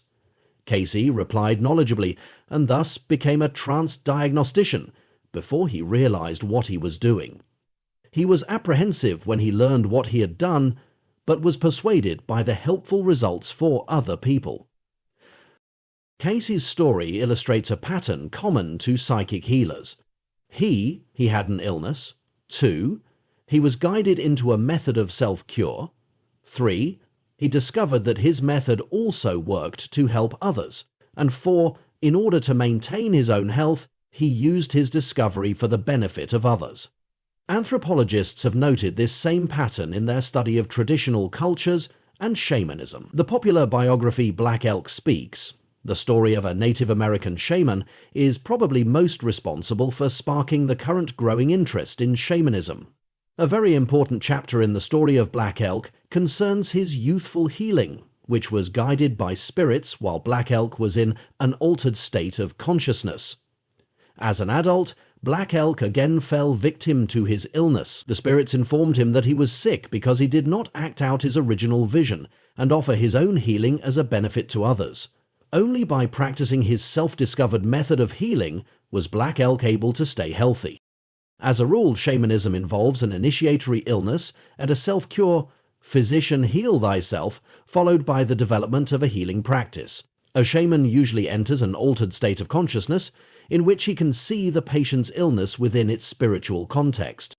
Years before Cayce, there was another sleeping prophet who also fits the shamanistic pattern. The book X+Y=Z, or The Sleeping Preacher, written in 1876 by Walter Franklin Prince, tells the story of the phenomenal life of Reverend Constantine Blackman Sanders, who was born in Alabama in 1831. Sanders, orphaned at 6, had little schooling and could hardly write at the time he entered the ministry. Sanders suffered from nervous spasms with headaches and convulsions. When they ended, he would have no recollection of what had transpired. Yet, once the convulsions had settled down, he seemed alert in a new way, conscious even of things far away. In this state, he, or the entity that identified itself through him as X+Y=Z, was a great finder of lost money. He seemed to know when people had died, could describe faraway scenes, wrote in Latin and Greek, performed clairvoyant diagnoses, and made prescriptions. Sanders was embarrassed by his seizures and afraid, as Cayce was for some time, that the things he did would tarnish his Christian faith. In 1876, 22 years after this phenomenon started, the X+Y=Z entity announced that it would be taking leave of the casket, the term it used to refer to Sanders, and the appearances stopped, much to the casket's relief. Cayce had not known about Sanders, who preceded him by a half-century, but he was introduced to still another sleeping prophet, Andrew Jackson Davis. Cayce's biographer Thomas Segru noted that Davis's story paralleled Cayce's so closely that it gave Cayce the creeps. Andrew Jackson Davis was born in 1826 in Poughkeepsie, New York. In his youthful autobiography, The Magic Staff, the so-called seer of Poughkeepsie described his own development in a time that saw the development of Mormonism, Shakerism, and spiritualism. He was a feeble youth in body and mind, but evidenced psychic abilities, hearing voices and seeing visions of the recently dead. His clairvoyant powers were evoked by a traveling hypnotist and then developed by a local practitioner. In contrast to Cayce, he was not shy about his abilities and eagerly demonstrated them to the public. In the hypnotic state, he could read and see things with his eyes bandaged. He performed medical diagnoses, earning a doctor's degree and license at the age of 60. Yet at the age of 19, he had already begun transdictations of spiritual treatises, known collectively as the harmonial philosophy. He looked at his work as an extension of the late Emanuel Swedenborg, with whom he believed he was in divine contact. Davis made prophecies too. Arthur Conan Doyle, in The History of Spiritualism, said the best known were his predictions of the internal combustion engine and its use in horseless carriages, and flying machines, the typewriter, and that spiritualism would yield a new religion. Beating the Cayce experiment. Eileen Garrett's clairvoyant gift was discovered when she was inadvertently taken into trance when attending her first séance. She then explicitly developed her ability through hypnotic training. Al Miner, a psychic in Florida who channels the source Lama Singh, discovered his psychic ability as the result of a visit to a hypnotist. When he came out of his hypnotic trance, he had no memory of the experience, but the hypnotist and Al's friends in attendance were stunned. Al had had an out-of-body experience and described the troubles of a woman he didn't know who was a friend of another man who was present. A phone call verified the clairvoyant information. Hypnosis continues to produce sleeping prophets. These have been largely accidental discoveries, but recent research has suggested that hypnosis can, under the proper circumstances, intentionally produce clairvoyant psychics. In The Journey Within, Henry Bolduc, a hypnosis researcher and past life therapist in Independence, Virginia, tells of his work in what he calls repeating the Cayce experiment. A critical ingredient in these experiments was Cayce's own description of what he experienced in his trance. I see myself as a tiny dot out of my physical body which lies inert before me. I find myself oppressed by darkness and there is a feeling of terrific loneliness. Suddenly, I am conscious of a white beam of light. As this tiny dot, I move upward, following the light, knowing that I must follow it or be lost. As I move along this path of light, I gradually become conscious of various levels upon which there is movement. Upon the first levels there are vague, horrible shapes, grotesque forms, such as one sees in nightmares. Passing on, there begins to appear on either side misshapen forms of human beings, with some part of the body magnified. Again there is change, and I become conscious of grey-hooded forms moving downward. Gradually these become lighter in colour. Then the direction changes, and these forms move upward, and the colour of the robes grows rapidly lighter. Next, there begins to appear on either side vague outlines of houses, walls, trees, etc., but everything is motionless. As I pass on, there is more light and movement in what appear to be normal cities and towns. With the growth of movement, I become conscious of sounds, at first indistinct rumblings, then music, laughter, and singing of birds. There is more and more light, the colours become very beautiful, and there is the sound of wonderful music. The houses are left behind, ahead there is only a blending of sound and colour. Quite suddenly, I come upon a hall of records.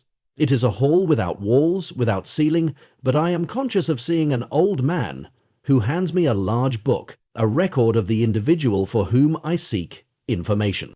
On other occasions, Cayce felt himself to be a bubble travelling through water to arrive at the place where he always got the information, according to records in the ARE library.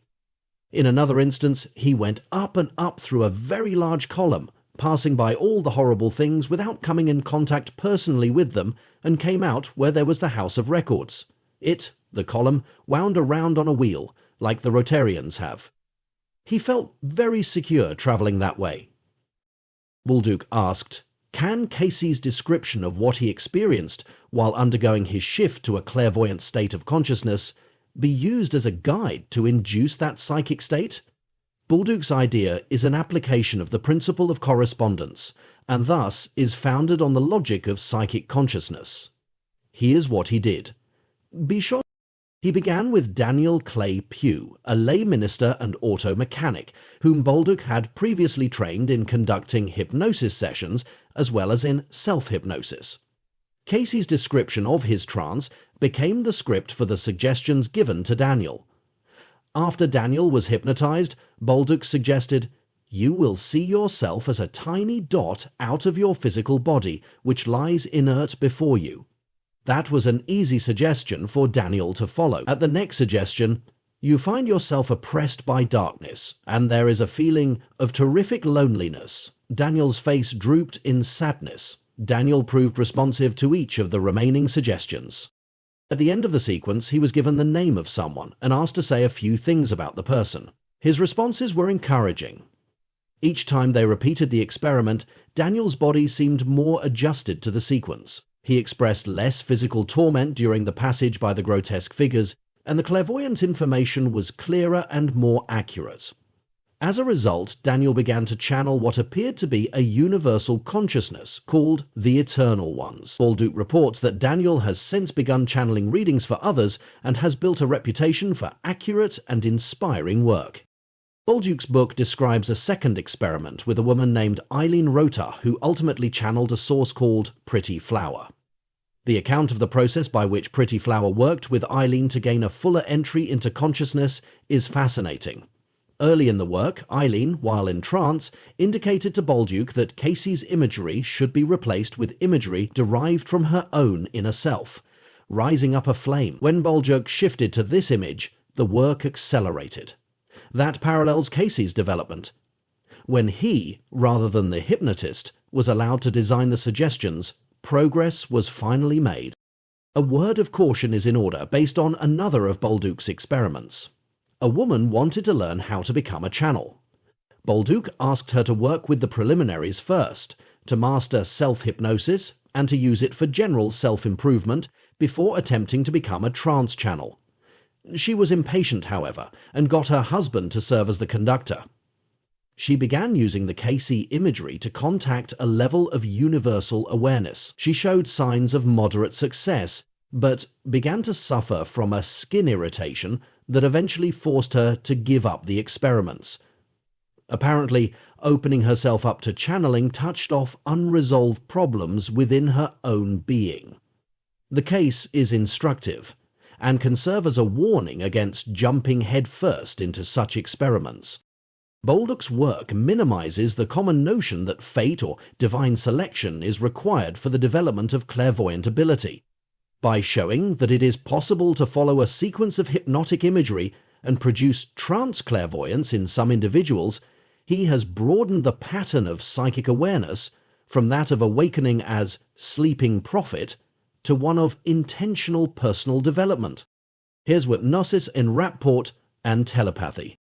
Laboratory research has confirmed that hypnosis improves ESP. Hypnotized subjects are more accurate than normally conscious subjects at guessing ESP cards and are much better at identifying the contents of pictures in sealed envelopes. Two unusual experiments involving telepathy and hypnosis have special potential for the development of psychic ability. One experiment showed how two hypnotized subjects can spontaneously become en rapport with one another and thereby demonstrate a telepathy effect. Alan Rechtschaffen of the University of Chicago asked one hypnotized subject to dream about a specific target. In another room, a second subject was hypnotized and asked simply to dream, with no specific subject suggested. In one case, for example, the first subject was told to dream about the image of falling and not being able to stop. The subject dreamed he was in a tall apartment building. A girl was playing a flute on a floor below. There was a mood of tragedy. The subject fell off a window ledge, falling slowly. As he did so, the girl threw him an orange and he threw her a copy of The Wasteland. Then the building vanished.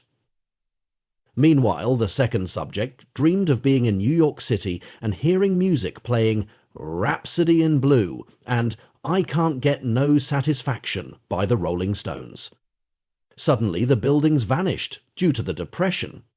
He pumped up the buildings with a bicycle pump, then jumped on a tambourine that turned into a tangerine. He then found himself floating upside down in a hallway. The two dreams were clearly related. Another study, conducted by Charles Tart, explicitly placed two subjects in rapport. The telepathic phenomena were even stronger than in Rechtschaffen's study. Tart termed his approach mutual hypnosis because he trained the pair to hypnotize one another. One subject began by hypnotizing the other. When a certain level of trance depth was achieved, the hypnotized subject gave suggestions to the first subject to go into hypnotic trance. Tart suggested that the first subject have a dream that would create an even deeper trance, and to report this dream aloud so that the other subject's trance could also be deepened by it. They exchanged impressions aloud for only a brief period, but then went silent for a long time. Although they no longer verbally communicated, they were nevertheless in mental contact. The telepathic rapport was confirmed afterward when they discussed their experiences. their hypnotic dreams were quite similar. They also reported experiences of merging, where their bodies and identities seemed to overlap. An intense feeling of intimacy was present during these experiences. It carried over after the experiences as the two subjects became friends. Tart noted some other effects of these experiments. Each subject was now able to achieve an increased depth of hypnotic trance. They each became more confident as hypnotists, presumably because the hypnotic state became more personally real. The reality of the hypnotic dreams surpassed that usually achieved in hypnosis, Tart noted, which had an interesting side effect. The two subjects did not like Tart's interference with their experiences, or some such difference with their experiences. Tart found that his earlier work with the two subjects, establishing the power of his suggestion to come out of trance, was severely tested during the later sessions of mutual hypnosis. Although he had explored only a limited range of the possibilities in mutual hypnosis, the phenomena had already gone beyond the experimenter's control. Learning to enter trance. When Cayce was asked about the usefulness of hypnosis, his response depended upon who was asking. Judging from some of his remarks, it would seem that he was in accord with contemporary hypnotists, who recognize that hypnosis is a powerful yet neutral tool, which can be used for good or ill. Troubled or unstable personalities can be attracted to hypnosis and use it in an unfortunate manner, but it can also be used to good effect as a therapeutic device or to develop psychic awareness. The value of hypnosis also depends on the ideals and purposes of the people who use it. Cayce did indicate that the self-hypnotic trance is a skill that can be learned with practice. In Self-Hypnosis, Creating Your Own Destiny, Henry Boldew provides the details and integrates the perspective of the Edgar Cayce readings. Many books on hypnosis can be adapted for the purpose of self-hypnosis through the use of self-recorded audio cassettes. In this manner, you can become the subject of a hypnosis session of your own design. Some people may nevertheless find it difficult to learn self-hypnosis on their own. Hypnosis has a certain mystique. It can seem sinister or frightening. There is some concern about losing control. Hypnosis can also seem inaccessible or elusive. It certainly has been difficult for experts to define this state of consciousness. Learning self-hypnosis by oneself can therefore be difficult because of the questions it raises. Will I be okay all alone? Am I really hypnotized now? These sorts of questions are not conducive to self-hypnosis. One option to this dilemma is to get an initial hypnotic session from a professional hypnotist. The hypnotist can provide a sense of safety for the novice. It can be reassuring to be told, yes, you were indeed hypnotized. That is what hypnosis feels like. A hypnotist can also provide post-hypnotic suggestions that help a person become more susceptible to autosuggestions. And that another option is to practice autogenic training, which was developed by a pair of German physicians, Schultz and Luther, as an alternative to the use of hypnosis for medical purposes. The autogenic state is meant to be self-induced, whereas hypnosis originally wasn't. It is a form of self-administered synthetic hypnosis, which uses the typical subjective symptoms of the hypnotic trance as the basis for a series of autosuggestions. Perhaps you won't know, since it asks a person to learn specific, concrete steps rather than induce the state of hypnosis. A person can learn to induce the autogenic state from written instructions, such as those in Schultz and Luther's book, Autogenic Training. Autogenic training involves learning that your body will respond to mental formulas. To begin, lie relaxed on your back, with your arms at your side. Focus on your right arm and allow yourself to experience it as heavy. Ignore any contrary sensations and repeat to yourself, "My right arm is heavy." Don't do anything to try to make your arm heavy. Just let it lie there and allow it to become heavy as you imagine it so. It requires learning that you can allow something to happen without making it happen. It is like learning to relax or to fall asleep. It's not so much a matter of doing something as it is letting something happen. guided by your mental image. After about a minute, stop and note how heavy your arm feels. Then wiggle your fingers and let the feeling in your arm return to normal. Sit up for a moment and try it again. Do the exercise for only about a minute, then stop, assess the results, sit up momentarily and do it again. Stopping after a minute and sitting up between sessions are important components of the training. They prevent you from becoming lulled senseless and from forcing the results. The breaks also keep you focused on learning the specific task at hand, which is to allow your arm to become heavy quickly in response to your imagination. Learning autogenic training requires patience, not effort. If your practice causes you fatigue, or you ache or feel grouchy, better stop. When you are able to experience heaviness in your right arm within a minute, then extend your practice to include your left arm. Focus your mental formula on your right arm for no more than a minute, then move directly over to your left arm, repeating the phrase, "My left arm is heavy." After another minute, stop and assess heaviness sensations in each arm. After heaviness is achieved in each arm within a minute for each, add a third formula, "My arms are heavy." Practice this three-part sequence until you can achieve heaviness in both arms within 30 seconds. Continue the training formula, inducing heaviness in each leg and then warmth in each arm and leg. The next step is to experience passive breathing. It breathes me. There are further formulas, but the ones mentioned are sufficient to achieve a trance state equivalent to that obtained in hypnosis.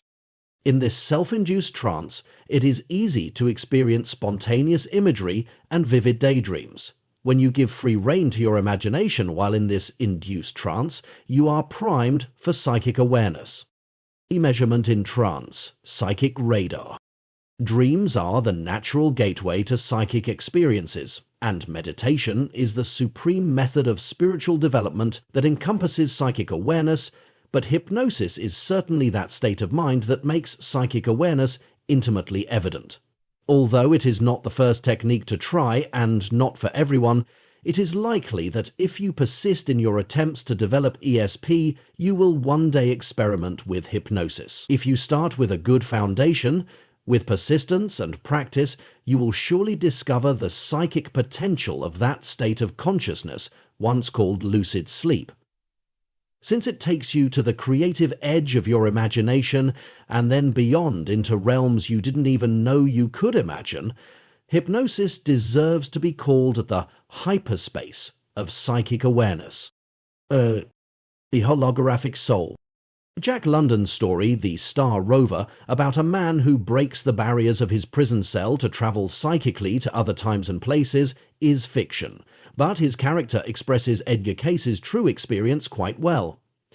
"We are," he says, "a soul in flux, an identity, forming and forgetting." London's phrase, "forming and forgetting," captures the essence of Cayce's viewpoint concerning the development of consciousness. Not just the development of the consciousness of the person in this lifetime, from infant to adult, but also the development of the soul over many lifetimes. We need to examine this dimension of ourselves because, as Cayce puts it, psychic is of the soul, the creation of souls. Many scientists believe the universe began as a black hole that exploded outward. We still live in an expanding universe that is the offshoot of that explosion. Cayce's version of the Big Bang theory is that God exploded into souls. Each soul was created at the same time, and each soul is a piece of God, or, as Cayce once put it, each soul is an atom in the body of God. God expressed as souls for the purpose of companionship. Each soul contains a miniaturized consciousness, both of its origins and of the entirety of the Creator. Each of us is one of the souls that was created in the beginning. Cayce also maintained that the Book of Genesis was a valid description of creation, containing overlays of facts and symbolic expression. His view of creation integrates the biblical, creationist view with the scientific, evolutionist view. When souls were created, according to Cayce, they were given free will and all the other attributes of God, including creative imagination and the power of manifestation. That imagination was the same as that by which God manifested creation, and souls engaged in a similar pursuit for their own diversion. Through patterns created in the imagination, souls projected their psychic God force into material forms, primarily for the purpose of play. As souls became more involved with material creation, two things happened. First, they focused more energy toward the physical level of vibration, intermingled with the evolving material patterns on the earth, and took on physical forms. In the process, human bodies evolved, and gradually developed the five senses with which to interact with the physical level of being. Second, as they paid more attention to the physical level of vibration, their awareness of the spiritual level gradually dimmed. The souls became hypnotized by the sensory reality of their own bodies and forgot their origin. Thus, souls became trapped in bodies, in a sensory existence on the planet. Ever since then, souls have been engaged in the process of seeing it through, learning through interaction with the material world, a way to rediscover and reclaim the heritage as souls of the spiritual realms, as companions and co-creators with God. The theme of wandering away from God, falling into the illusion of materiality, and searching for a way back is universal. Some Native American traditions include a dim recollection of origins in powerful space beings, and a certain sense of feeling abandoned in earth bodies. Plato's allegory of the cave, from a philosophical standpoint, evokes a similar theme. It speaks of beings who once lived in a world of light, but who wandered so far into the darkness of a cave that they lost the way back out. Eventually they forgot the light and mistake the shadows cast in the cave by the light outside for reality. A psychological parallel to Cayce's story lends it another sort of symbolic validity. Consider the case of the lonely child who creates imaginary companions in his own image. They are not only creations of his imagination, they also reflect his own personality of the child. Sometimes the imaginary playmates begin to take on a life of their own. They become autonomous and willful. They have their own agendas and want their own way. One day, Johnny announces that he is Aileron. Aileron denies Johnny's existence, and Mum is alarmed. Then another day, Johnny has become Jacoda. Again, Jacoda denies Johnny's existence, and so it might go. It's natural for children to develop imaginary playmates, and natural for them to take on a reality of their own. It is also a meaningful analogy to how God's imaginary playmates took on lives of their own. Carl Jung developed a similar conception of the relationship between the image of God and individual consciousness, which we will explore somewhat later. Cayce's story has another psychological parallel. Yoga psychology has maintained for centuries that conscious awareness tends to get lost and detached from its source as it becomes absorbed in the object of awareness. Pure awareness is quick to evaporate, as if it ceases to exist, while we become hypnotized by what we are attending to. It takes an act of intentional recollection to remind ourselves of that awareness, but it fades out quickly once again as we get lost in the stream of thought and experience. One purpose of meditation is to make us less forgetful of that source of pure awareness, to make it as real to us as the objects of our awareness. The soul must, in a sense, detach itself from materiality long enough to remember its essence as spirit. Among the tools the soul uses to find its way back is the experience of dimensionality. Time and space, according to Cayce, were created as dimensions in consciousness to provide a playground for the soul to work through its hypnotic therapy session with materiality. Cayce often refers to the skein of time and space. This reference parallels current theories about the mutual interdependence of time and space within the mathematics of a skein of yarn. He also uses the phrase projected upon the skein of time and space, a reference to a theatre backdrop screen known as a skein, upon which the illusion of distant space is created. Cayce views space as a means by which the soul, through its senses, is able to maintain an illusion of separateness from God and provide itself with an arena in which to find its way back to God. It is our means of hiding from the fact that we are within God. Similarly, time is our means of giving ourselves a stage upon which to work our way through materiality back to a conscious relationship with the Creator. In this perspective, the value of psychic awareness, which transcends time and space, is to help awaken us to our true nature and reality. This is how the development, or more correctly, the reawakening of psychic awareness plays a role in our destiny. What is soul? Each soul bears the imprint of the Creator. As such, it has within it the impression of the whole. Think what that might mean. If each soul contains the whole within it, then all knowledge is already contained within each individual soul. We tend to think of psychic functioning as an extraordinary feat because it appears to transcend our categories of time and space and the reach of the senses. But if the soul is created in the image of the Creator, then psychic ability is not really an extraordinary ability, but simply a manifestation of the nature of soul. In fact, that is just what Cayce maintains in saying, psychic is of the soul. Although God expressed into seemingly separate souls, each soul, in its own unique way, is analogous to the Creator's image. This view of the soul parallels a universal theme within metaphysical and certain spiritual traditions. Each soul is like a jewel in the jeweled net of Indra, each containing reflections of the whole. The ancient traditions also speak of man as the model of the universe. Sometimes this idea is expressed as the microcosm reflects the macrocosm. It is an example of the principle of correspondence discussed earlier. All parts of creation can be found within each human being, and the relationship of those parts is analogous to the relationship of the corresponding parts within creation. According to this approach, the soul is that aspect of a human being that exists in correspondence to the entire universe, to God. The Christ soul, according to Cayce, was created as the pattern for all the others. The Christ soul never forgot its unitary relationship with the Creator, yet voluntarily went through the cycles of incarnation, voluntarily got lost in materiality, so as to be able to consciously find its way back again to conscious relationship with the Creator. Cayce maintains that the Christ consciousness is that awareness, which exists within each and every soul, and as a pattern imprinted on the mind, awaiting to be awakened by free will of the soul's oneness with God. Thus, although the Christ is an individual soul, the Christ consciousness is a soul pattern in each soul, because all souls, including the Christ, were created out of the same mold.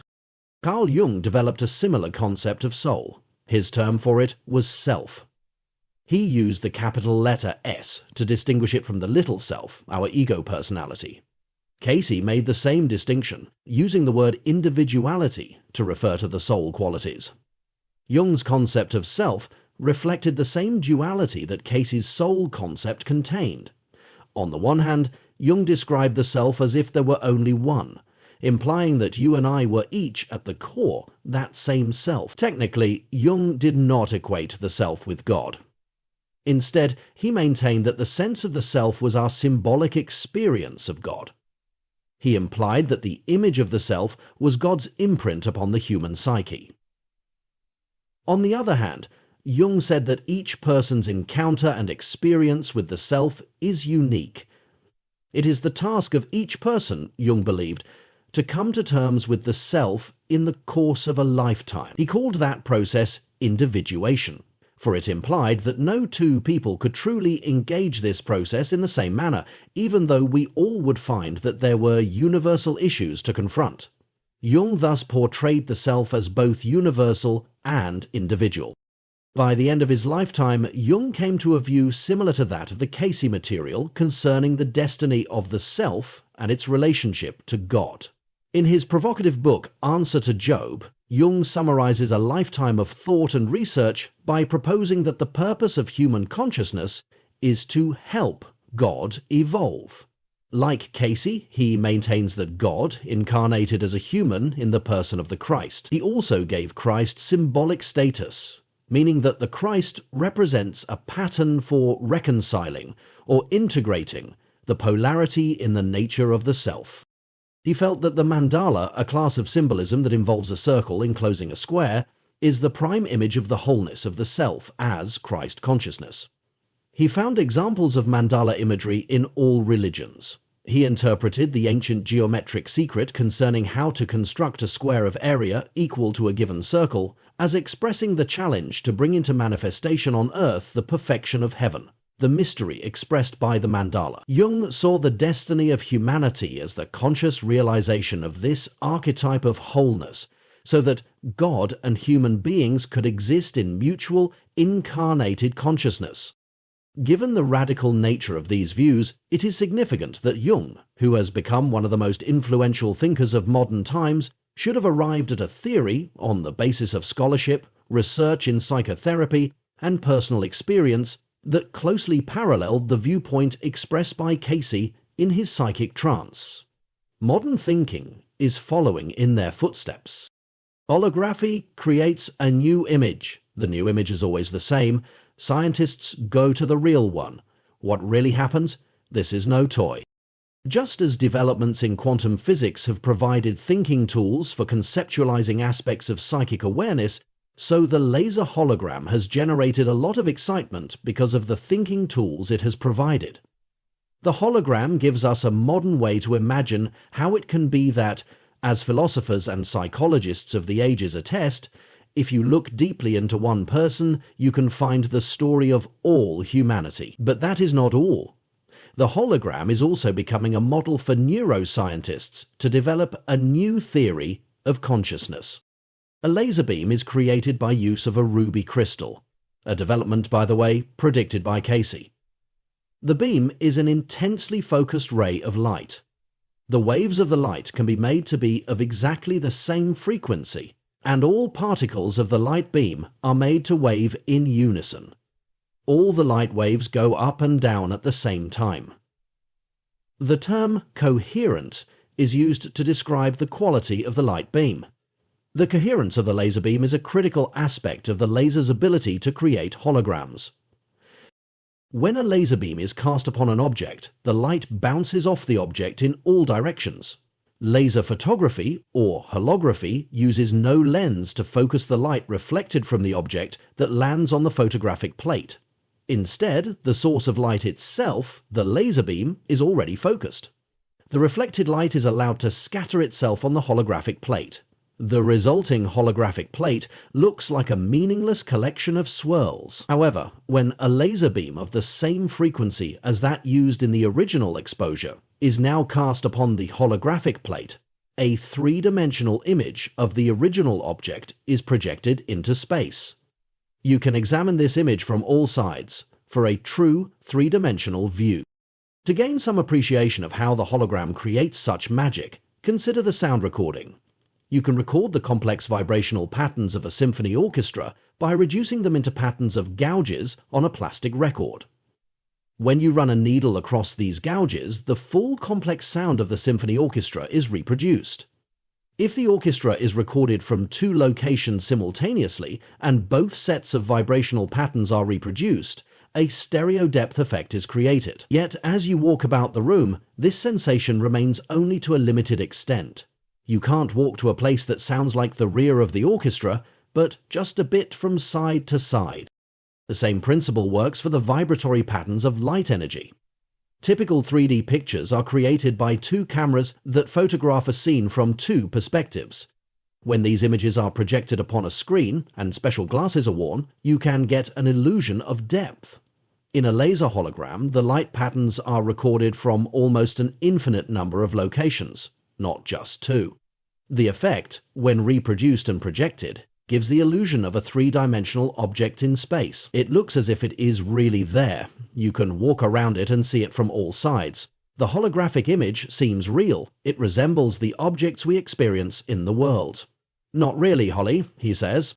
The seemingly magical has become a thinking tool for transpersonal psychology because it provides us with a concrete, material example of the paradoxically holistic attribute of the soul. That is, you can break up the holographic plate into several pieces and take any one piece, shine the laser beam on it, and the entire three-dimensional image is again projected into space to be examined. The only difference between the image seen when projected from a complete plate and when projected from a piece of the plate is that the former is sharper in detail. Thus, each tiny piece of the hologram, although distinctive in the pattern of its record, nevertheless contains a functioning version of the original image. Until the hologram, there were no material counterparts of the ancient notion that each person, no matter how unique, is a mirror of the cosmos. So, brain consciousness as hologram. In explaining psychic awareness, Cayce made the odd statement that the brain is capable of resonating to vibrations. Can you imagine the brain quivering in response to sounds? Cayce explained that consciousness is not in the brain, but that the brain is a receiver of consciousness, much as a radio is the receiver of radio waves. His theory of brain function seems at odds with what we theorize about how the brain works. We tend to think of the brain as a mass of wires conducting information to and fro. Yet theories about brain functioning are changing. Holography has provided neuroscientists with a new model. Stanford University's Carl Pribram now postulates that the brain constructs what we experience in consciousness the same way as a holograph projects an image out into space. Rather than thinking of the brain as the creator of consciousness, Pribram believes that the brain resonates to vibrations that are in a dimension outside of time and space, similar to Cayce's fourth dimension of ideas and Sheldrake's morphogenic field. As the brain resonates to these vibrations, the patterns of neural firings throughout the brain are decoded, just as vibrational interference patterns can be decoded. The result of these decoding calculations is the structuring of consciousness into the images and experiences that constitute the contents of consciousness.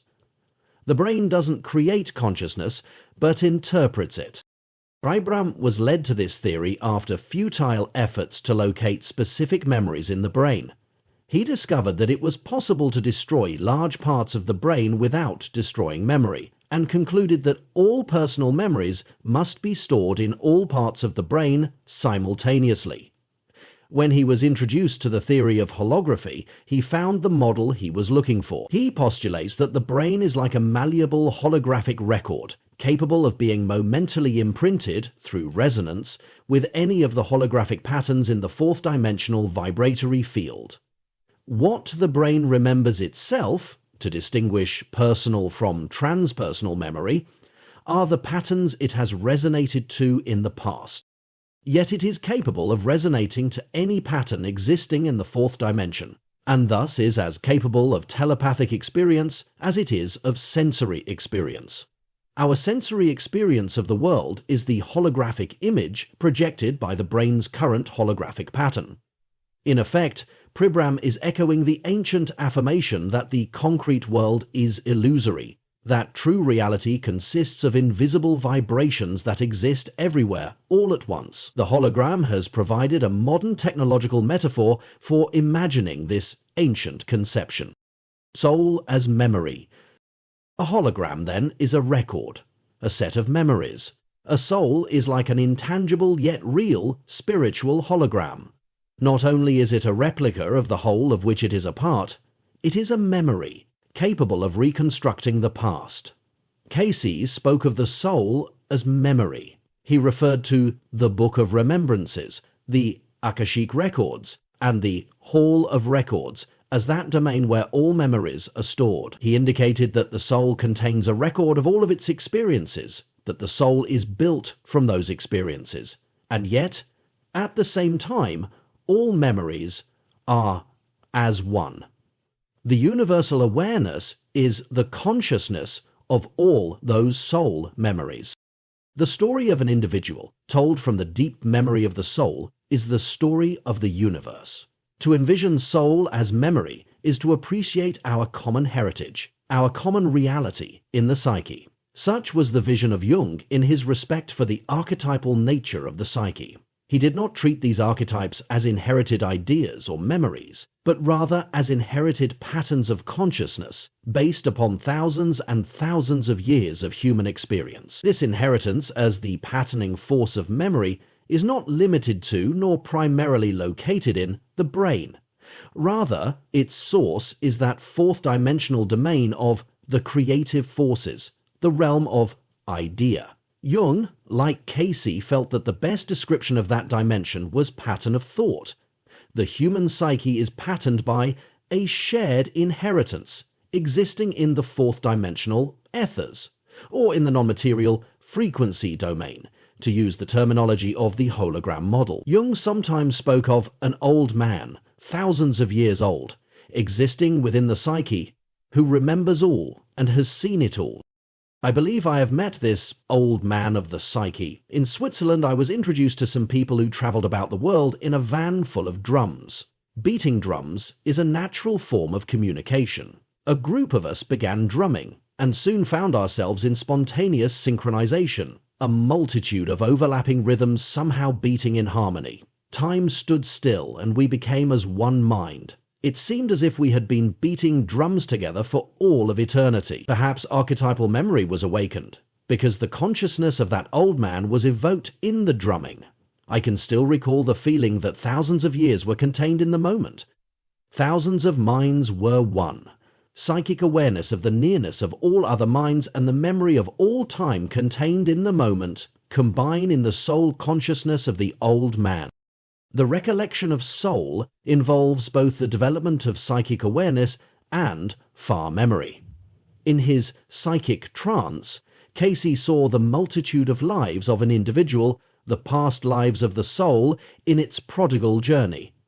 In his waking state, Cayce was initially an Orthodox Protestant in his biblical interpretations. In his psychic trance state, however, he asserted that reincarnation was a reality. Cayce eventually integrated his perspective on reincarnation, karma, and grace into his religious doctrine. But such philosophical issues, and his suggestions on how to recall past lives, deserve special treatment, for they are beyond the scope of this book. Memory in the morphology of the field. There is another sense in which memory seems to exist outside the context of individual brains, with psychic or transpersonal implications. Sheldrake's theory of the fourth-dimensional morphogenetic field, used to explain how new ideas simultaneously occur in the minds of different individuals, is also related to Jung's notion of the Akashic record, and Cayce's view of the Akashic record. No experience is ever forgotten, according to Sheldrake, for every experience is stored within the morphogenetic field. If enough people have a similar experience, then the pattern of that experience becomes strong enough within the fourth-dimensional field to influence other people to have that experience. Sheldrake's hypothesis of transpersonal memory has been subjected to experimental verification. In one study, Sheldrake sent assistants around the world to test people in their ability to perceive hidden objects in two different pictures.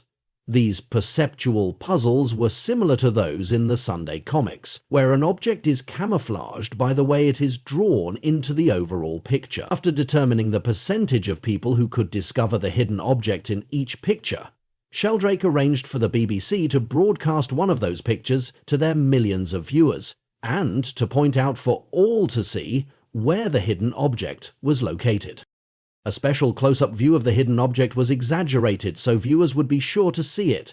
Sheldrake speculated that through the process of so many people seeing the hidden object in the picture, the morphogenetic field corresponding to detecting that object was strengthened, hypothetically making it easier for other people to detect that object later.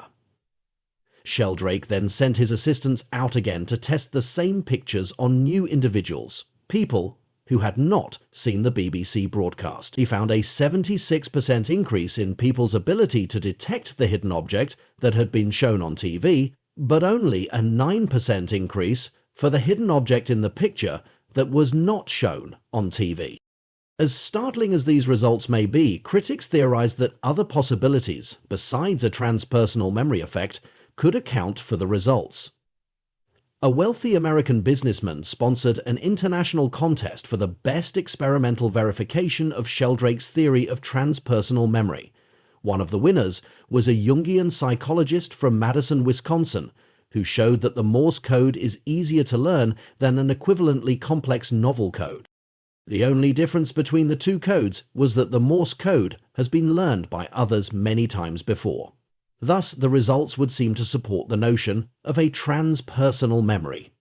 As the experiment was repeated time and again, the effect wore off. The novel code began to enter the morphogenetic field, making it as easy to learn as the Morse code. Other studies along similar lines have also supported Sheldrake's hypothesis that something as brief in terms of human history as a one-time exposure on national television or an experiment training people in the memorization of a code can have effects on transpersonal memory lends credence to Cayce's view that nothing is ever forgotten. Every experience is stored in a book of remembrances. Psychic is of the soul. Socrates' ancient advice, know thyself, was Cayce's second suggestion for developing psychic ability. The first suggestion was learning cooperation.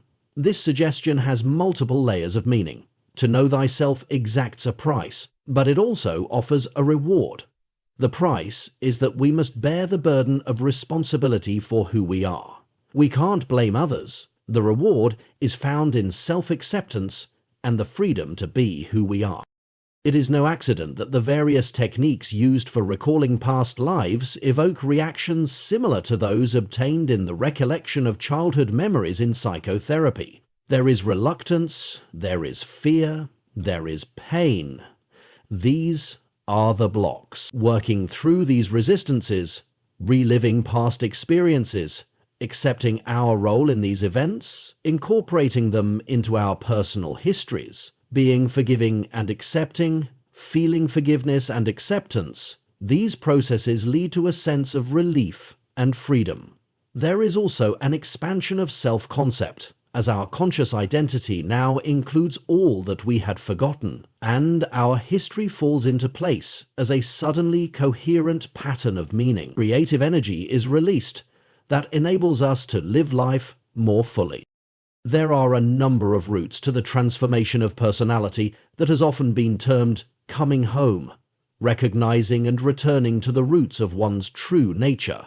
A near-death experience can have that effect. Depth psychotherapy can have that effect.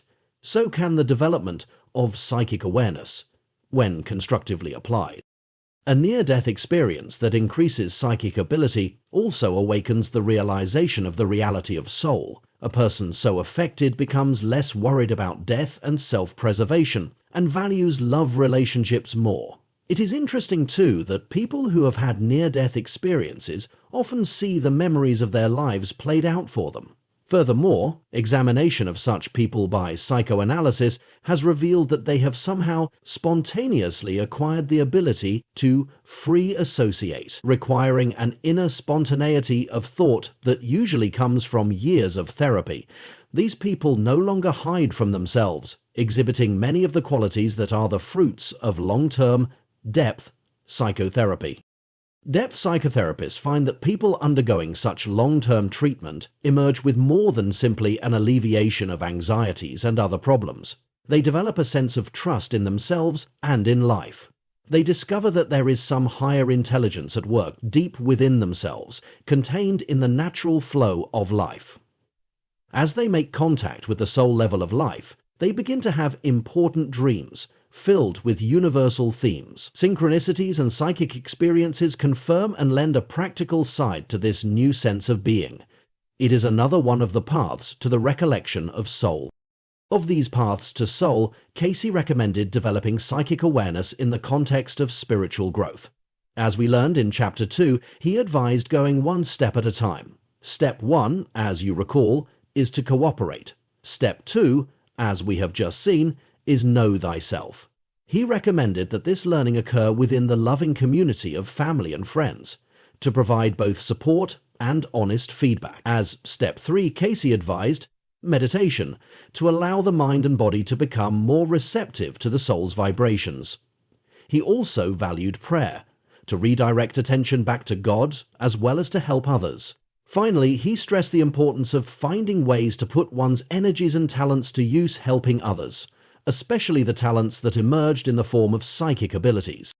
Psychic ability, according to Cayce, was a function of the soul's experience during many lifetimes. In a reading concerning the development of his own psychic ability, he described how in one life he was a soldier, mortally wounded in battle. As he lay dying, he had prayed to be released from his pain-racked body and experimented until he induced an out-of-body experience.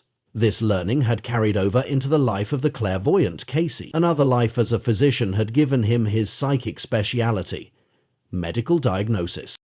Cayce maintained that psychic abilities are a function of knowledge and skills developed and constructively applied. What we use is ours to keep. He therefore encouraged us to take a practical approach. We should look for psychic ability to appear first in those areas of life where some creative talent is already being used in service to others, and to go from there. His formula, then, was 1 part self-development at the spiritual, mental, and physical level, and 1 part service at the level of prayer and at the practical level of everyday interactions with others. In this way, 1 step at a time, balanced development is assured. Psychic awareness is not some new superhuman power, but the natural expression of the holographic soul. 9. The infinite mind. A mind is a portion of the soul force of each body, and allowing this to become more and more controlled by the subjugation of the physical. Consciousness allows this greater influence to staggerate the correlations against us, become more active. Sigmund Freud is often credited with the discovery of the unconscious. In truth, he was but one of a long chain of people who brought to light this dark region of the mind. In Aristotle's time, for example, the unconscious mind was thought to dwell on the moon. It was said to be immortal and common to all. The conscious mind was seen simply as a function of the body, and was assumed to die with it. In 1892, Thomas J. Hudson, an American, published The Law of Psychic Phenomena, which outlined his theories of the subconscious mind and its telepathic and clairvoyant abilities. Freud was a latecomer and restricted in his vision of the unconscious to repressed childhood memories. Much of Cayce's description of the subconscious mind is in accord with Hudson's treatise, which Cayce encouraged us to read. It is important to appreciate the unconscious, because our conscious awareness is but a small part of the entire range of intelligent awareness, the tip of the iceberg. Basing our impression of reality upon this visible tip, upon what is available to the conscious mind, we mistake the impression for the truth. Underneath the sea, a larger reality exists. For example, the various islands and land masses of the earth seem to be separate, yet beneath the sea the truth is revealed. The land is one continuous surface, valleys filled with sea, mountains rising into the air. So too, to the infinite awareness of the unconscious, all of life is one unified being. Much that seems strange or impossible to the conscious, rational mind is only too clear to the unconscious mind.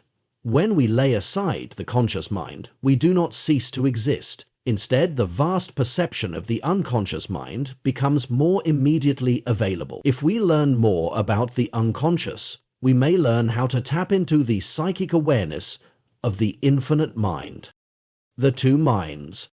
The phrase being of two minds connotes a conflict. When Cayce was once asked to define mind, he defined it as that which opposes the will. It seems like a strange definition, yet it refers to a universal conception of the nature of what we call conscious awareness or consciousness. In his Essays in Zen Buddhism, the renowned Zen spokesman D.T. Suzuki wrote, "In the beginning, the will wants to know itself, and consciousness is awakened, and with the awakening of consciousness, the will is split in two. The one will, whole and complete in itself, is now at once actor and observer." You experienced this competition in the will firsthand in the awareness exercise you attempted in Chapter 2.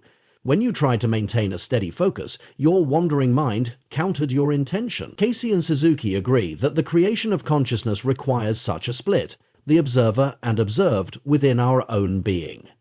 This split echoes the pattern of creation we discussed in Chapter 3, when we discussed the yin-yang symbol as an example of the appearance of duality as the means of creation.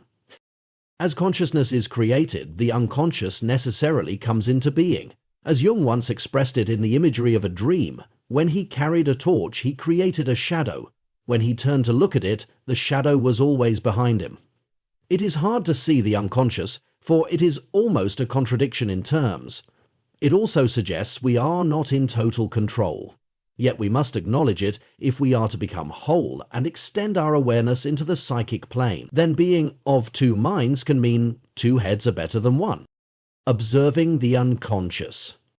An easy and entertaining way to take a peek at the unconscious is to make yourself a psychic pendulum. Get a nut for a 1/2 inch to 5/8 inch bolt and tie a 1 foot long thread to it. Wrap the loose end of the thread around your middle finger, with the nut swinging free on about 6 inches of thread. Hold your palm down with the nut suspended beneath it. If you like, rest your elbow on a table and suspend the nut about an inch above the table. Notice that the main patterns in which the nut can swing in a stable fashion are back and forth, either from right to left, or toward you and away again, and around in a circle. Now, see if the pendulum will swing in awe of those patterns in response to a question you ask of it. Begin by asking, "Will you please swing in the direction you want to indicate yes?"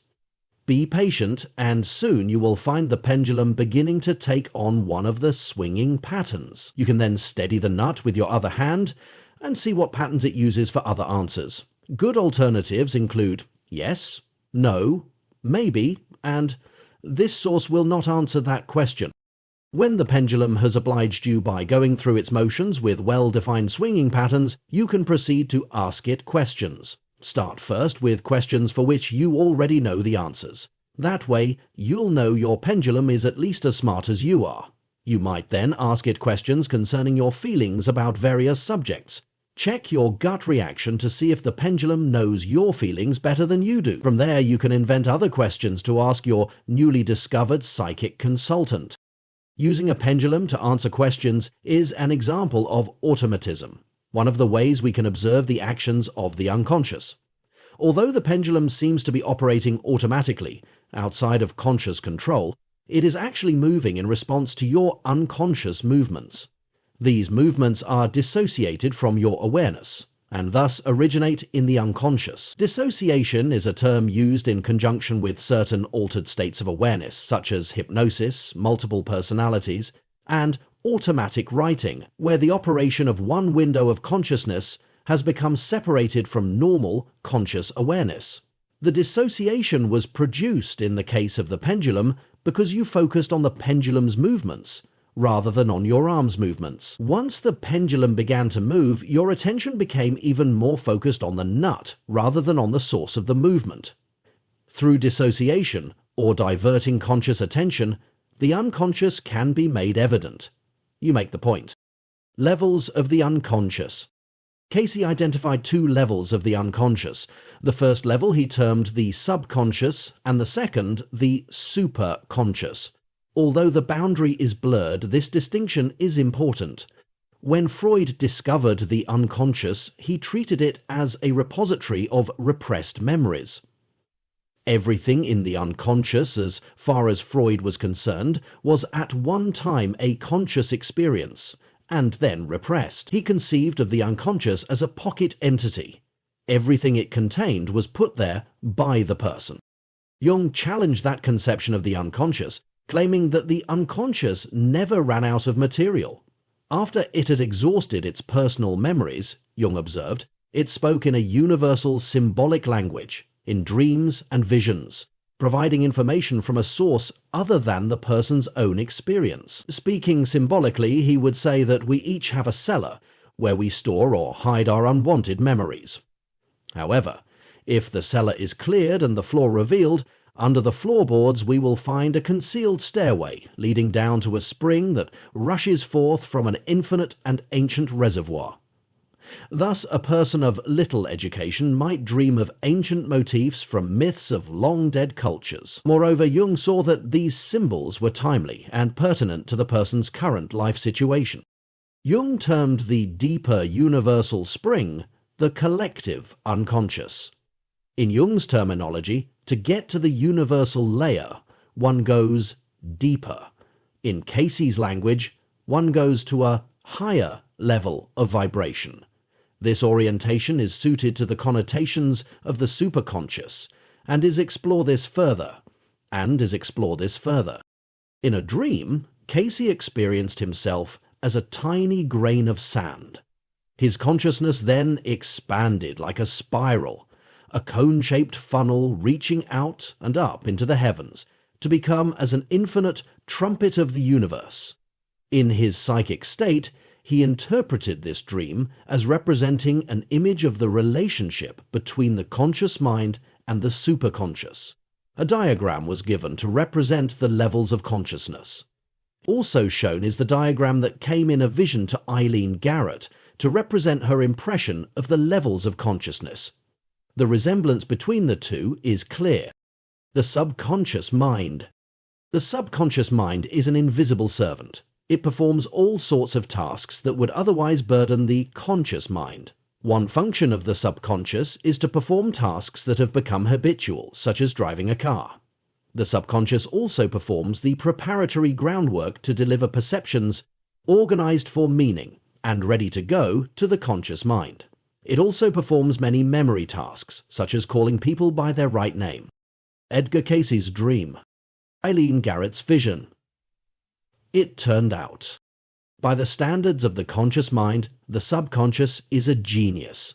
It is able to notice all sorts of subtle details that never appear in awareness. It has an almost perfect memory, and it is able to juggle all these things while performing calculations, organizations, and information search and retrieval. The subconscious notices everything. The conscious mind seems blind and inattentive by comparison. Subliminal stimulation is a case in point.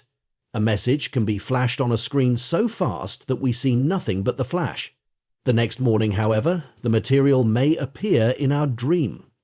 A recorded statement can be speeded up so fast that it sounds like a quick squeak, but again, the statement will appear in the next morning's dream. This supersensitivity is not limited to keen perception. It also seems to involve the abilities of a master detective who can discern subtle patterns. For example, British psychiatrist Morton Schatzman has shown that dreams can solve puzzles that baffle the conscious mind. In one experiment, subjects were asked what was unusual about this sentence. "Show this bold Prussian that praises slaughter, slaughter brings rout." One woman studied the sentence for some time with no luck. Then she went to bed. In her dream that night, she hands a woman a slip of paper with the sentence written on it. The woman begins to laugh. The dreamer can't figure out why the woman is laughing and moves on. In the next scene, she is with a group of people at a table and they are all laughing. Again, she can't figure out why they are laughing, but one woman suggests she would feel better if she took her head off. A man comes over to her and says, "Too many vowels, too many letters." When she woke up from the dream, she studied the sentence again, trying to see if the suggestion about vowels would lead to a solution, but it did not, so she went back to sleep. The next day, she wondered if taking the head off meant removing the first letter of each word. That resulted in a new sentence. How his old Russian hat raises laughter. Laughter rings out. The meaning of laughter in the dream now seems obvious. Constant hackism. In addition to its spectacular perception, the subconscious has an almost perfect memory. It forgets nothing. Even remembering things you never consciously noticed in the first place. Cryptomnesia is the term often used to describe this ability. Sometimes the feats performed suggest ESP, or past life recall. Thomas J. Hudson reports such a case. An illiterate peasant girl afflicted with a fever began to pontificate in foreign tongues. Priests, brought in as witnesses, took dictation, verifying the languages spoken as Greek, Hebrew, and Latin. A physician, playing detective, traced her origins. It turned out that she was raised by a minister uncle who habitually read aloud. Among his possessions were books in the ancient tongues, and the exact passages spoken by the girl were located in them. Thus, the source of the girl's amazing pronouncements was her subconscious, which had forgotten nothing. The power of suggestion. In contrast to these prodigious abilities, the subconscious is also hopelessly naive and gullible. This trait is evident when it comes to the effects of suggestion. The subconscious takes suggestions literally and without question. Cayce stresses this aspect of the subconscious because he advises that we tend to become our own self-fulfilling prophecy. As he puts it, as we think, so we become. The subconscious registers all our thoughts about ourselves, assumes them to be true, and acts accordingly. We can take charge of this attribute of the subconscious, and extensive literature exists on what can be accomplished through the power of suggestion. Yet, the phrase is somewhat misleading, for the power lies not with suggestion, but with the capabilities of the subconscious. Suggestion is but the handle on the power, the means of communication with the subconscious. We can also communicate with the subconscious through imagery because it is much more visual than verbal. For example, try to make your mouth salivate by giving it the verbal command, salivate, salivate. Now try imagining biting into a lemon and sucking out the juice. Notice the difference in effect? Communicating with the subconscious through suggestive imagery is often much more effective than communicating with it in words. Properly addressed, the subconscious has a seemingly infinite range of skills. It has the power to control bodily reactions that would ordinarily seem out of reach. In fact, with the proper use of suggestive imagery, it is possible to induce the subconscious to control the actions of individual cells within the body. But the subconscious is also capable of other amazing feats of genuine creativity. Hudson points out that the subconscious is capable of taking an assumption suggested to it and playing out all the implications. To illustrate, he describes the following demonstration of channeling Socrates. A young man is hypnotized and given the suggestion that Socrates is standing before him. When the man nods in agreement, indicating that he sees Socrates, it is suggested that he may wish to ask Socrates some questions. He does so, and is then asked to repeat Socrates' answers. There follows an impromptu discourse, given with ease and clarity, which is a stunning performance of philosophical eloquence. Even knowing the speech to be that of the subconscious of the young man, the audience is inspired to take notes so as not to forget the illuminating insights. Such is one example of the genius of the subconscious, usually attributed to the power of suggestion. The subconscious is psychic. The genius of the subconscious seems boundless. Perhaps that is because it is in contact with every other subconscious mind. This concept is worth pondering. Our language reflects it. The feelings were in the air, connotes non-verbal telepathic communication. Striking a chord with another person recalls how we resonate together, each contributing our unique feeling vibration to the harmony we feel. We often do not wish to have this contact made conscious, or at least publicly acknowledged. Perhaps it is enough that we recognize at a subliminal level that our subconscious minds are in sympathetic unison. As often as it occurs, it is relatively rare for people to talk about such feelings, except perhaps the rapture of romantic love. Intimacy between people often has a psychic component we choose to ignore. Doing otherwise would sometimes make us just too close for comfort. It is not always necessary, appropriate, or helpful to make psychic awareness an explicit focus. On the other hand, did you ever have the feeling that someone far away was thinking about you? One of the most common experiences of telepathy is to have someone phone at a time when you are thinking of that person. The person's taking the initiative to make the phone call seems to initiate the telepathic process. When thoughts are directed our way, or even if a person thinks thoughts that are meaningful to us, we can be affected. In a series of fascinating experiments, E. Douglas Dean demonstrated that when a sender concentrated on the name of a person who had personal significance for a receiver, an increase in the blood flow of the receiver could be detected. When the sender concentrated on the names of strangers, there was no effect. It is as if the receiver warmed up to thoughts about people he cared about. It is through the interconnection of our subconscious minds that moods can spread. There seems to be no boundary. The possibilities are infinite. Maharishi Mahesh Yogi, the founder of Transcendental Meditation, proposed that if just 1% of the population would meditate, the consciousness of the entire planet would be raised. Recently, his suggestion has been supported by research. One study located cities with populations of over 25,000, in which at least 1% of the population were registered TM practitioners, and compared these with equivalent cities having few TM users. Researchers found that those cities satisfying the 1% criterion experienced declining crime rates, while the other cities had a crime rate paralleling the national upward trend. This finding prompted several experiments. The results, reported in the book The Maharishi Effect by Elaine and Arthur Aaron, were impressive. The experimenters chose target areas for temporary gatherings of many TM meditators. For example, the state of Rhode Island was chosen for a summer-long intensive course, attracting TM practitioners from the entire East Coast. International trouble spots were also chosen as targets: Nicaragua, Iran, and Zimbabwe. And large groups of meditators were sent to these regions to practice TM intensively. Various indices of conflict were compiled: deaths by accident, murder, suicide, divorce, for each region, covering several months both prior to and after the meditation gathering. Results indicated that, during the period of the course, indices of conflict were significantly reduced from levels prior to the onset of the meditation. When the meditators ceased their experiment and left the region, the indices returned to their previous levels. The poet John Donne said, "No man is an island." I wonder if he truly realized how we all swim together in the same emotional waters.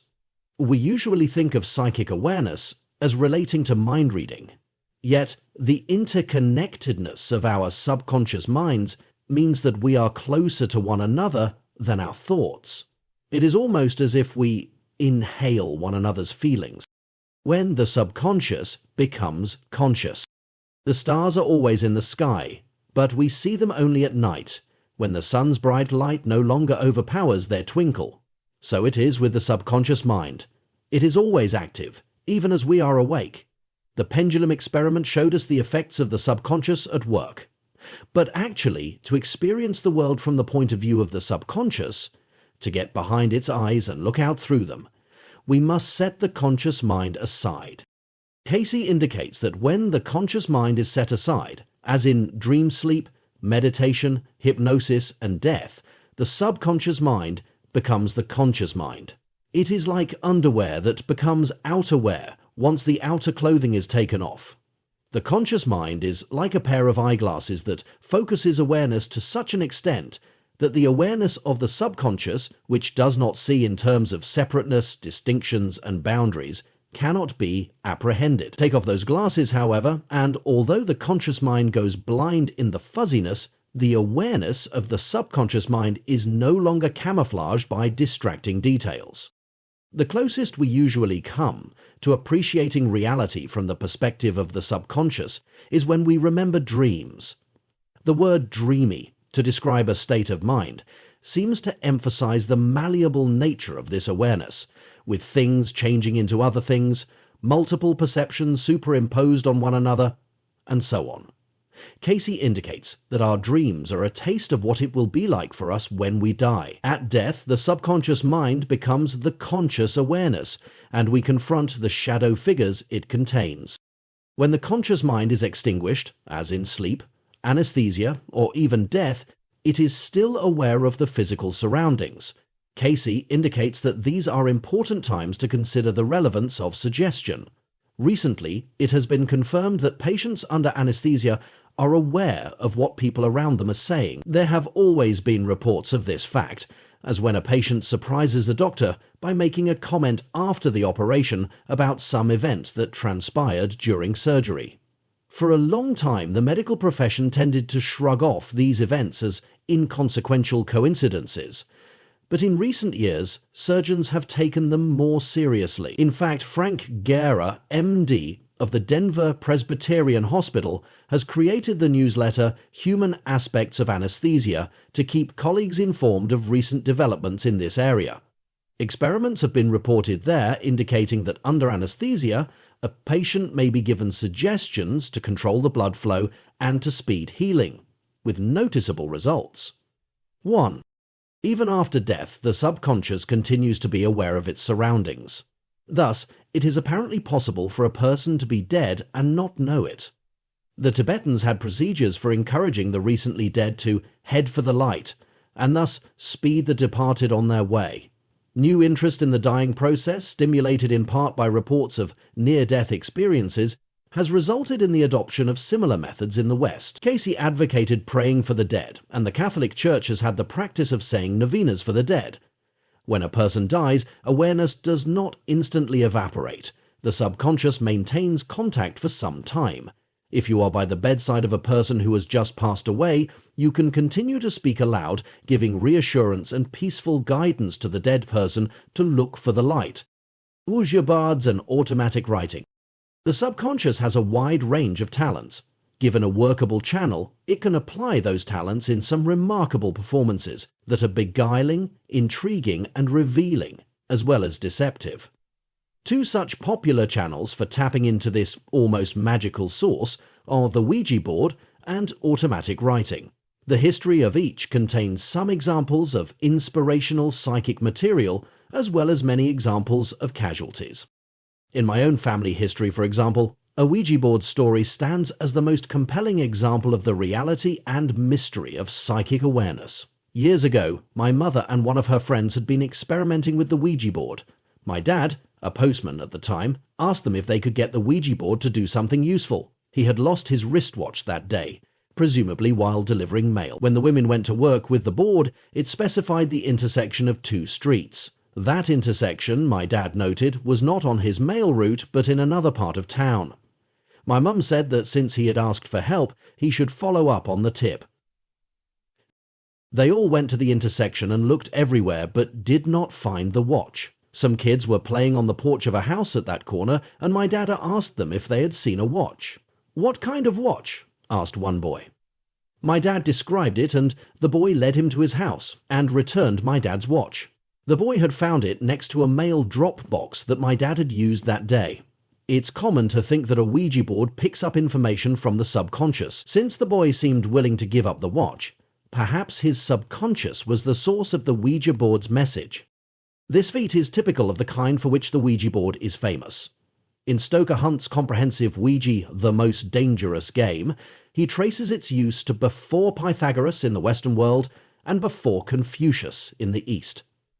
Both traditions used it to consult spirits. In modern times, it has continued to arouse interest and controversy. In 1912, for example, when a woman named Pearl Curran experimented with a Ouija board, a person named Patience Worth appeared. Although Pearl had only an 8th grade education, Patience dictated several novels and much fine poetry. Her novels, The Sorry Tale and Hope Trueblood, received rave reviews from the literary critics.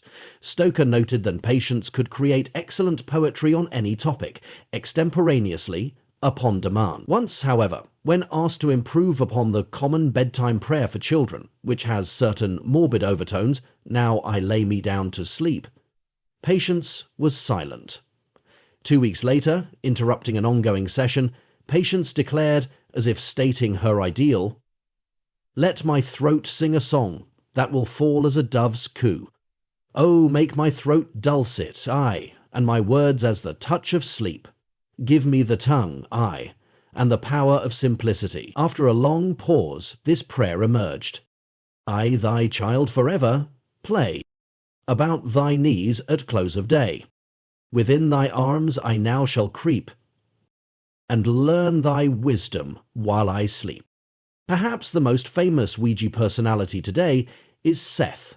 Seth first came manifested through Jane Roberts' experimentation with a Ouija board. Later, Seth orally dictated a series of metaphysical books while Jane was in trance. One of them, first published under the title The Coming of Seth and subsequently named How to Develop Your ESP Powers, advocates the use of the Ouija board as a learning instrument to develop ESP. Jane progressed from the Ouija board to channeling Seth orally. In that sense, a Ouija board can be an effective jumping-off place to begin developing psychic sensitivity. Yet, in all of the sources Hunt reviewed, Seth is the only one to have continued to advocate the use of the Ouija as a doorway into the psychic. Others who have used it, even if effectively, have ended up discouraging others to do so. For example, poet James Merrill created his Pulitzer Prize-winning 3-volume epic, The Changing Light at Sandover, by using a Ouija board. Merrill said that he saw too many friends getting caught up in it and swept away. Hunt reports one case of murder, countless mental derangements, spirit obsessions, and situations resembling spirit possession. Cayce also issued strong warnings against its use. Automatic writing is just as controversial. Like Ouija, it invites the subconscious to reveal itself for conscious scrutiny. For example, Anita M. Mule, MD, a psychiatrist who has worked with automatic writing as a therapeutic device, found that it is a powerful tool for her patients in discovering the subconscious mind.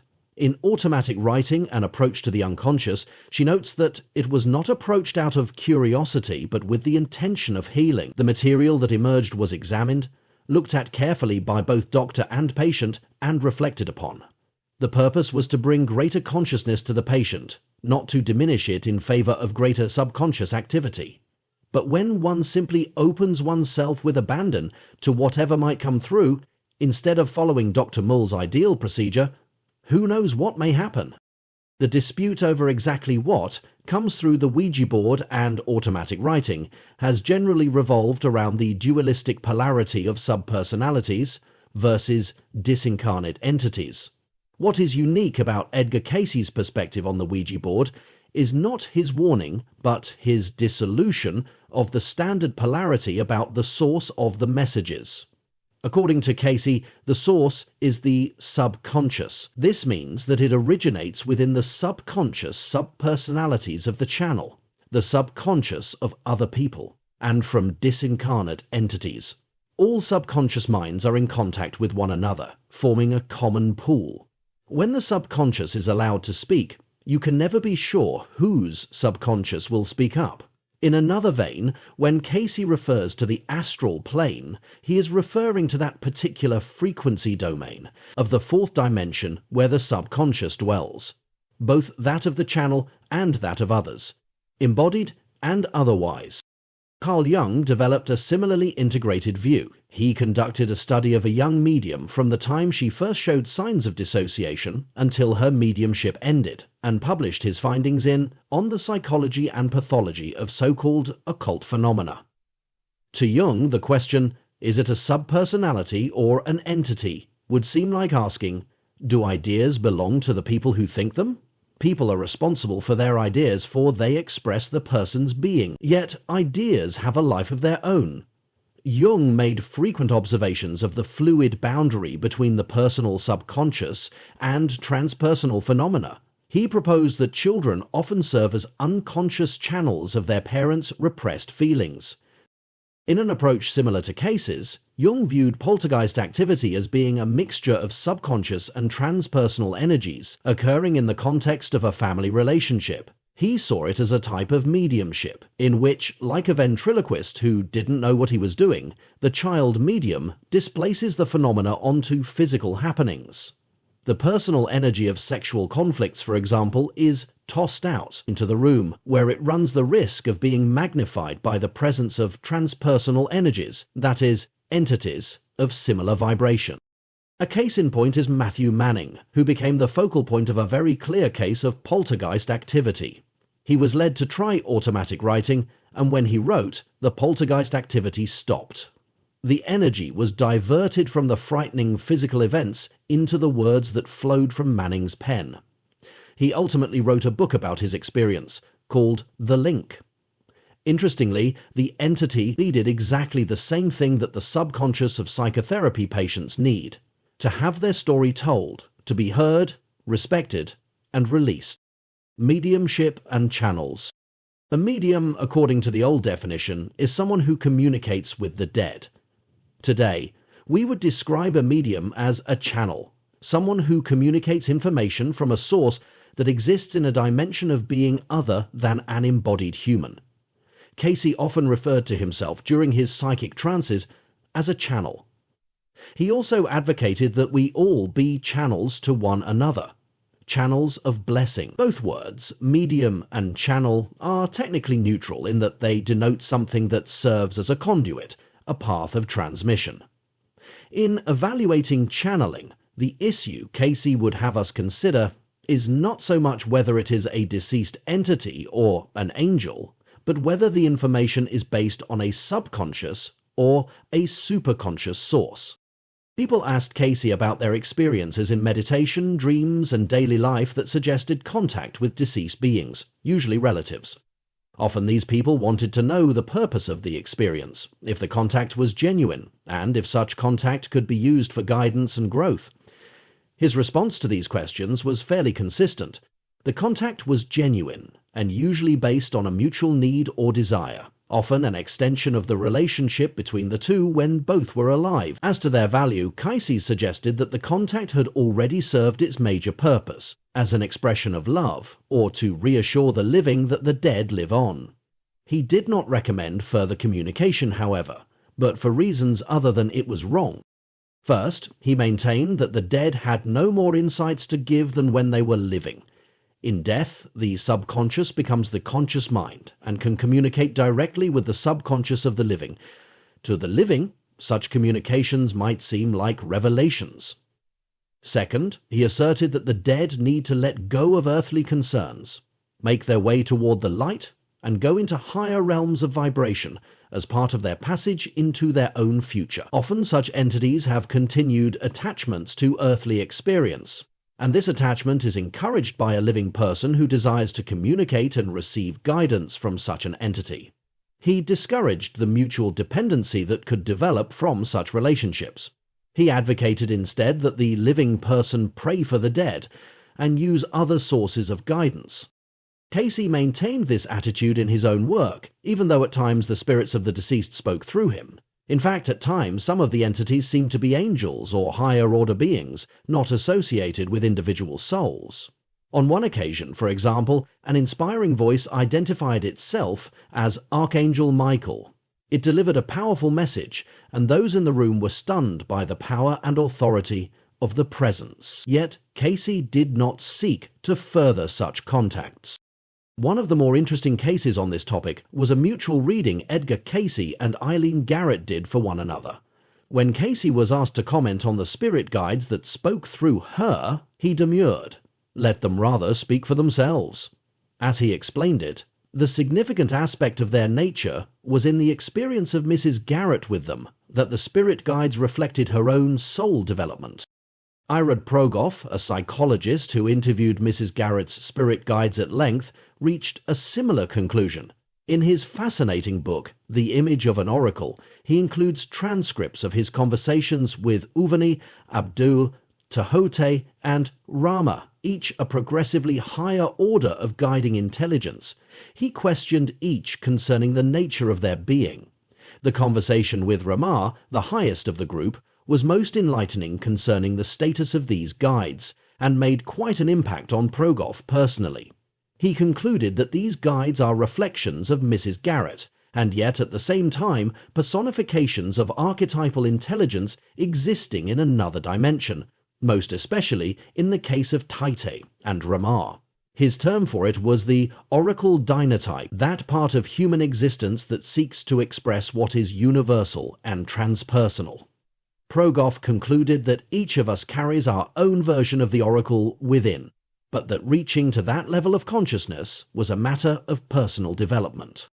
When Mrs. Garrett gave a reading for Cayce, it was Uvani who spoke. Uvani confirmed the difference in channeling style between Cayce and Mrs. Garrett. That is, that entities spoke through her, while Cayce attuned to the highest within himself to view the situation under study. He also indicated that Cayce too had spirit guides that very much wanted to be able to speak. When asked to identify them by name, Uvani gave an answer similar to Cayce's, that it was up to Cayce himself to make that determination. Uvani went on to encourage Cayce to make use of these guides. He said that when Cayce was tired, they were already likely to speak on his behalf spontaneously.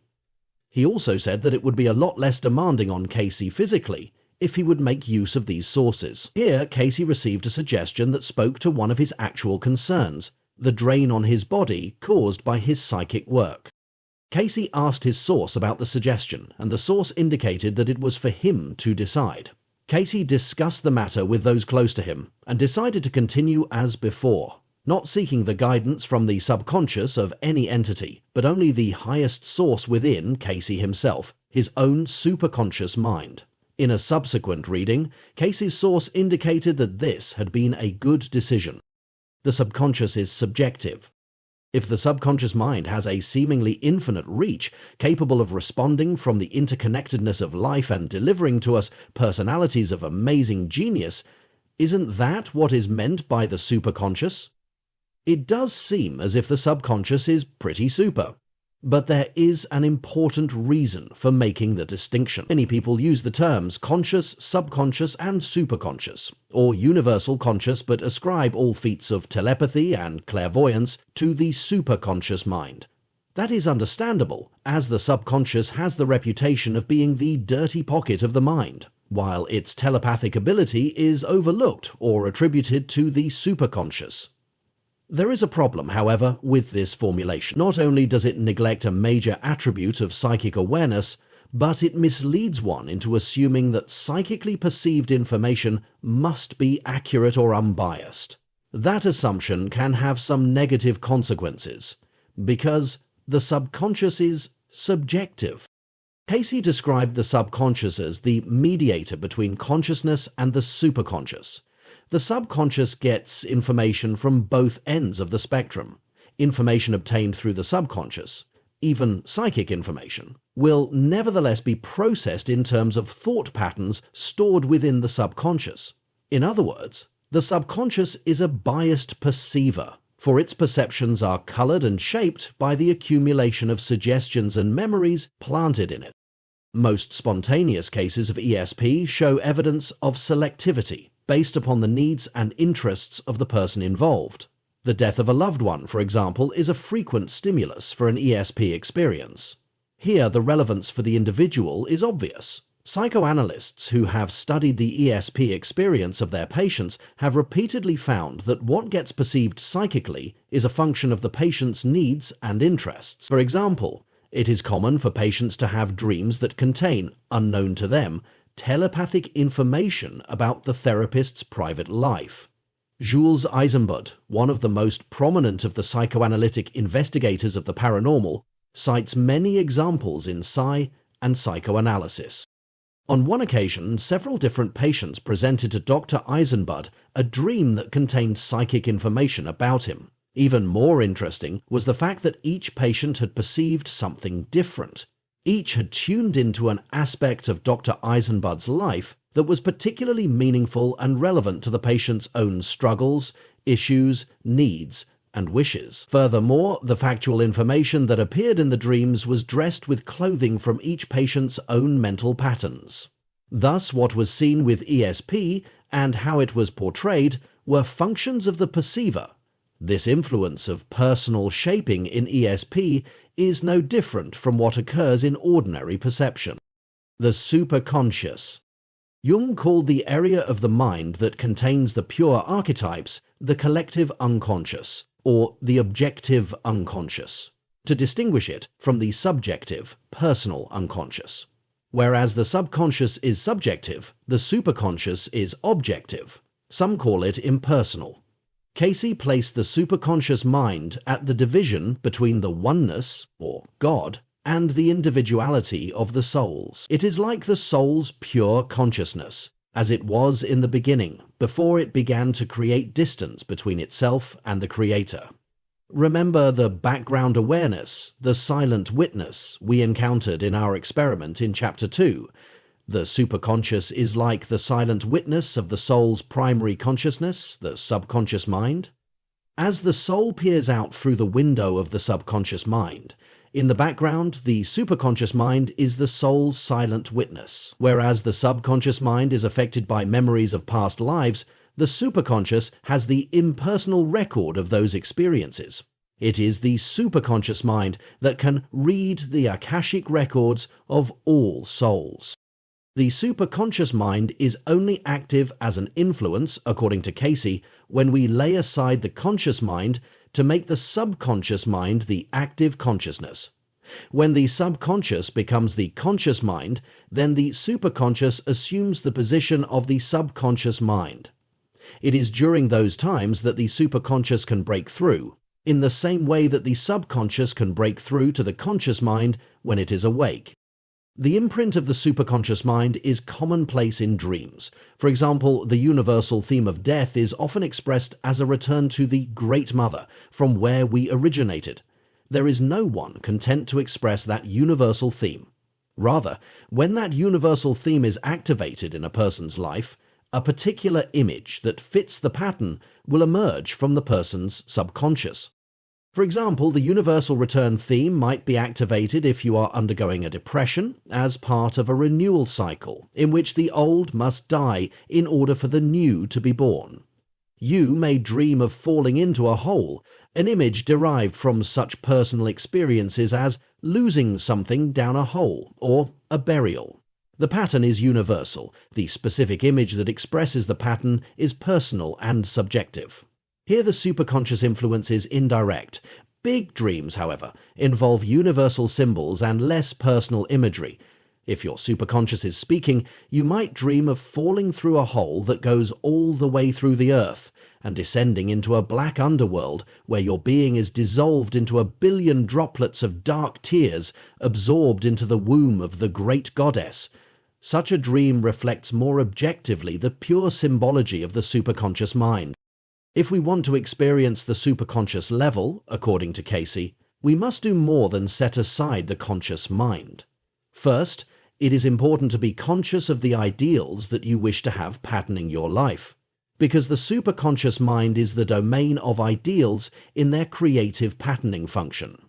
The struggle to make an ideal a practical reality activates the energy of the superconscious mind. Second, it is important to find a way to live your life that simultaneously expresses your individuality and serves the needs of others while supporting their individuality. The superconscious mind is a level of being in which oneness and individuality are integrated and synonymous. So to live this way is to live in attunement with the nature of the superconscious mind. Finally, you must properly honor your own subjectivity so that it ceases to call out for attention. This allows the universal level more opportunity for influence. Regular meditation and regular use of the hypnotic state for assimilating subjective imagery have been found to increase the frequency of universal imagery in dreams.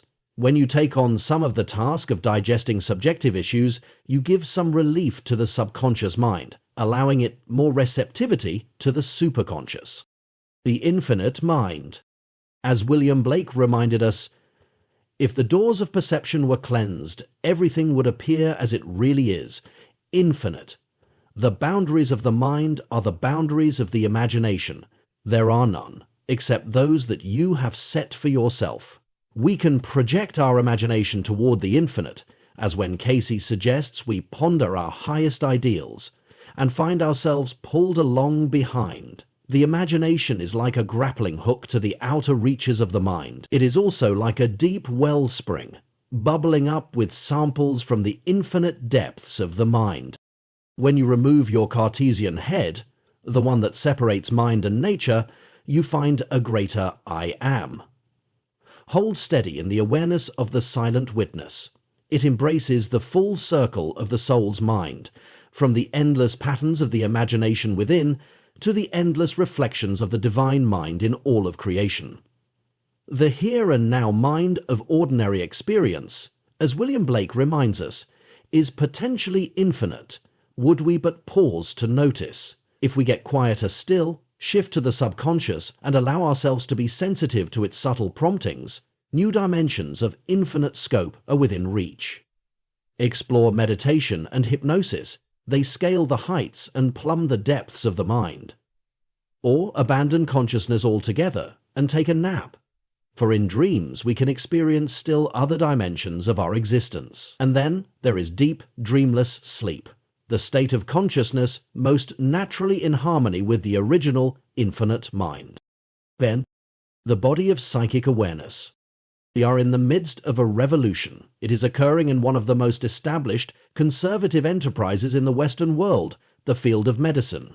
Striking at an intimate and vulnerable dimension of our lives, it will have profound impact upon how we view the world and how we live in it. The revolution, slow to gain adherents, was begun quietly by Edgar Cayce, the father of holistic healthcare based upon a knowledge of how the mind affects the body. Cayce's leadership was recognized by the Journal of the American Medical Association, March 16, 1979, whose editor, John P. Callan, MD, wrote, "The roots of present-day holism probably go back 100 years to the birth of Edgar Cayce in Hopkinsville, KY. Many of the exciting developments in contemporary medicine were presaged by Cayce in his psychic readings, not just the general notion that the whole person needs to be considered when thinking about health, but very specific facts and concepts about the workings of the body, especially the influence of mental factors upon bodily conditions. It is in this area that Cayce's psychic readings are generally regarded as having achieved their most extensive validation, especially in the past 20 to 30 years. His views concerning the role of the body in psychic awareness are also valid. As we have seen, Cayce's approach to developing psychic awareness focuses on learning to tune to vibrations, to set aside the conscious mind and the value of high ideals. But he also emphasized the importance of the body. The body is the temple where we encounter the psychic energies. We can think of the body as the instrument of psychic awareness. Although the music itself is the message, that music must be expressed through vibrations. The musical instrument communicates the vibrations. If the instrument is not in good shape, it resonates to the vibrations in less than a perfect manner, and thus distorts the music. Psychic awareness is of the soul, but the soul finds itself projected into earth, where it expresses itself through the vehicle of a body. Thus, we must examine the body of psychic awareness. The body corresponds to the soul. The body is like a historical artifact that signals to those who can see a clue as to the nature of the originator. The body is the physical residue of the soul's expression, as the vibrational energy of the soul has been patterned by images created in the mind. In Cayce's perspective on creation, as souls became hypnotized by materiality, they developed bodies and became trapped in them. This poem and his friends participated in. Yet, the body is not simply the symptom of this hypnotic entanglement. It is also the symbol of what has become entrapped. The body thus has a correspondence with the soul and points to it. According to the law of correspondence discussed in Chapter 3, as above, so below, the body is like a physical image of the soul, as that which was created in the image of the Creator. Correspondence has many dimensions. For example, our posture reflects our mood. A sad person may stoop or slouch. A happy person may walk tall. You can read a person's feelings from how the body expresses itself through posture. Handwriting is another physical expression of the inner person, as graphologists will tell us. The structure of the physical reflects the patterns of the spiritual energy, as evidenced in palmistry and foot reflexology. It is important to note that correspondences can work both ways. According to Cayce, not only do the spiritual and mental affect the appearance of the physical, but you can also affect the mental and spiritual levels by changing the physical. In other words, if you are feeling blue and your head is hung over, then lift your head and your spirits will improve. The new body therapies are an expression of this orientation, and there is some evidence for this physical, psychological effect. Recently, a study was conducted to determine the effect of different walking styles upon mood.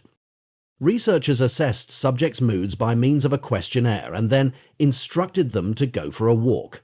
Some people were instructed to walk slowly and to shuffle their feet.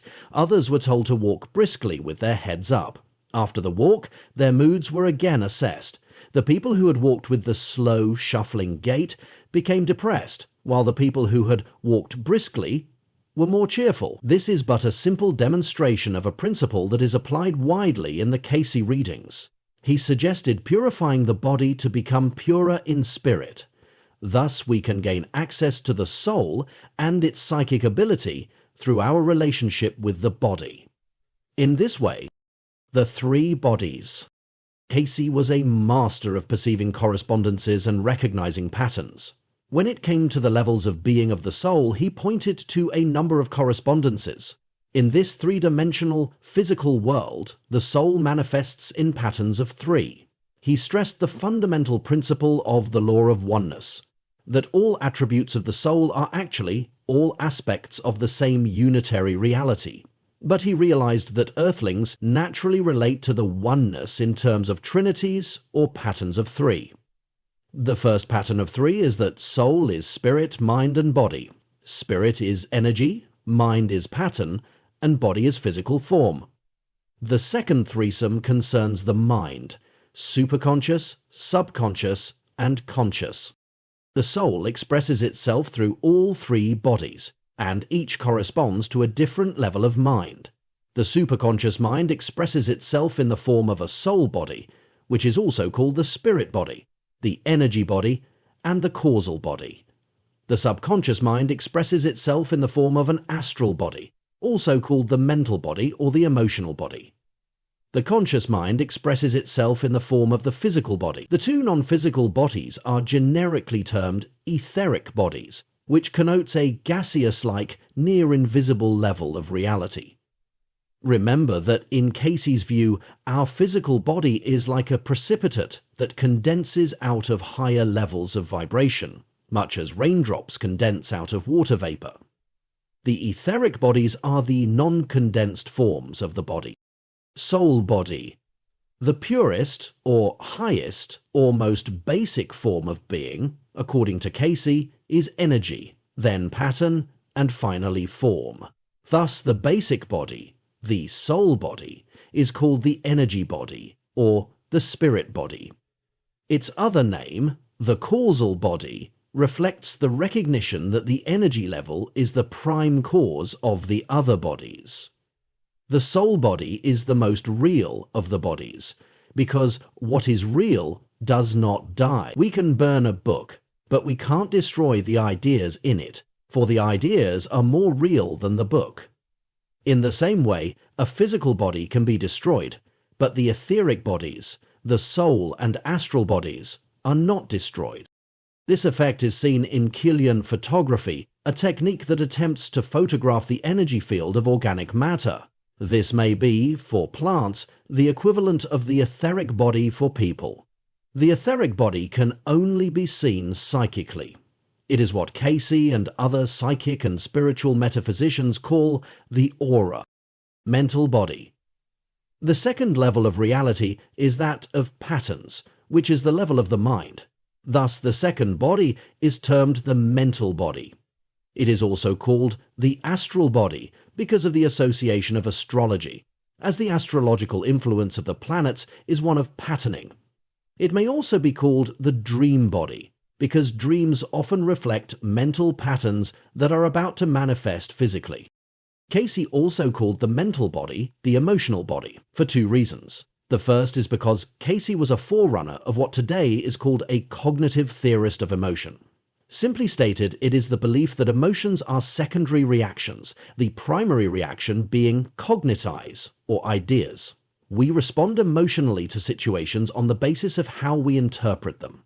If we interpret a situation using a threatening pattern to organize the data, we get scared. This will hurt me. Traditionally, psychology employed an instinctual and then a physical conditioning approach to understanding emotions. Contemporary psychology, however, has adopted a cognitive approach. The role of the instincts is seen as one of patterning. The physical basis of emotions, including their conditioning, is now understood to be based on a foundation of cognition. In other words, it's how you look at things that counts. The second reason Cayce called the mental body the emotional body is because he saw a correspondence in the physical body itself between the three minds and the three bodies. In psychic anatomy and in the realm of the psychic imagination, correspondences are the coin of the realm. Everything relates to patterns of vibration, octaves, and harmonics. Like the jeweled net of Indra, each point in the system reflects every other point. If there are three bodies, we will also find a reflection of all three in each one. Physical body. Cayce saw the operation of the superconscious mind and the soul body reflected and functioning in the endocrine system. The subconscious mind and the mental/emotional/astral body function and are reflected in the physical body through the autonomic nervous system. Finally, the conscious mind and the physical body are reflected by and operate through the cerebral spinal system. The cerebral spinal system includes the sensory system and the voluntary nervous system, which control our muscles. To the average conscious mind, the cerebral spinal system pretty much defines the real world, the sensory material world that we can interact with consciously. If you talked about a brain in head, you'd have to say something like, the sensory material world that we can interact with consciously. The autonomic nervous system is composed of the sympathetic and parasympathetic nervous systems, which control the functioning of our bodily organs. This system also is responsible for the physical effects of emotion. The sympathetic nervous system speeds up the heart under conditions of fear, while the parasympathetic system slows the heart during relaxation. Not only does this system operate outside of conscious awareness, it operates through the consciousness of the subconscious mind. Subliminal stimulation, for example, can excite the sympathetic nervous system through the medium of the subconscious mind without the conscious mind noticing the effects.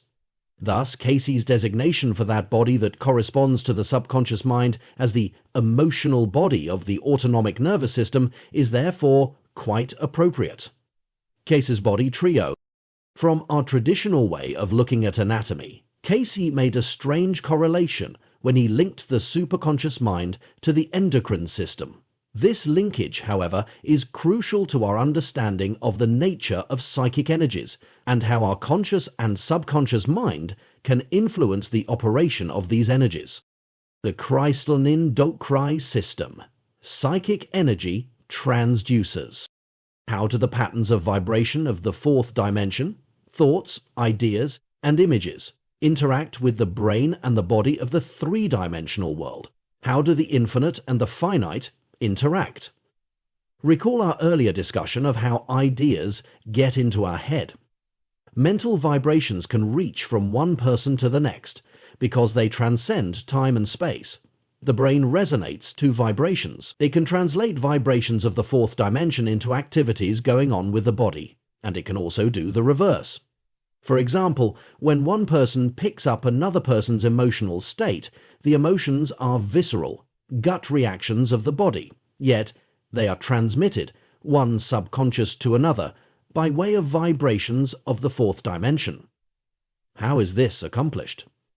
Alchemy, in the official classical sense, suggests that human consciousness is shared. You may recall the old crystal radio sets.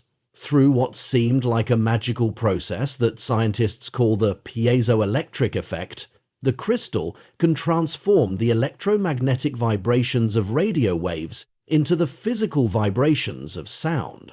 We have such a transformer in our body, an interconnected system of crystals known as the endocrine system. The word crystal is more than merely an apt metaphor. The endocrine system functions like a system of crystal transducers, an electrical engineering term for a component that transforms energy from one form to another. Moreover, the physical evolution and operation of the endocrine system is related to that of crystals found in nature. In Cayce's story of creation, the soul's journey into the creation of bodies corresponded to the Earth's formation, from a gaseous event into a solid planet. Crystals were formed within the depths of the Earth by a process of solidification and precipitation.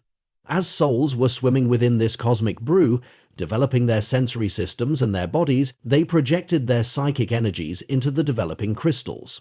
As a result, the evolution of the body's endocrine system became a collateral development of the Earth's crystalline deposits. In this way, the endocrine system corresponds to the Earth's crystals. The soul's body and the Earth are highly interdependent, historically and functionally. Today, there is much interest in the use of crystals for healing and psychic development. The interest is appropriate, as it expresses the recollection of this primordial association of crystals with the crossover point, the interface between the sensory world of 3 dimensions and the underlying infinite world of the soul's psychic reality. What happens at the crossover, according to Cayce, happens at the level of what he calls the rotary forces of the atoms within the body. Quantum physics has discovered, if you recall, that a telepathic effect among atomic particles is expressed through their rotary action. It is here that the patterns of psychic energy and patterns of physical processes become one. The chakra system and Kundalini energy. Cayce's description of the significance of the endocrine system for processing psychic energies was suggestive of the ancient yogic conception of Kundalini energy and the chakras, or spiritual centers of the body. Chakra is a Sanskrit word meaning wheel or wheel of force. Within each wheel, a certain kind of vital energy is stored. Cayce affirmed this resemblance. Thus, on the physical plane there is the endocrine system, and on the psychic or spiritual plane there is the chakra system, 2 aspects of one reality. So, in Foundations of Tibetan Mysticism, Lama Govinda also portrays the chakras as crystals and describes them as the meeting point between spiritual energy and physical energy. Just as the body has 3 levels of reality, the soul body, the astral body, and the physical body, so does energy have its 3 levels. Again, Cayce reminds us first that all the energies are as one, yet can be experienced in Earth as being of 3 types. The spiritual metaphysics of the East have their terms for these energies, as does Cayce. At the most basic level, corresponding to the level of pure spirit, is the prana energy. At the other end is the Kundalini energy, which is also referred to as the coiled serpent or primal earth energy. There is also the energy that relates to the acupuncture channels in the body. Each chakra has its own seed sound. Focusing attention on the area of that chakra, visualizing it, and chanting its seed sound will open that chakra, releasing its energy. Psychic abilities and phenomena are associated with the opening of the chakras. Lama Govinda mentions that there are various Tibetan and Tantric exercises for opening the chakras in a constructive manner, since they are like Pandora's boxes of raw energy that can open for weal or woe. He mentions that much secrecy surrounds the methodology for working with chakras because of their volatile powers, which he likens to nuclear energy. Kundalini crises and spiritual emergencies. A number of people sought readings from Edgar Cayce because they were having strange experiences. Headaches with visions, energy sensations in the body, flashes of past life recollections at odd moments, tremblings, bizarre and uncontrollable psychic experiences. He often described these events as the result of imbalances in the body corresponding to disturbances in the chakra system. Accidents, strong emotional reactions, improper meditation practices, headstrong and one-sided attempts to develop psychic abilities were among some of the causes Cayce gave for the imbalance in the flow of the Kundalini energy. He noted also in cases of possession or involuntary contact with entities that when chakras are prodded open, they allow the energies from other subconscious minds to filter into a person's own energy system in a manner that would not otherwise occur. As the transducers of psychic energy, properly functioning chakras operate not only as psychic communicators, but also as a shield against unwanted communication. Cayce, and others since, have noted that the use of drugs and alcohol can produce holes in the aura that correspond to vulnerabilities in the etheric body due to improperly functioning chakras. These invite invasion from outside influences. Here we have a host of examples of what Lama Govinda meant by the opening of Pandora's box. From descriptions such as Gopi Krishna's The Awakening of Kundalini, it is clear that even under experienced guidance, the awakening of this energy can be quite a roller coaster ride. Imagine the consequences when the energy is awakened in a haphazard manner. Now, such crises in Kundalini awakenings continue to this day and in even greater numbers. The files at the ARRS are full of letters from people complaining of phenomena like those diagnosed by Cayce when he was alive. Such crises have become so commonplace that there is a subspecialty within clinical spiritual psychology for dealing with what is termed spiritual emergencies. Prominent in this work are Stanislav and Christina Grof, who helped begin the Spiritual Emergency Network, In their work, they have found that Kundalini crises can mimic any of the known psychiatric disorders. Traditional psychiatry tends to use medication for the treatment of these crises, but the practitioners in this new network have evolved an alternative system of treatment aimed at helping the person integrate the energies that have been released, while also attempting to stabilize the chakra system. As Cayce advised, these emergencies can then be taken as opportunities for growth, to become, in the terminology of the network, experiences of spiritual emergence. Anyone who has witnessed a person who is going through such an emergency can testify that opening the chakras is truly a powerful event. Clearly, working with these psychic energies should not be attempted lightly. It should be a matter of respect, as advocated by the masters. Cayce understood the inherent dangers and tried to help us in this area by pointing to a foundation of wisdom for attuning to the chakras in a constructive manner. The Book of Revelation, the biblical theory of the chakras. In the ancient spiritual traditions of the East, the workings of the Kundalini energy through the opening of the chakras was a highly valued and guarded secret. This energy is the key to the fountain of youth, or the power of rejuvenation, the basic creative energies of life as manifested in a human body. It is here that the meeting of the Creator and the human being occurs in all its magical wonder. And the current. If this knowledge has existed in the East for so long, why has not the Western world also had this knowledge? We have had it, indicates Cayce, but because of the extroverted attitude of the Western mind, we fail to notice the secret wisdom under our nose all along. He indicates that there is a systematic correspondence between the chakras and the endocrine system. His vision of the chakra system is drawn from a surprising source, the Bible. While in a psychic trance, Cayce remarked that he could give much valuable information if he were only asked about the Book of Revelation, the last book in the New Testament. This comment caught the attention of his colleagues, who proceeded to work with Cayce on a detailed psychic study of this enigmatic chapter in the Bible. This group of people came to be called the Glad Helpers, for their principal focus has been healing through meditation and prayer. The work of this group, which continues today, is based largely upon their personal experience of the meaning of Revelation. The real Book of Revelation and its interpretation, Cayce stressed, is within each of our own bodies, where it waits to be opened and applied. The concepts that I present here primarily outline Cayce's orientation on the awakening of the psychic centers.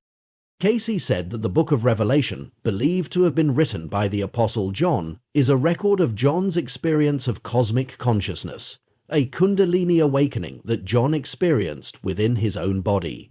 During this experience, his overself, the superconscious mind or the Christ consciousness, instructs John as to the meaning of the experience and asks him to take responsibility for the knowledge revealed. The imagery in this book is thus a detailed account of what happens when the psychic centers are opened and what must be done in order to maintain mastery over the spiritual body. It is in this context that Cayce identifies the endocrine system as the body of the superconscious mind. Symbology of the psychic centers. The number 7 appears several times. This number corresponds to the 7 glands of the endocrine system and the 7 psychic centers, or chakras. The 7 churches are the glands, while the 7 seals are the chakras yet to be opened. The chart above provides a diagram of the correspondences between the individual glands, the psychic centers, and the symbology in Revelation. The Book of Revelation, according to Cayce, does more than portray the anatomy of the endocrine system as the soul body of the superconscious mind. The instructions John received during his experience also explain how to become the master of this system, and thus the master of the body and the inheritor of the soul's legacy as the companion of God. When the emotions are calmed, like a sea of glass, the four beasts of our lower nature come into harmony with the higher consciousness. When the cerebral spinal nervous system, the 24 elders, or cranial nerves, or are quieted, the five senses cease their domination of consciousness, so that the superconscious mind may rule. At this point, the seals, or psychic centers, can be opened. But by whom? No man in heaven can open the book, but only the Christ's consciousness, the root of David, is capable of opening the seals. Upon the sacrifice of the self, or the consciousness of separation, there follows a description of the opening of the 7 seals, and within each there is released an energy that is capable of being used for good or ill. The drama of the events surrounding the opening of the seals is reminiscent of Lama Govinda's view that the opening of the chakras is like the opening of Pandora's box, something that must be done carefully under the guidance of an experienced master following established spiritual patterns. The Book of Revelation provides a pattern of intelligence for the opening of the seals. Cayce concluded that the supreme pattern of awakening of the psychic centers was that of the Christ consciousness. In the Gospel according to Matthew, Jesus gave the people a prayer, the Lord's Prayer. In his psychic trance, Cayce indicated that this prayer was a patterning of the opening of the 7 psychic centers and the circulation of those energies through the body. Like the Eastern tradition, it involves a pattern that places the higher centers in charge of the opening of the entire system. The correspondence Cayce perceived between the lines in the Lord's Prayer and the awakening of the Kundalini energy is shown in this chart. The energy begins at the crown chakra, Our Father who art in heaven, because the pituitary is the master gland influencing all the others. Beginning here puts the superconscious mind in charge of the activation of the chakra system. The prayer proceeds down through the pineal, hallowed be thy name, and the thyroid, or the will center. Thy kingdom come, thy will be done, involving the sacrifice, or death, of the individual, separatist will of the conscious mind. The phrase, on earth as it is in heaven, refers to the harmony in action of the upper and lower centers, and of the superconscious and the conscious levels. It corresponds to the heart center, the thymus, which is often seen as the intermediating center between the upper and lower centers. At this point, the prayer moves down to the root chakra, give us this day our daily bread, and then shifts focus to calm the adrenals, forgive us our debts. Anxiety and fear are eliminated before continuing on to the cells of Leydig, the center of creativity. Lead us not into temptation in order to avoid the temptation to squander or misapply creative energy. The energy then begins its path upward to the higher centers, beginning with the heart center, deliver us from evil, and continuing on up, it culminates at the crown chakra. The cycle can be repeated again and again as the energy circulates, transforming more and more cells in the body.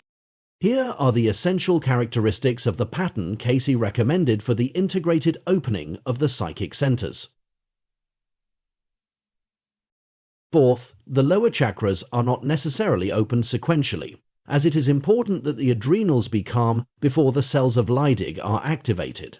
Cayce indicated that there is a triangle of energy with the pineal and the cells of Leydig acting as poles, and the solar plexus spreading that polar energy throughout the body. Opening the chakras in a context of fear or anger was thought to be more dangerous than opening them in a context of sexual excitement. Finally, the overall theme of the prayer is to put the energies into the service of the superconscious mind rather than for personal exploitation. Psychic development achieved through a power motive typically creates fear as its other component. The prayer is focused on a serene state of mind, based upon voluntary surrender to a higher power. Cayce stressed that this prayer is definitely not the only way to work with the Kundalini energies. It should not be used in a rote manner, he advised, but only if you can really feel the correspondences and find them meaningful. This is one example of an ideal pattern. based on the Christ consciousness. I am fully aware of the controversial nature of these concepts. To the traditional Christian, the Book of Revelation is a prophecy of events to come. Cayce believed it to be prophetic, not of external events, but of inner experiences that await everyone as they come into awareness of the Christ consciousness. Because of the law of correspondence, however, the possibility cannot be dismissed that as more and more people come to experience the Christ consciousness, it will manifest in an external historical upheaval that will also reflect the events in the Book of Revelation. On the other hand, many modern thinkers consider anything biblical antiquated material and shy away from its consideration. Theirs is a conditioned response to its having been presented as literal fact by more fundamentalist Christians. Unknown data. Carl Jung, however, came to a conclusion similar to that of Cayce. In Answer to Job, he points to a wide array of symbolism in Revelation that is not from the Christian tradition, but from other traditions, including paganism.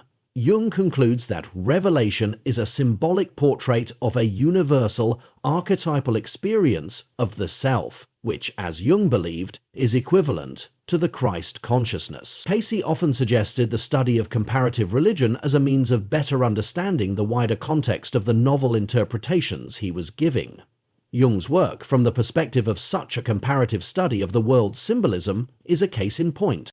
In any case, Cayce's description of the functioning of the endocrine system has proved so prophetic when compared with the recent discoveries of medical science, especially of the role of the endocrine glands and the immune system, that it deserves our attention. Cayce in modern tongue. Psychoneuroimmunology.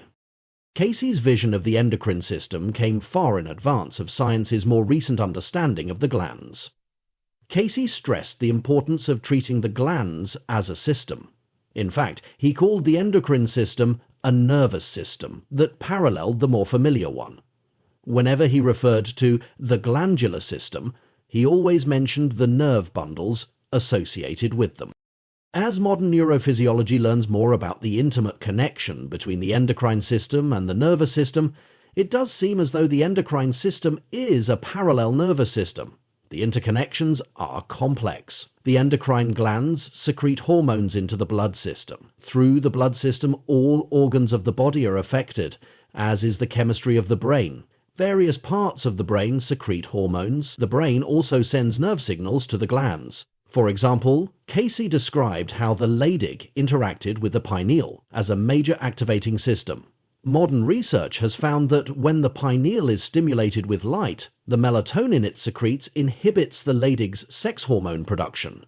Thus, there becomes a feedback loop, making the endocrine system and the nervous system extremely interdependent.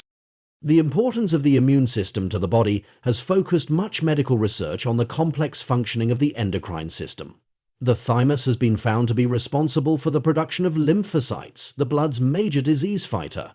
Note that the thymus corresponds to deliver us from evil.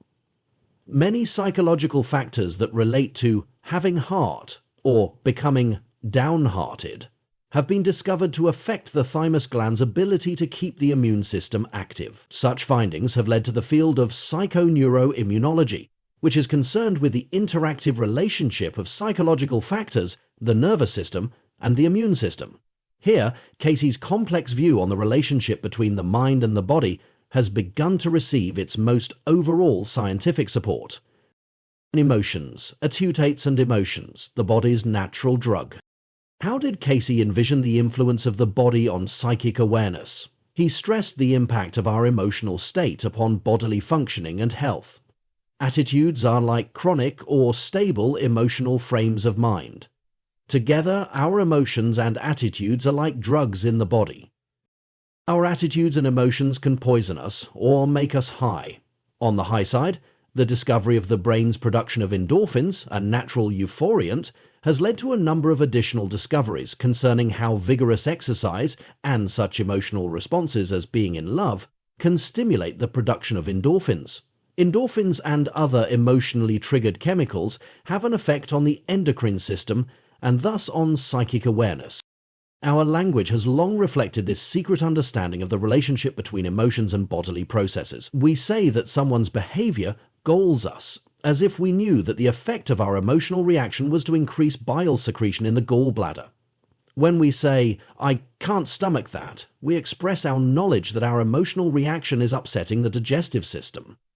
The language of the emotions is full of such phrases that implicate the body. When a person is in a chronic state of emotional arousal, lonely, depressed, or resentful, the chemical effects begin to cause physical deterioration. Ulcers, headaches, psoriasis, colitis, even allergies and cancer. These are but a few of the syndromes that came to populate the developing field of psychosomatic medicine that Cayce had previsioned, taking responsibility for the emotional body of attitudes. Cayce, an activist who didn't think anyone need take it lying down when their bodies became ill, anticipated the modern perspective on victim psychology and advocated that people take responsibility for self-healing.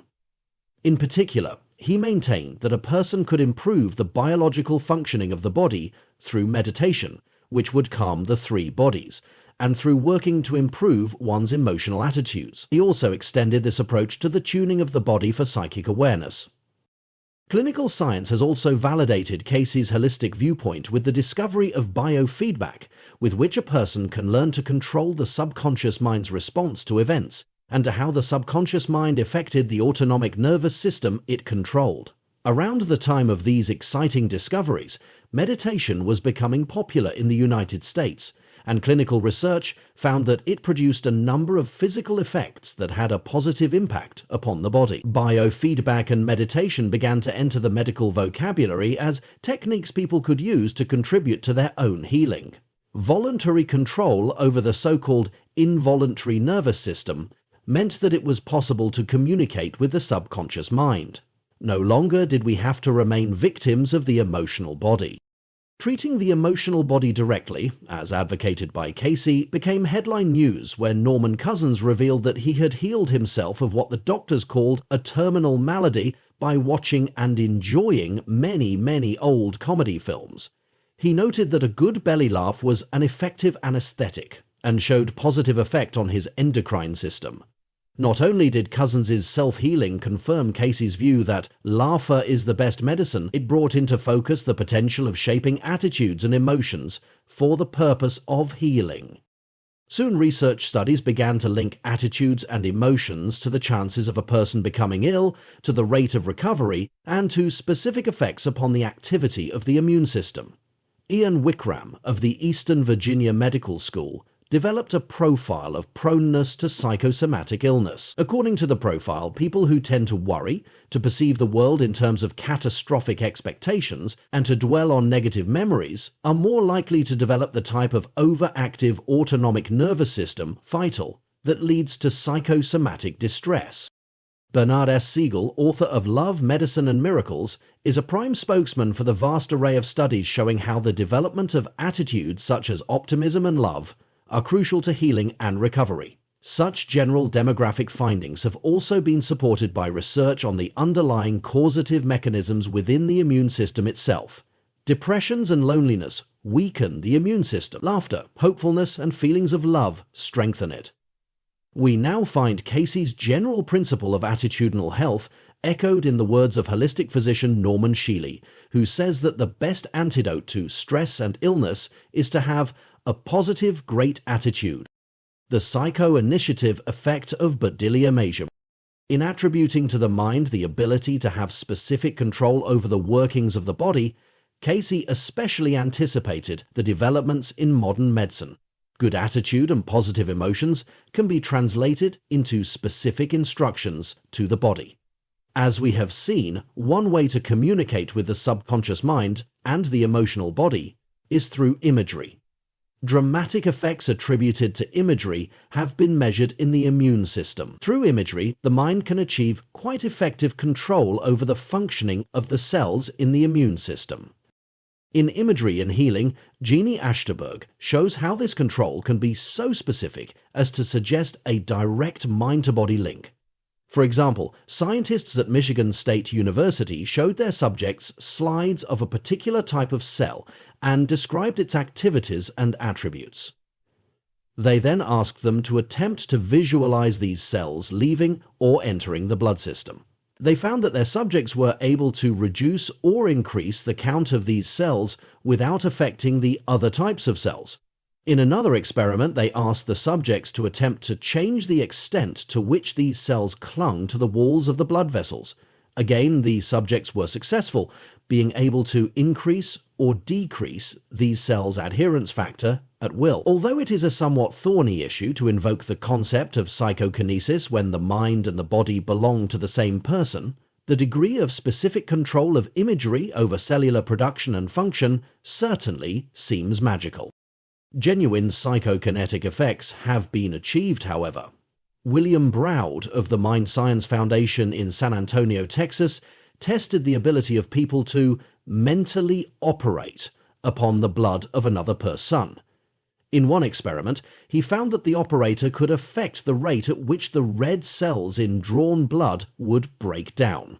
As of this writing, he is attempting to determine if people can affect processes within their own drawn blood. If they can, then there may be some basis for the general psychic notion that our minds affect our bodies through psychokinesis.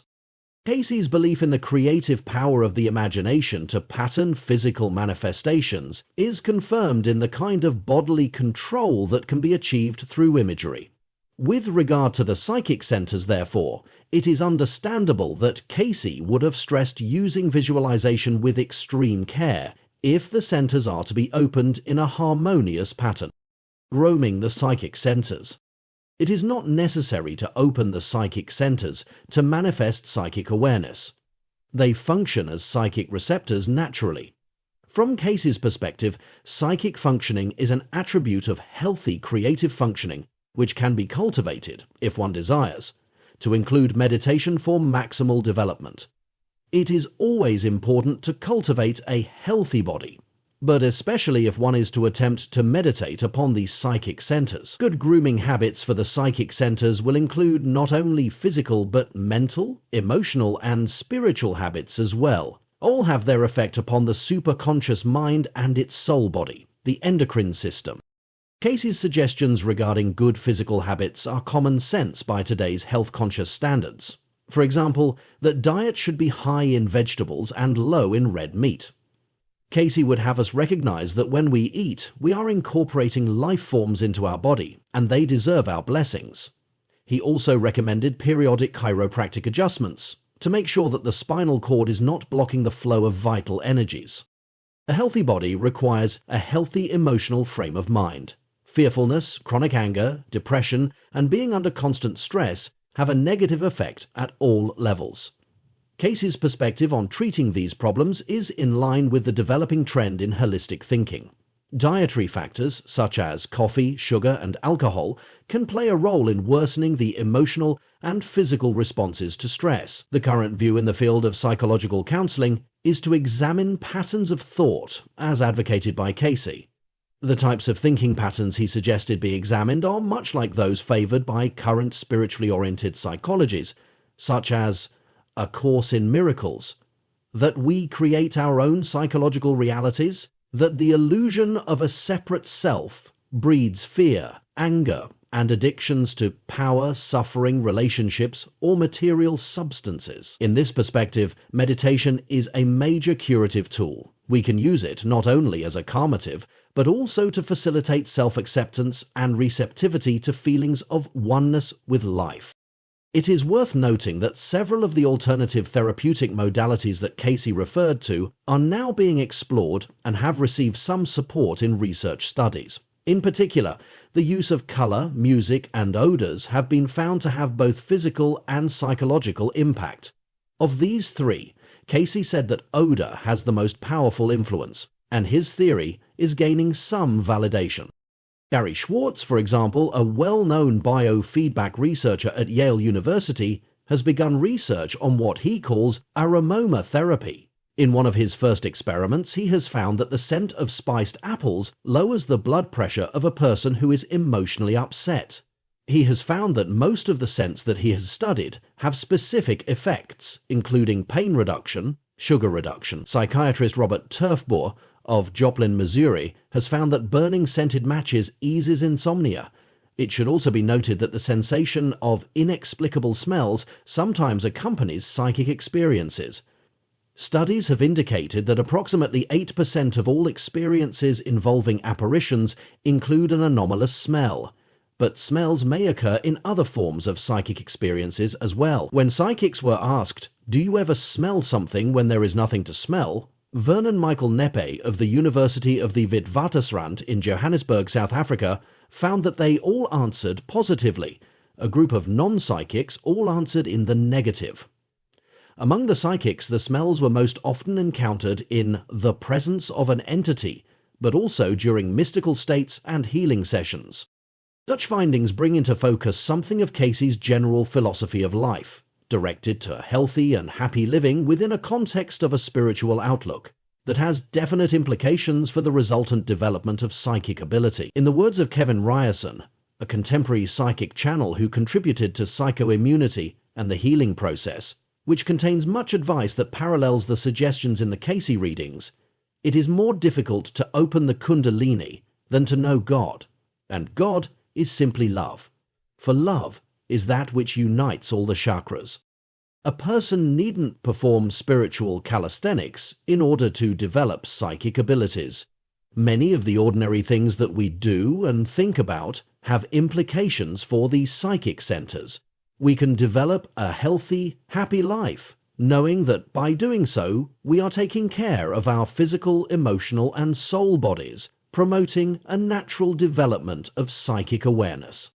What do you think about during the day? What do you read? What do you watch on TV? What we feed our subconscious through these activities, Cayce advised, has implications for the psychic centers. For example, it was found that watching a movie concerning Nazi war crimes depressed the immune system, while watching a movie about Mother Teresa strengthened it. In this day and age, when the stresses of life tire the adrenal glands, we get a surge of adrenaline energy from seeing the good guys go after the bad. But it is important to remember that psychic development in the context of an overactive solar plexus leads to unwanted psychic effects. It would be better to give the adrenals a rest and to activate the higher centers by watching a restful movie with soothing music, having some celestial scents in the room, fruits for a snack, and sharing all these delights with someone you love. In this very pleasurable manner, not only can you relax from the cares of the world, but you can be assured that you are grooming your psychic centers for optimal performance. In such an atmosphere, the body of the soul can rekindle its juices and perhaps urge you on to further adventure into psychic awareness. Morphine Cooks Gel. It takes several months before alcohol will cast any sort of impression upon your stockage ligament. 11. Adventure into psychic awareness. Good clue. Don't take anybody's word for it. Try it for yourself and see. You'll learn more secrets by your own experiments and practice than just by thinking about the theory. Besides, only the ideas that actually work for you, those you use and that make a difference in your life, are worth anything, anyway. Such would be Edgar Cayce's advice on becoming psychic.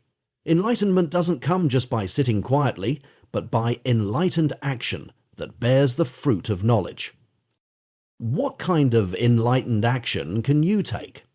In addition to the specific suggestions given in the preceding chapters, you may wish to try some additional experiments during your adventure in psychic awareness. By now you have learned that you are one with the world. By now you may believe in the possibility of ESP, which helps develop psychic ability. Allow your imagination to embrace concepts that transcend space, time, and the cause and effect chain of atomistic thinking. Imagine ideas as permeating the fourth dimension, and allow your own mind to become a sympathetic resonator to these patterns. Imagine that behind the veil of your conscious awareness, there exists a superconscious, intelligent awareness. Develop your own image of this intelligence at work, this ancient one within you, who is guiding you at this moment in your very next step. Prepare a plan of application. What will you do with your psychic ability? If you have no plan for using it, you may feel overwhelmed and afraid. Prepare in advance by thinking about how you could use psychic ability and then get ready to do so. Trying to develop ESP out of curiosity alone will not be sufficient in the long run to bring out your psychic ability. You need to create experiments that have a practical application to an area of personal need. Get ready to use your psychic ability to overcome obstacles and further develop and express your talents. You might also use it to help other people, to bring goodness into the world. Develop an agenda based on your needs or on specific purposes for putting psychic awareness in action. It will help you focus your energy as you experiment with the various techniques for developing ESP. If you are frustrated at work and wish you could get a fresh start in a new career, for example, psychic ability may help you make that move. You may become aware of hidden talents or locate training or employment opportunities. Psychic ability might give you the added resources you need to go into business for yourself, matching your talents with the needs of the marketplace. Develop some specific goals you wish to work for and accomplish, that you are now prepared to implement. Give your intentions to develop ESP some practical motivation. When you are ready to have the winds blow, then raise your sail and get your hand on the rudder. Be prepared. Dream recordings for synchronistic powder. Chances are your first psychic experience will occur in a dream. Don't miss out. During the day, ask yourself if you are prepared to remember a psychic dream. As you go to sleep at night, imagine yourself waking up in the morning with a helpful dream. Prepare yourself to dream psychically. Get a dream journal and begin writing in it each morning. Even if it is simply to record your impressions and thoughts upon awakening. Dipping into the back of your mind to locate almost forgotten dream memories is good practice for keeping in contact with the subconscious mind. The transitional state upon waking is a prime moment to receive psychic impressions. During the day, be on the lookout for patterns of correspondence between your dreams or waking impressions and the day's experiences. Don't be too rational about evaluating any perceived correspondences. If you sense a link, assume there is one. The proof comes not in the analysis, but what happens next when you follow it up. Look at correspondences as possible opportunities to put your psychic awareness into application. Suppose, for example, you are prepared to use psychic ability to help you move into a new career. You have a dream of playing with children, and the next day you see a TV news spot on the needs of underprivileged children that shows an adult accompanying a child at the playground. There's a correspondence. Might it be pointing to an opportunity to move into a career involving children? Might it be pointing to an opportunity that awaits you if you become more childlike and playful? How can you test out these ideas? Going to a playground to relax and mess around for a few minutes might lead to a new idea, or a chance encounter with a stranger who may suggest the next step. If you know something that people want to know, tell them rather than advise them how. Looking into the possibility of opening a daycare center for underprivileged children may lead you to discover a host of opportunities for work with children. Set yourself aside. You may not be ready to begin a program of meditation, even though you are aware of its supreme value in developing psychic awareness. That's perfectly okay. Applying your innate intuitive abilities before you begin any special program of development is a natural way to proceed. Meditation is a special case of learning to set aside the conscious mind in favor of superconscious awareness. But there are other ways to practice the art of letting go. Cayce suggested an exercise that is similar to what is called in the Eastern tradition mindfulness meditation. You can use it as an aid to working with spontaneous intuition. For brief periods of time, then for longer periods. Try to stay in contact with your background awareness. Then simply step aside and watch yourself go by. That is, without interfering with or changing any of your thoughts and actions, simply observe them. At first, you may wish to practice repeating the phrase, "Now I'm aware that I am," thinking about this or doing that and so forth. The idea is to be able to combine awareness with spontaneity. We are usually able to have one or the other, but not both at the same time. Practicing this form of ongoing meditation will yield several useful benefits. It is not possible to set self aside without first accepting yourself. You will learn self-acceptance by this exercise. You may have to become aware that now I am blocking out feelings about, or now I am criticizing myself for, or self-criticism inhibits curiosity and has the effect of closing you rather than opening you to spontaneity. As you practice this form of awareness, you can take an inventory of habitual thought patterns that interfere with the development of higher consciousness. Do you find that you are skeptical of your developing psychic awareness? Do you have patterns of worry, of fear, or of anger? Make a note of them. Later you can investigate these patterns to see how you might work with them. Use inspirational writing, for example, to have a dialogue between the insecure you and your higher self. By taking an attentive, loving interest in those parts of you that you want to change, you will break the fruitless habit of thoughtless, automatic self-criticism and learn to recognize the various underlying needs that these parts are trying to bring to your attention. Knee-jerk self-criticism expresses both an addiction to self-perfection as well as underlying fears for the preservation of that separate self. Learning to work with such patterns in an accepting rather than a controlling way builds self-confidence and dissolves the fears that will later block spontaneous psychic awareness. Developing self-acceptance will enable spontaneous thoughts and urges, which you might have otherwise pushed away, to come to the surface. Responding to intuitions requires that you be sensitive to irrational promptings that may come in the form of images and feelings. If you want to express intuition, you need to learn that you can trust the flow of your experience. Learning to trust your intuition. You have to learn to trust your intuition, and this means learning to act on it. Cayce's yes/no intuition exercise, given earlier, is a good way to look to your intuition for advice. But you don't have to wait until you face an important decision. Your intuition is working all the time. Try acting on it. Here is a simple suggestion to get started. Try to get in the habit of announcing who the caller is every time the phone rings. When you hear the phone ring, simply speak up and declare, "Aha! That is," calling, blurting out whatever name comes to you. Intuition is knowing without knowing how you know, so assume an innocent knowing frame of mind and make the announcement out loud, as if you really know who it is. And if you feel hesitant, perhaps you can appreciate the results of research, indicating that intuitive people are willing to take risks and are not afraid to expose themselves to criticism. So, take a chance. Take note of the results. When you are correct, note how your valid intuitions feel when they come. When you are incorrect, examine what was on your mind as you made your announcement.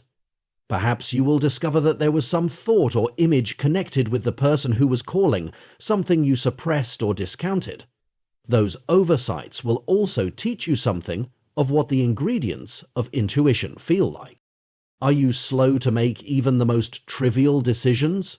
Try acting quickly and spontaneously without much thought. Make quick choices about which movie to see or what to order from the menu as a means of developing the intuitive response. I enjoy making predictions about how movies will turn out or the identity of the culprit in detective stories, which is another enjoyable way to turn everyday situations into intuition games. Habit can stifle intuition, whether it be habits of daily routine or those of rational thought. It can be helpful to juggle your daily routine to develop a flexibility that can more readily admit the promptings of intuition. Do you drive home from work the same way every day? Try varying the route. Try going for a random drive and at each intersection make a spontaneous choice of direction.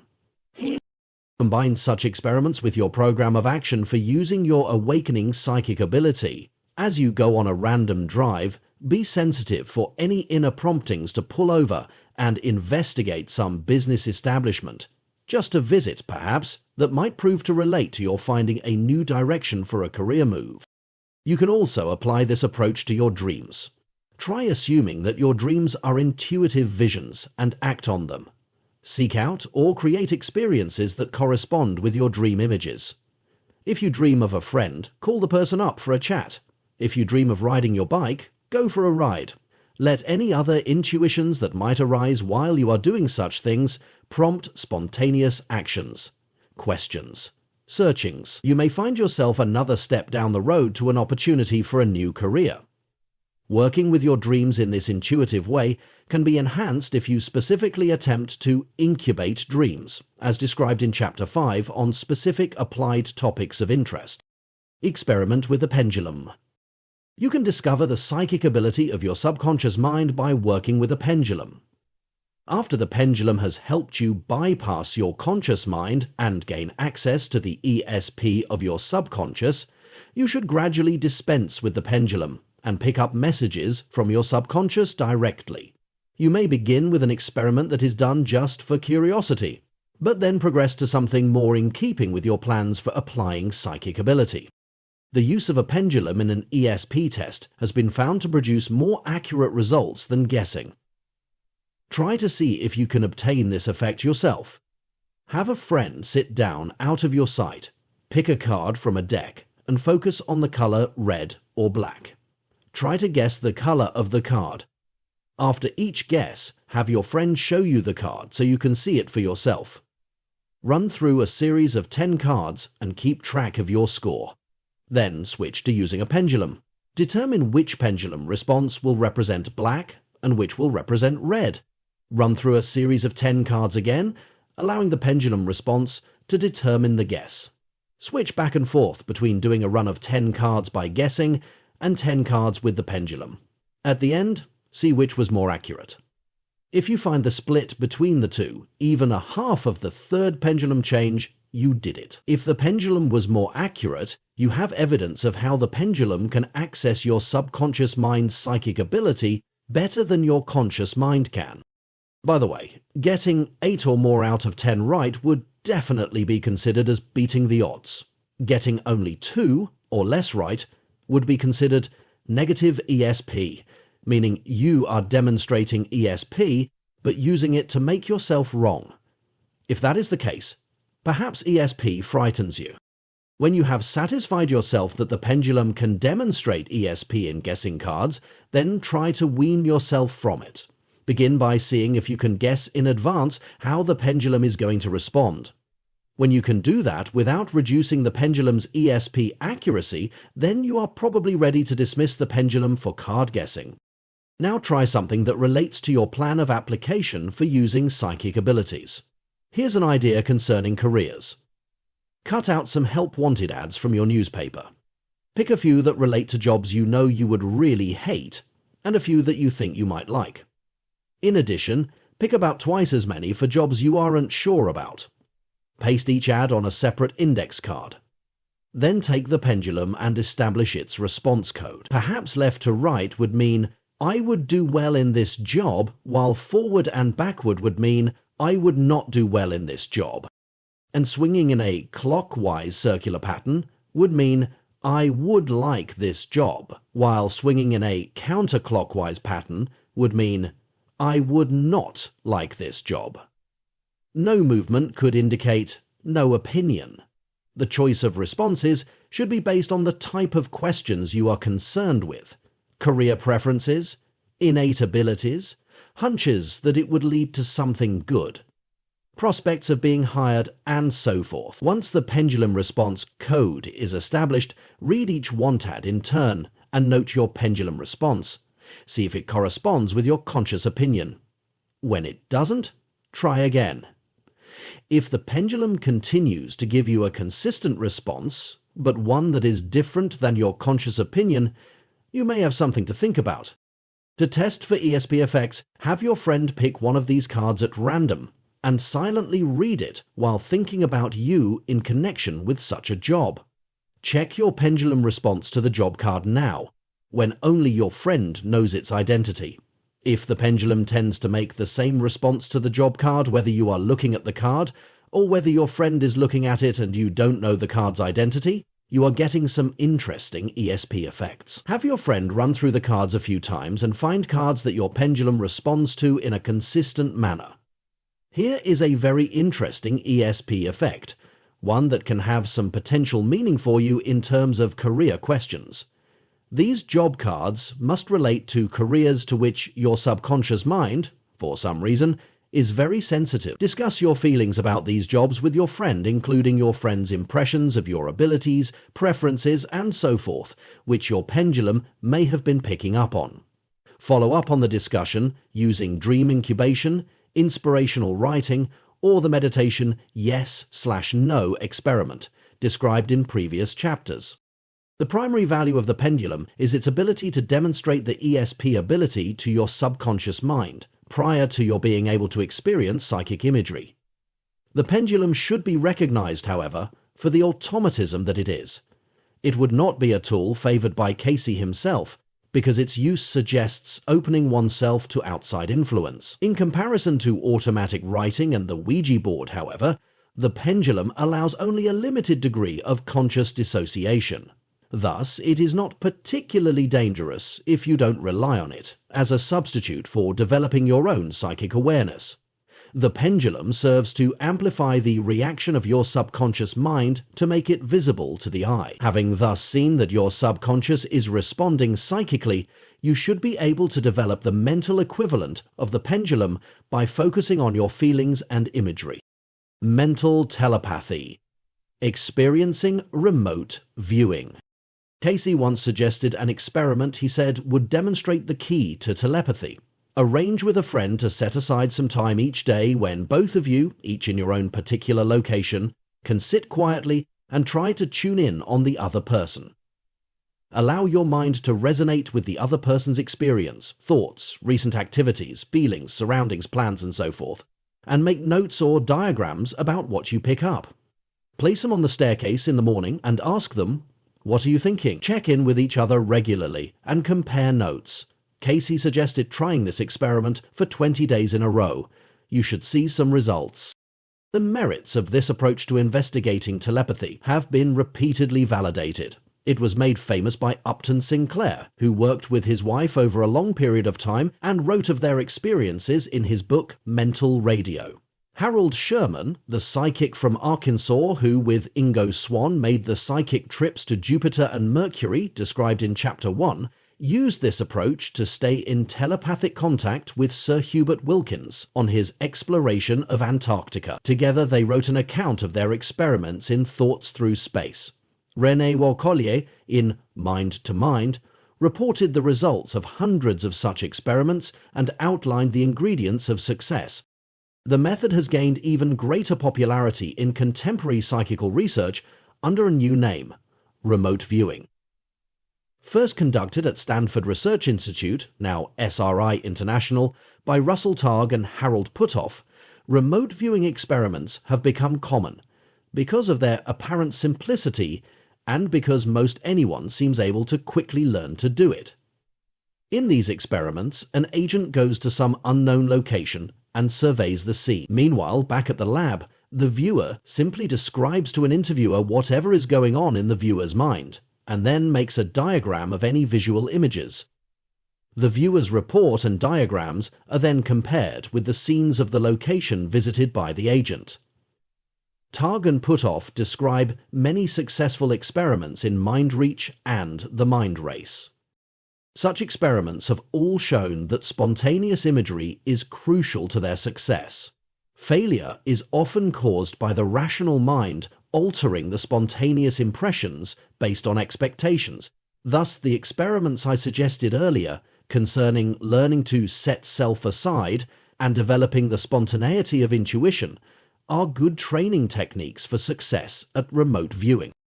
Experiments in clairvoyance. Researchers at SRI International discovered that the same skills used in picking up on the experiences of a remote agent could also be used to pick up information even when there was no sending agent involved. For example, in one series of experiments described in the Mind Race, subjects were given a random set of latitude-longitude coordinates, and they successfully viewed the scenery at these locations. In another series of experiments, subjects successfully viewed the contents of micro-dot documents about the size of the dot on an eye sealed in containers. Under the modern terminology of remote viewing, these workers successfully extended the range of typical clairvoyance. The tasks were no different than those performed by Edgar Cayce in his psychic trance, when he described what the person he was reading for was doing at the moment and what the surroundings looked like, or when he peered microscopically into the workings of the person's body. Cayce's psychic source once indicated that he could be an even better clairvoyant in his waking state than in his trance state, if he wished to develop himself properly. The remote viewing experiments seem to support at least the notion that a trance is not always necessary for psychic awareness. Another implication drawn by the researchers is that an extension of belief in what's possible actually extends the range of the possible. Here is another reminder to keep expanding the limits of your imagination. In his waking state, Edgar Cayce could discern the contents of a letter simply by holding the sealed envelope. He often picked up additional information about the sender, almost as if he were giving a preview of the reading that would result from the person's request. Cayce's waking ability can be adapted to some experiments for you to try. Have a friend purchase a number of fine art picture postcards and seal each one in an opaque envelope. Take one of these envelopes into your hand and allow your mind to become one with the postcard, resonating to the picture. Accept your first impressions without censoring them and note them down. Then open the envelope and compare your impressions with the picture. In your comparison, look for aspects of the picture that might relate to impressions that you suppressed. Don't try too many pictures in one sitting and space your experiments out over several days or weeks. It might also be worthwhile to experiment with altered states of consciousness. Try sleeping on an envelope and see if your dream contains elements of the picture. Try taking advantage of the transitional period upon waking up in the morning to view the contents of an envelope. Try viewing an envelope during a session of relaxation or auto-hypnosis. It would also be useful to compare your skills before and after a period of meditation. Think of a way to adapt this kind of experiment to the specific area of application you are interested in for developing your psychic ability. The career cards I described earlier could easily be substituted for the art cards. Hold an envelope with an unknown want ad inside, while allowing your mind to receive images spontaneously. In addition to testing your ESP in this way, it is also possible that a comparison of your mental imagery with the want ad could lead to some intuition about a previously unsuspected aspect of that kind of job. Viewing the future. Typical ESP experiments that require a subject to make repeated guesses among a limited set of options, such as, will the card be red or black, tend to become boring. Cayce stressed the need to develop ESP experiments that challenge the person to accomplish something of practical value.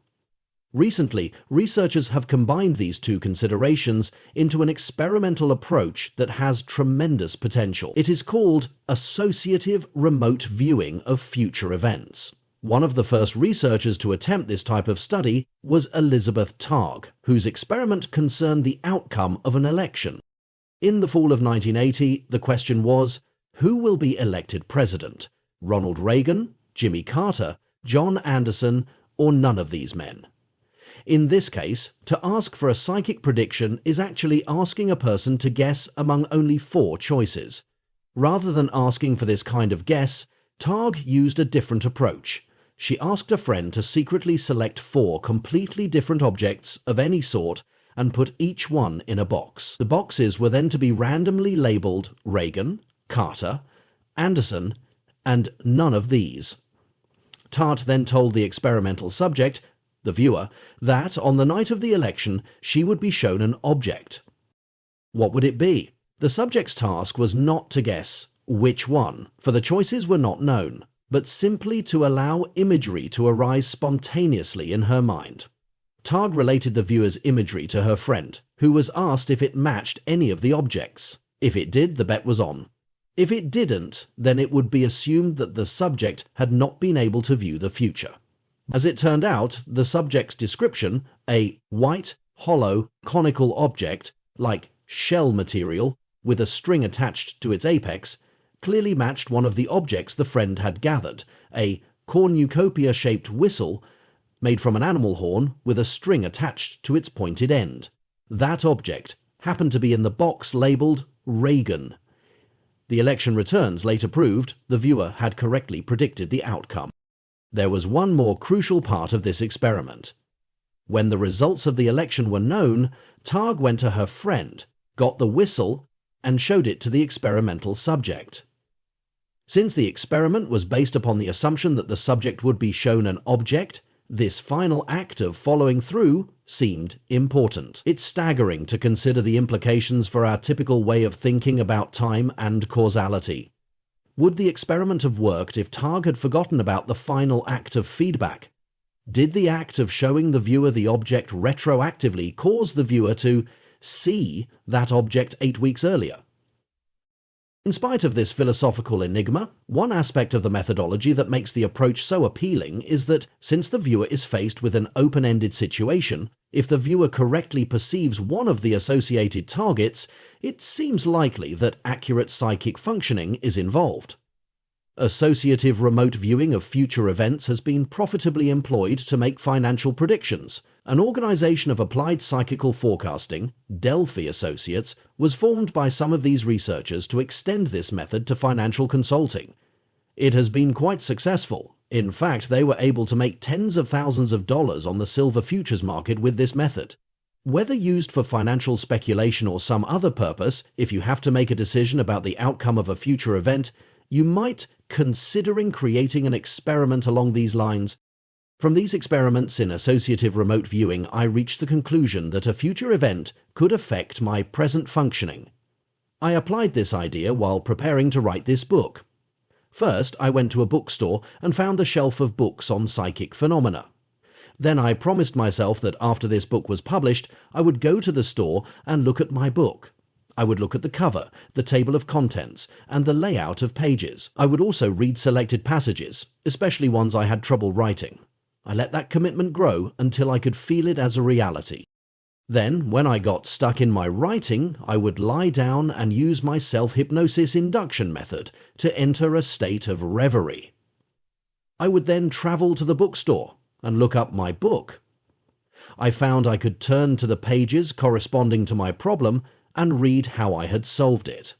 I would then get up and decide whether I liked that solution, I usually did, and implement it. I don't know if I was seeing the future or creating it, or if it was simply a way of inducing creative problem-solving imagery, but it got me through many an impasse in writing the book. To be on the safe side, however, I do plan to go to that bookstore to check out my predictive visions, just to ensure the presence of the crucial cause of my being able to prophesy the future. I also imagine you shaking your head in disbelief, thinking, he didn't prophesy his book's outcome, he wrote it that way. Psychic awareness has its own logic. All I can suggest is that you judge the book, and my methods, by whether or not you've been helped through reading it. Open channels. In trance. In trance. Using an altered state of consciousness to elicit imagery for creative problem-solving is a good application for learning open channeling in trance. Robert Dave of Michigan State University, for example, studied people who were at an impasse in their creative work. He either suggested that they think more about it, or he hypnotized them and suggested they dream a solution for the problem. 1 week later, 75% of the people who had experienced a hypnotic dream had solved their creative problem, whereas only 12% of the thinkers had solved theirs. It's worth learning self-hypnosis, or autogenic training, to be able to experiment with such an approach to evoking inspiration. Once the trance state has been mastered, enter it with a specific question addressed to your higher self. Having asked the question, allow your mind to run freely. Be aware of thoughts that may whisper subtly. Accept any feeling of knowing that may exist. Be sensitive to any images that arise. Very often a solution comes in the form of a single image, rather than an elaborate dream. That single image can be the intuition of your higher self speaking in a very succinct manner. This same method can be used for interpreting dreams. While in this trance state, have a friend read one of your dreams aloud to you, then call upon the highest within you and allow yourself to speak about your dream. I have found that even novices can deliver quite meaningful discourses about their own dreams in this manner. Deep within us, we know the truth about ourselves. If we are willing to assume the responsibility for consciously knowing that truth, we can use this method to bring that knowledge into awareness.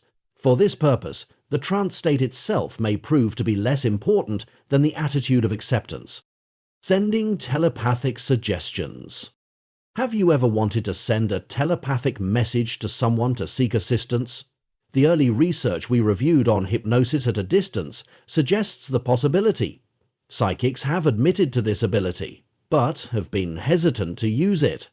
In a rare gesture of mischievousness, Edgar Cayce once made a bet to a friend that he could mentally induce a mutual acquaintance, someone who was extremely skeptical about Cayce's work, to come to Cayce and ask for a psychic reading. The proposition seemed improbable and the bet was on. The next day, the person in question appeared, hat in hand, at Cayce's studio, asking for help. Afterward, Cayce vowed he would never do it again. Al Miner, a professional psychic, told me of an instance when he used telepathic suggestion when working as a motorhome salesman. It worked the first time. The second time, however, the would-be customer called Al and said he developed such a strong urge to buy a motorhome that he bought one at the closest place available, another dealer. Chagrined, Al stopped using this technique. In parapsychology and the unconscious, Jules Eisenbud argues that the unconscious use of telepathic suggestion to get our way with other people is probably universal. He notes, however, that the attempt to use it consciously creates a reactionary fear in most practitioners. One way to deal with unconscious tendencies is to attempt to channel them into positive applications.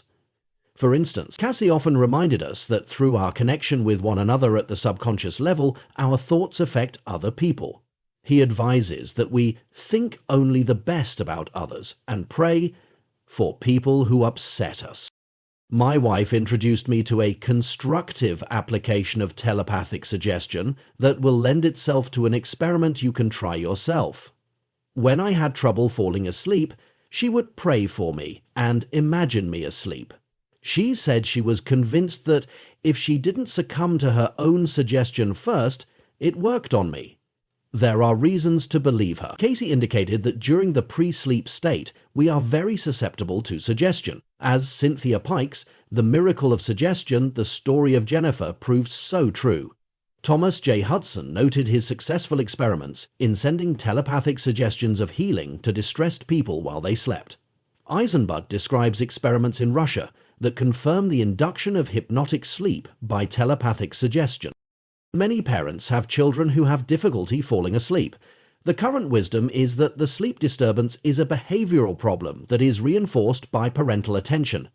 A recent television news magazine program showed a psychologist training parents of a sleep-disturbed child to eliminate the problem.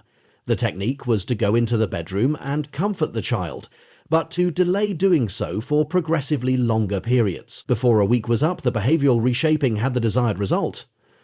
If you have such a child, try this method first. If it doesn't work, consider an alternative. Try meditating and silently inviting your child to join in the silence. Whether through meditation, prayer, or the sending of telepathic suggestion while you are relaxed yourself, you may find your child following suit. Success at this experiment will mean your child will sleep peacefully, but may cause you to lose some sleep, wondering about the implications of this newfound telepathic ability. Crystals and gemstones. An article in Time magazine, January 19, 1987, spoofed the growing popularity of the use of crystals in the pursuit of New Age consciousness. Cayce, revealing how the Earth's crystals were connected with the endocrine system of the soul's body, had recommended their use as an aid in attunement. He also indicated that long ago crystals and gemstones had been used in healing, and that this knowledge would someday reappear. Current trends would suggest that at least the past enthusiasm, if not some of the knowledge, has resurfaced. In his recommendations for the use of gemstones and crystals, Cayce suggested that some minerals are more effective for certain purposes than others. On the other hand, he reminded us that all energy is from the same source, and that it is within us. Thus, the use of these minerals can only act as an aid and a support for our own efforts at attunement. Here is the approach to working with crystals and gemstones that I evolved from his philosophy. As he indicated, some of this methodology had to emerge from my own intuition. I concluded that each mineral was best suited for holding, like a battery, or amplifying, like a resonator, a certain pattern of energy.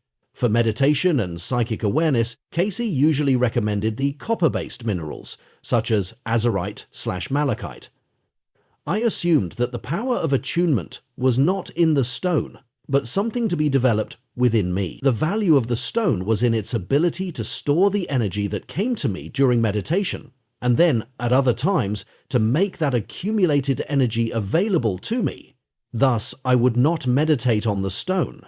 Rather, while holding the stone, I would allow it to resonate to my meditative energies. In this way, the stone sponged up and stored the energy and pattern of my attunement experiences. I learned how to listen to the stone to hear its tone, which I took to be the auditory image of its resonating pattern. Others may attune to minerals through visual imagery. I found confirmation of the use of auditory imagery in Native American traditions.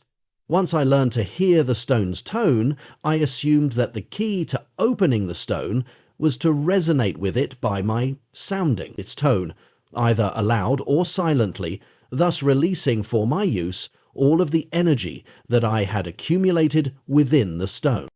Cayce suggests wearing stones and crystals on various parts of the body corresponding to the locations of the various chakras. It is worth experimenting, as many have, with various ESP tasks and comparing the results obtained with and without the use of properly prepared stones. One of the experiments I conducted was to test the use of my tonal technique on the inner experience of a person who was holding my stone. While the person was in a distant location, or asleep, I would either silently sound the stone's tone, a different tone, or no tone. Comparing the person's report under these conditions convinced me of the potential value of learning to work with gemstones and crystals. The use of crystals in laser holography has led to the development of new conceptual imagery for understanding consciousness and psychic awareness. The recent explosion of interest in the psychic use of crystals and gemstones may well mark the emergence of modern psychophysics, the intuitive recollection of knowledge from Atlantis, predicted by Cayce, whereby people, working in harmony with one another and with the natural elements, are able to meet their material needs through the use of transcendent psychic awareness. 12. Transcendent power in community. For one human being to love another, that is the true seek. Ultimate, the last test and proof. The work for which all other work is but a preparation. Raina Mariah, Wright. Its headline in that staid financial daily of the Wall Street Journal on October 22, 1984 was startling. Did psychic powers give firm a killing in the silver market? And did greed ruin it all? The article concerned the experiments in remote viewing that we discussed in the previous chapter. Russell Targ and his colleagues at Delphi Associates had earned $120,000 predicting fluctuations in the price of silver. Then, however, the experiment went sour. Targ speculated that the prospects of great personal gain interfered with the ability to stay gently focused on the psychic wavelength. Learning this lesson led Targ to a new direction in his research. He is now trying to determine the effect of motivation, whether personal reward or spiritual purpose, on psychic functioning. Thus, the latest in psychical research confronts an age-old question. Does psychic awareness operate independently or as an aspect of spirituality? And spirituality and psychic awareness. In the ancient yoga tradition, it was common knowledge that psychic powers developed as a result of intense meditation. The same has been true in Western mysticism. In 1982, parapsychologist Rhea White surveyed the biographies of saints and found that 29% exhibited ESP, spontaneously coming to a person's aid, by location, clairvoyantly, were some of the examples she cited. The majority of these saints were not born psychic, she noted, but their skills increased with their spiritual work and progress. Philosopher Michael Grosso argues that the extraordinary psi phenomena exhibited by spiritual devotees suggests something important about the nature of ESP. He notes how surveys of psi research show that ESP functioning is diminished when the subject is involved in ego-involving efforts, but is enhanced by being able to let go of concerns for sensory world and for personal accomplishment. He identifies a transcendent mode of being which supersedes a concern for personal survival that is conducive to psi phenomena. This transcendent mode is similar to empathy.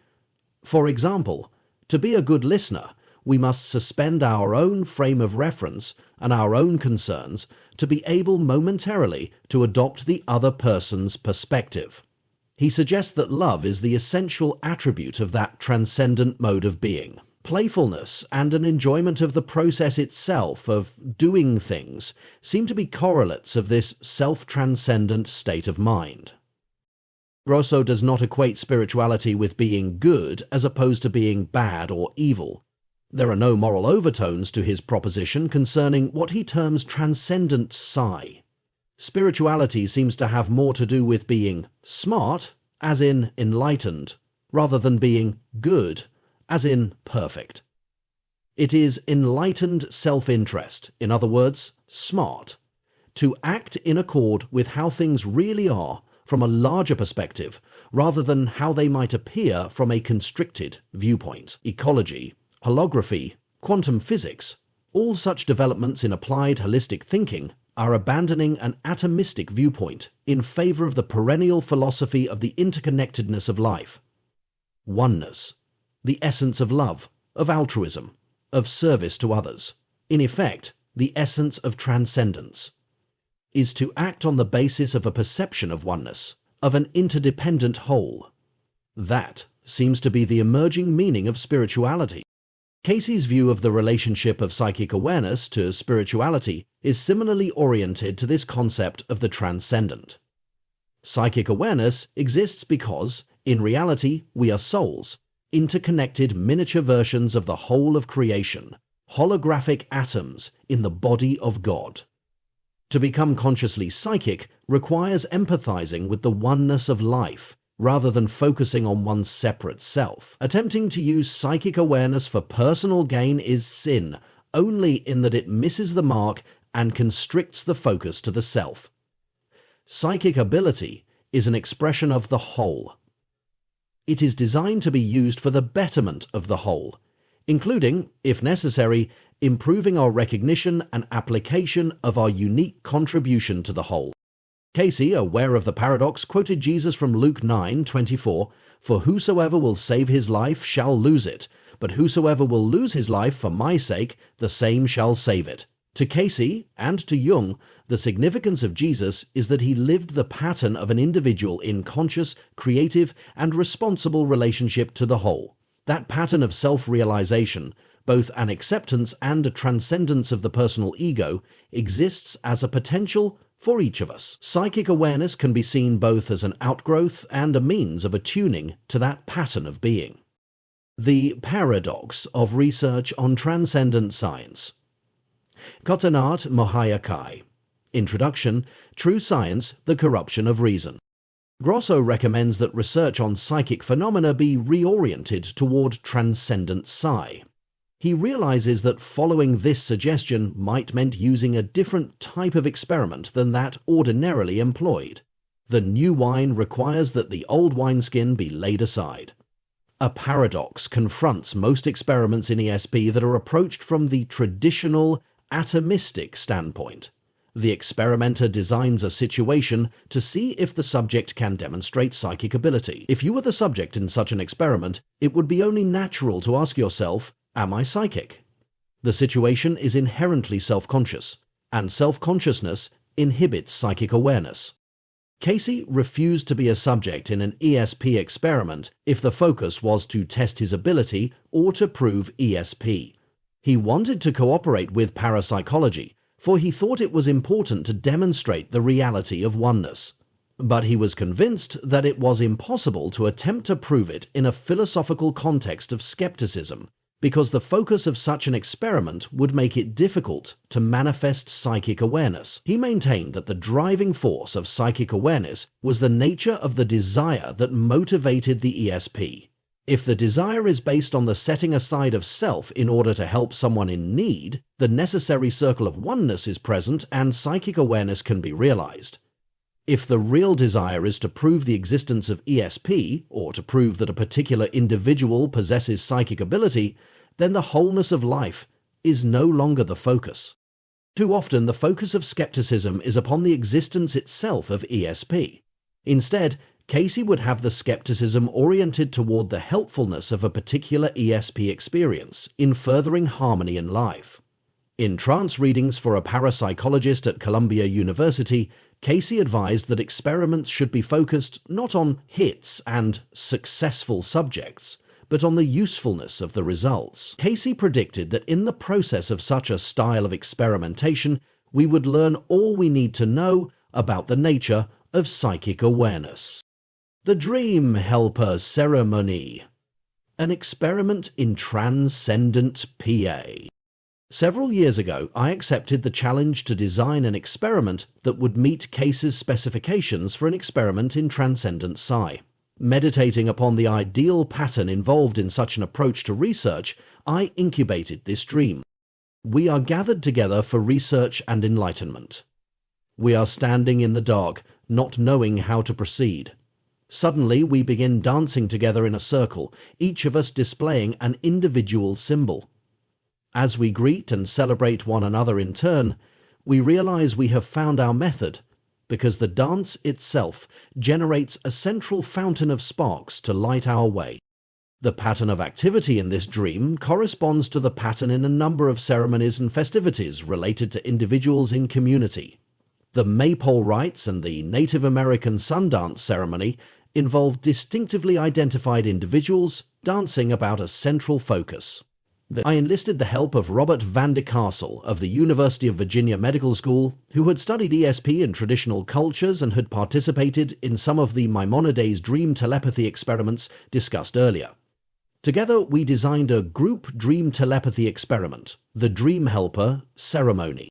A group of people willing to use their telepathic dream power to help someone are gathered together in the evening. Within that group, someone who is sincerely willing to ask the group for help with a genuine problem of immediate concern volunteers to be the target person for the group's dreams. The nature of the problem is not revealed that night. Instead, the target person leads the group in a silent meditation prior to bedtime. Upon retiring, the target person secretly writes out on a piece of paper the problem for which the group's help is sought. No instructions are given to the group of helpers other than to remind them that their dreams that night are not their own to forget, so they must recall and record all the details. Here we have a group of individual dreamers focusing their personal dream processes onto a central subject, corresponding to the pattern of the ancient rites. If you can imagine being in such a dream helper group, you can appreciate how it might feel preparing for bed on such an occasion. You don't know what the person's problem is, but you are certainly curious and are trying to feel it out. You want to be helpful, but you just can't believe it would be possible for you to produce a psychic dream. These factors create a strong sense of unfinished business at bedtime, leaving it to your dreams to resolve the matter through some form of connection with the target person. The next morning, the dreamers gather after breakfast, anxious to see what is in the collection of dreams. When asked, very few people think they have had dreams related to the target person. Not until all the dreams have been told and their common elements noted do people begin to suspect that their dreams contain something meaningful for the target person. In one group, several recurrent themes were apparent. The most vivid images dealt with striking, repeatedly hitting someone over the head with a hammer until they were dead, a boxing match with two young men stiff-arming each other, young accident victims of a car crash, a guide drawing a group's attention to a brick at a Roman ruin that is dripping blood, and a gory scene from a film, The Young Ones, about animals in the jungle. There were other animal images, rats running out of a cage, finding snakes in the backyard, and ducklings in about a foot of water, many dead. Another theme involved mother-child relationships. Mother arriving at a movie theatre with a young boy and an argument developing. A mother in one of her most superficial moods and out of touch with her real feelings and not in touch with how the other person thinks or feels. Because of her usual self-absorption and self-centeredness, the dreamer felt lonely, rejected, or unloved by this mother. Another theme involved the concept of mental imbalance, stepping backward and nearly losing balance, nuts being cracked, being in a mental hospital.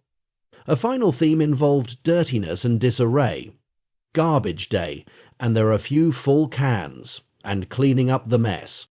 The target person, whom we'll call Patricia, was rather startled to hear these dreams from her helpers.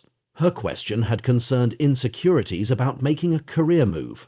Hearing the dreams, she realized that her past was haunting her and undermining her efforts. She volunteered to share some personal information about the garbage accumulated during her childhood. Her mother had suffered from significant psychiatric problems, and Patricia perceived her as rather distant and aloof. Patricia often endured physical abuse from her, and on one occasion her mother had actually tried to kill her by placing her in a tub of hot water. The dream helper who had reported suddenly finding himself in a foot of water with many dead ducks and ducklings seemed to have tuned into this tragic event. It was possible for Patricia to relate to the idea of feeling like a dead duck or an ugly duckling because of the rejection she often experienced from her mother. She realized that the insecurities resulting from her childhood traumas affected her feelings about being acceptable in a new career. In experiments involving multiple circles of dream helpers, distinct commonalities in the dreams of one group, as contrasted with another group, further suggest how the dreams are focused on something specific to each target person. Sometimes this type of difference can be critical to the healing potential of the ceremony. For example, I once was in a group dreaming for a woman whose problem concerned her repeated career failures. The dreams for her contained repeated references to aggression, assaults, forbidden sex, young girls, and daughters. The target person revealed suspicions of being sexually molested as a child. One of the group's dreams correctly envisioned the suspected circumstances of this event in the cellar of the home. The central theme of the group's ensuing discussion had to do with how self-doubt and feelings of shame, in the target woman's case, contribute to blocks in creativity, an issue with which several people in the group were actively struggling. Discovering things about reality jaw the problem, an issue with which several people in the group were actively struggling. By way of contrast, Bob Vandercastle was in a different group, dreaming for a woman whose question concerned the fate of her dead son. He had died under unusual circumstances, and suspicions had been cast on a family member. Although no evidence was ever obtained, and the death was ruled accidental, the cloud of doubt had persisted for the 2 years since the event.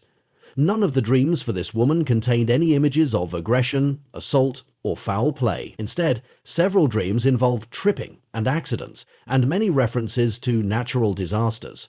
No sexual dreams were reported. The majority of the dreams contained references to sons, none to daughters, and to crying and grief, questionable evidence, fires to put out, and poor communications. This group concluded that the ruling of accidental death needed to be accepted so that the family could renew open communications and go on with its life. When our two groups met to compare notes, Bob's target person was much impressed by the noticeable differences in the two sets of dreams, whereas in my group there were many instances of aggression and foul play. Not a single dream reflected that theme in Bob's group, where accidents and natural disasters predominated. That comparison helped the woman to accept the validity of her group's suggestion that her son died accidentally. One way of telling if the dreams are helpful is in the long-range impact of the ceremony upon the target person. In Patricia's case, for example, a year later she was beginning a new career. She indicated that the ceremony had motivated her to seek therapy, to rid herself of the emotional hangover resulting from her childhood rejections, and she was now in training for a new career. The woman whose child died under mysterious circumstances wrote a letter to Bob that said that she felt a great load had been lifted from her mind after the ceremony's conclusion. She had discussed the matter with her family for the first time since the boy's death 2 years before, and they were now on the road to recovery from this tragedy. Such feedback tends to support the validity of the type of help that comes from the ceremony. The Dream Helper ceremony has been conducted by others with similarly beneficial results. It is interesting to note that most dreamers believe that their dreams are not on target when they first recall them, before the group meets to discuss the dreams. The ceremony shows how often telepathic information can be hidden in a dream. Only by comparing dreams does the psi factor come to light. Not all the ESP is hidden. Occasionally, a dreamer has an extraordinary dream involving lucidity, hearing voices, or some other factor related to transcendent dreaming. In one case, a person dreamed of flying over the target person and announced that the diet was to blame. Indeed, diet proved to be a crucial factor. I once dreamed that I was lying on the deck of a sinking ship. The water level was rising slowly, but was beginning to enter my mouth. I began to choke and woke up abruptly, with the inexplicable impression that the target had been ill and almost died. As it turned out, the target person had almost died during a recent stay in the hospital. As an unexpected side effect to some medication she had received, she developed a temporary partial paralysis in her sleep. As a result, while sleeping on her back, her saliva filled her throat, choking her, and she almost died from suffocation. Step 3. Changing the environment.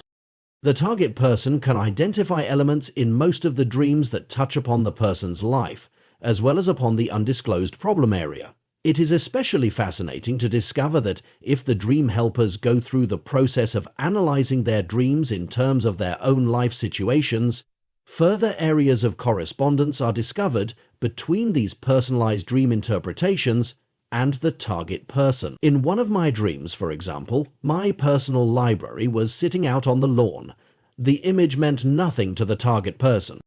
When I revealed what prompted me to begin to collect books, however, and what lawns meant to me, the target person and I discovered that we shared a desire for self-directed, non-institutionalized study.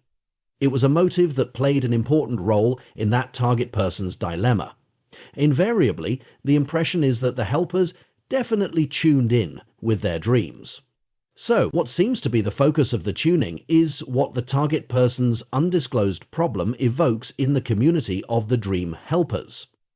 To reveal this deeper level of psychic interaction, however, requires additional cooperation from the dream helpers.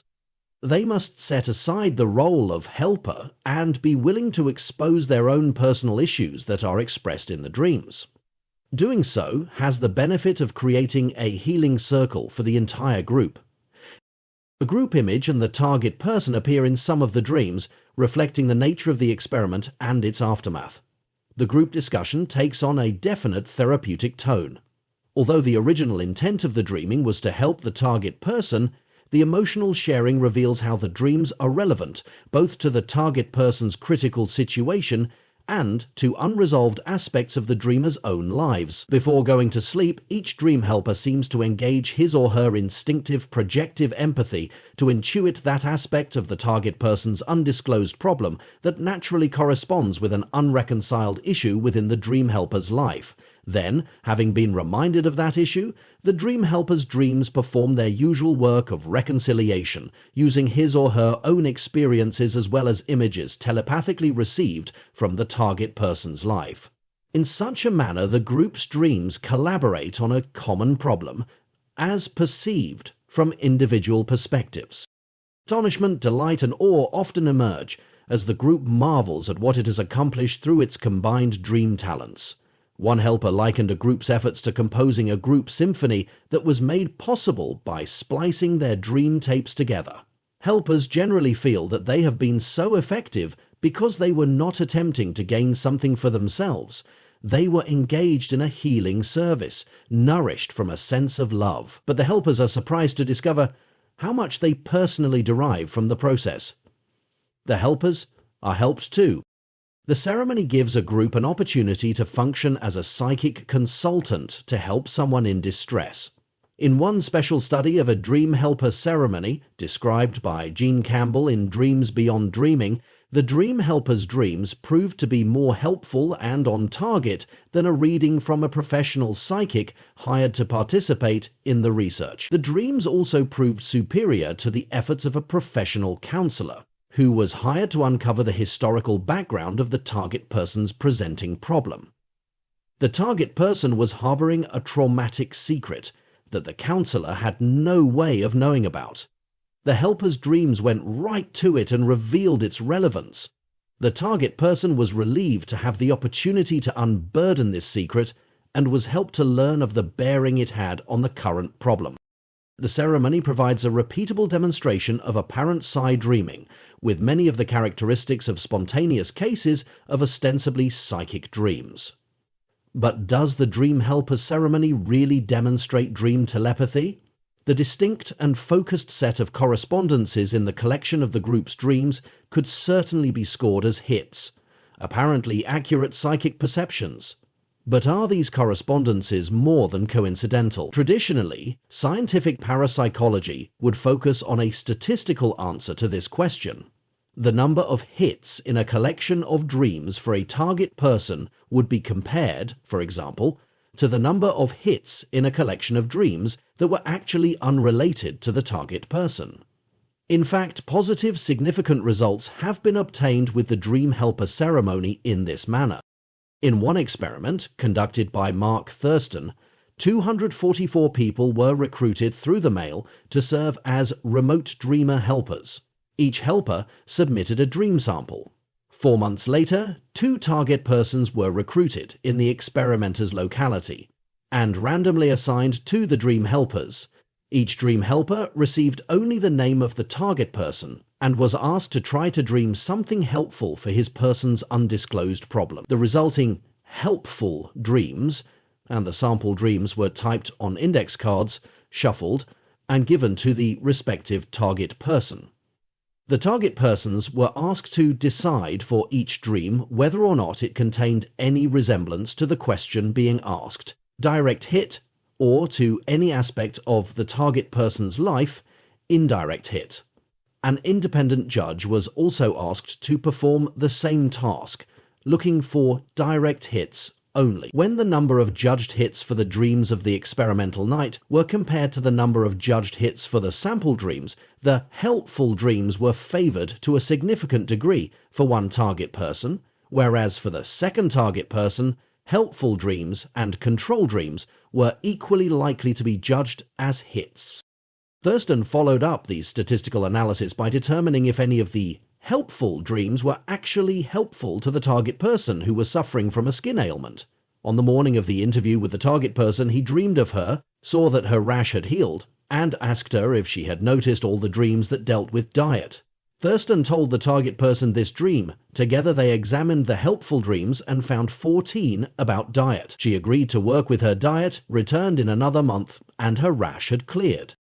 One effect of our participation in dream helper ceremonies is to question the limits we usually place on the interpretation of dreams. To discover that your ordinary dream actually contains meaningful images from another person's experiences makes you wonder just how personal your dream time actually is. Although our dreams nevertheless serve our own personal needs, we may be intertwined while we dream more often than we suspect. Robin Shohet in Dream Sharing reports that when dreams are shared routinely in a contained community, overlapping themes are constantly discovered. She quotes one community member, "I let myself be aware that the unconscious mind of many other, apparently disparate people was probably composing my dreams as well as their own." Development of psychic ability in community. Besides demonstrating an approach to transcendent psi, the Dream Helper ceremony also illustrates another dimension of Cayce's philosophy of developing psychic awareness, the community or group aspect. The first step Cayce gave for developing psychic awareness was learning to cooperate. He also believed that cooperating in a group that is working to develop psychic awareness is quite appropriate. In the Dream Helper ceremony, for example, no attention is given to who had a psychic dream. Instead, the group cooperated to bring about generalized psychic functioning within the group's awareness. In the context of a cooperating group, it is easier to adopt the transcendent viewpoint, psychic awareness is, and leave behind the self-focus of who is exhibiting the most ESP. After all, psychic awareness is the result of our being interconnected. Its ultimate source is in our interrelatedness. Ira Progoff, concluding his dialogues with the entities channeled by Eileen Garrett, noted that at some points in their conversation, the depth of contact between himself and the entity was so great that it was hard to determine where the source of the intelligence lay, except to say it was in their interaction. Further evidence that it was the quality of their interaction is the fact that nowhere else in Garrett's own writings are these higher entities mentioned. Their appearance seems to have resulted from Progoff's presence and intentions. Progoff wrote, "It is important to remember that when we reach out into the larger meaning of things, we are all reaching together, primarily because we are not able to reach separately and alone.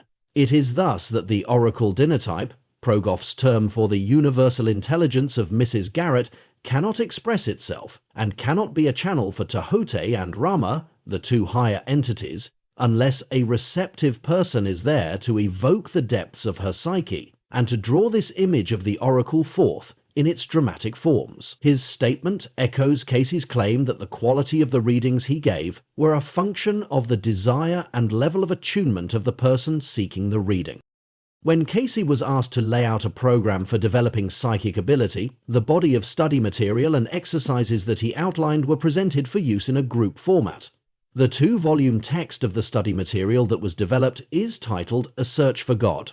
The content of study, the spiritual or transcendent concepts of cooperation, know thyself, love, opportunity, ideals, patience, happiness, and meditation, to name a few of the lessons in the text, is only one part of his approach, the part that is attended to the most. Many of those concepts have been presented in this book. The second part, the style of study, is equally important, but more often overlooked. This material needs to be worked with in a group. The group format has become known as a study group. A group of people make a commitment to help one another and be supportive in learning the concepts related to psychic awareness and spirituality. Part of learning the transcendent orientation is discovering that we have more in common than we have differences. In the Dream Helper ceremony, for example, people often find that their dreams point not only to the target person's problem, but to how that problem is related to their own lives. The sharing in a study group raises the level of trust and caring among its members. As they begin to cooperate at deeper levels, psychic connections between members begin to appear. Ask anyone who has been in a study group for a long period of time and you will hear plenty of stories of psychic events. You will also hear stories of joint endeavors, mutual aid, and such that are reminiscent of the community spirit that we associate with an earlier era in history. The life and history of the group begins to undo much of the separation and alienation that industrialized life has generated. The life is generated as a result. Psychic awareness begins to thrive in the group. Psychic awareness is an attribute of a community of people who recognize their interdependence and sensitively act accordingly. Psychic awareness is not really intended as a power tool for the loner who wishes to step out ahead of the pack. Psychic awareness is not an expression of an isolated ego, but of the recognition of connectedness. Psychic awareness, harbinger of global changes. John Militant's The War Machine, creator of The Missing Piece. Creator of The War Changes. Edgar Cayce is often associated with the prophecies he gave concerning coming earth changes. Like Nostradamus, Cayce foretold earthquakes, wars, and other upheavals.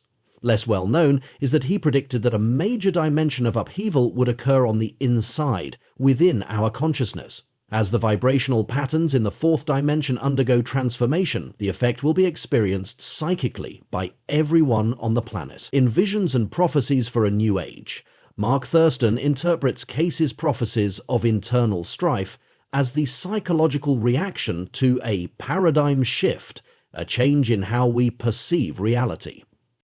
A major element of this shift in worldview is already evident. It is the transition to a holistic perspective. In the area of psychical awareness, it is a shift away from the term ESP in favor of psi, or transpersonal, suggesting an order of reality above the single individual. Like Carl Jung's image of the archetype, Cayce's formulation of the creative patterns of vibration is being increasingly incorporated into modern thinking. People are becoming more sensitive to dimensions of consciousness that transcend the individual mind.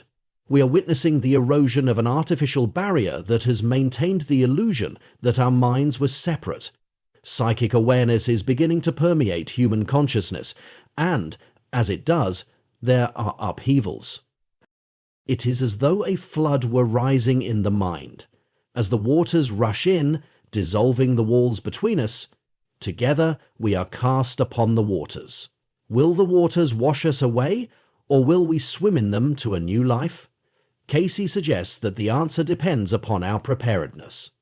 As psychic awareness becomes more of an influence in consciousness, those that have practiced becoming psychic will find the waters familiar. Part of that development is to extend one's identity to include a holistic vision of all of creation. It involves a near-death experience of our atomistic self-concept and a birth of a transcendent vision of self. The Earth as a whole has been subject to some near-death experiences, visions of the end of the old and the coming of the new. Jung interpreted UFO sightings and Marian visions as collective visions, representing an eruption of the archetypal unconscious into the mind of the masses. He saw these events as harbingers of significant changes in our consciousness. In The Final Choice, Michael Grosso argues that UFO sightings and visions of Mary are planetary near-death experiences. By his use of the term, he means to suggest that all the attributes of a near-death experience at an individual level are applicable to these global visions. Such experiences come at moments of crisis, when physical life is threatened to an ultimate degree. That threat is upon our planet. An individual who has had a near-death experience identifies less with the body and more with consciousness. On a global level, it would mean our collective realization of the consciousness that unites us, the transpersonal level of consciousness. Such a realization may be what lay behind the international celebration in August 1987 of the harmonic convergence. This term, coined by Jose Arguelles in The Mayan Factor, is the name he gave for an influx of new patterns of creative energies that were predicted by the millennial Mayan calendar. In light of our earlier discussion of such terminology, it is of interest that he chose words reflecting the imagery of psychic imagination, and that he suggested that we resonate to invisible patterns that would be in the air. It is also of interest to note the tremendous response to this image, even though, judging by most news accounts and the explanations of harmonic convergence given by its enthusiasts, his complex book was barely understood, if read at all, but its image spoke to the imagination of the people, an imagination that is becoming more in attunement to the psychic. Cayce, however, would add, as did some ministers in their letters to the editor about harmonic convergence, that attuning the imagination to the psychic is only part of the process of getting ready for the new age.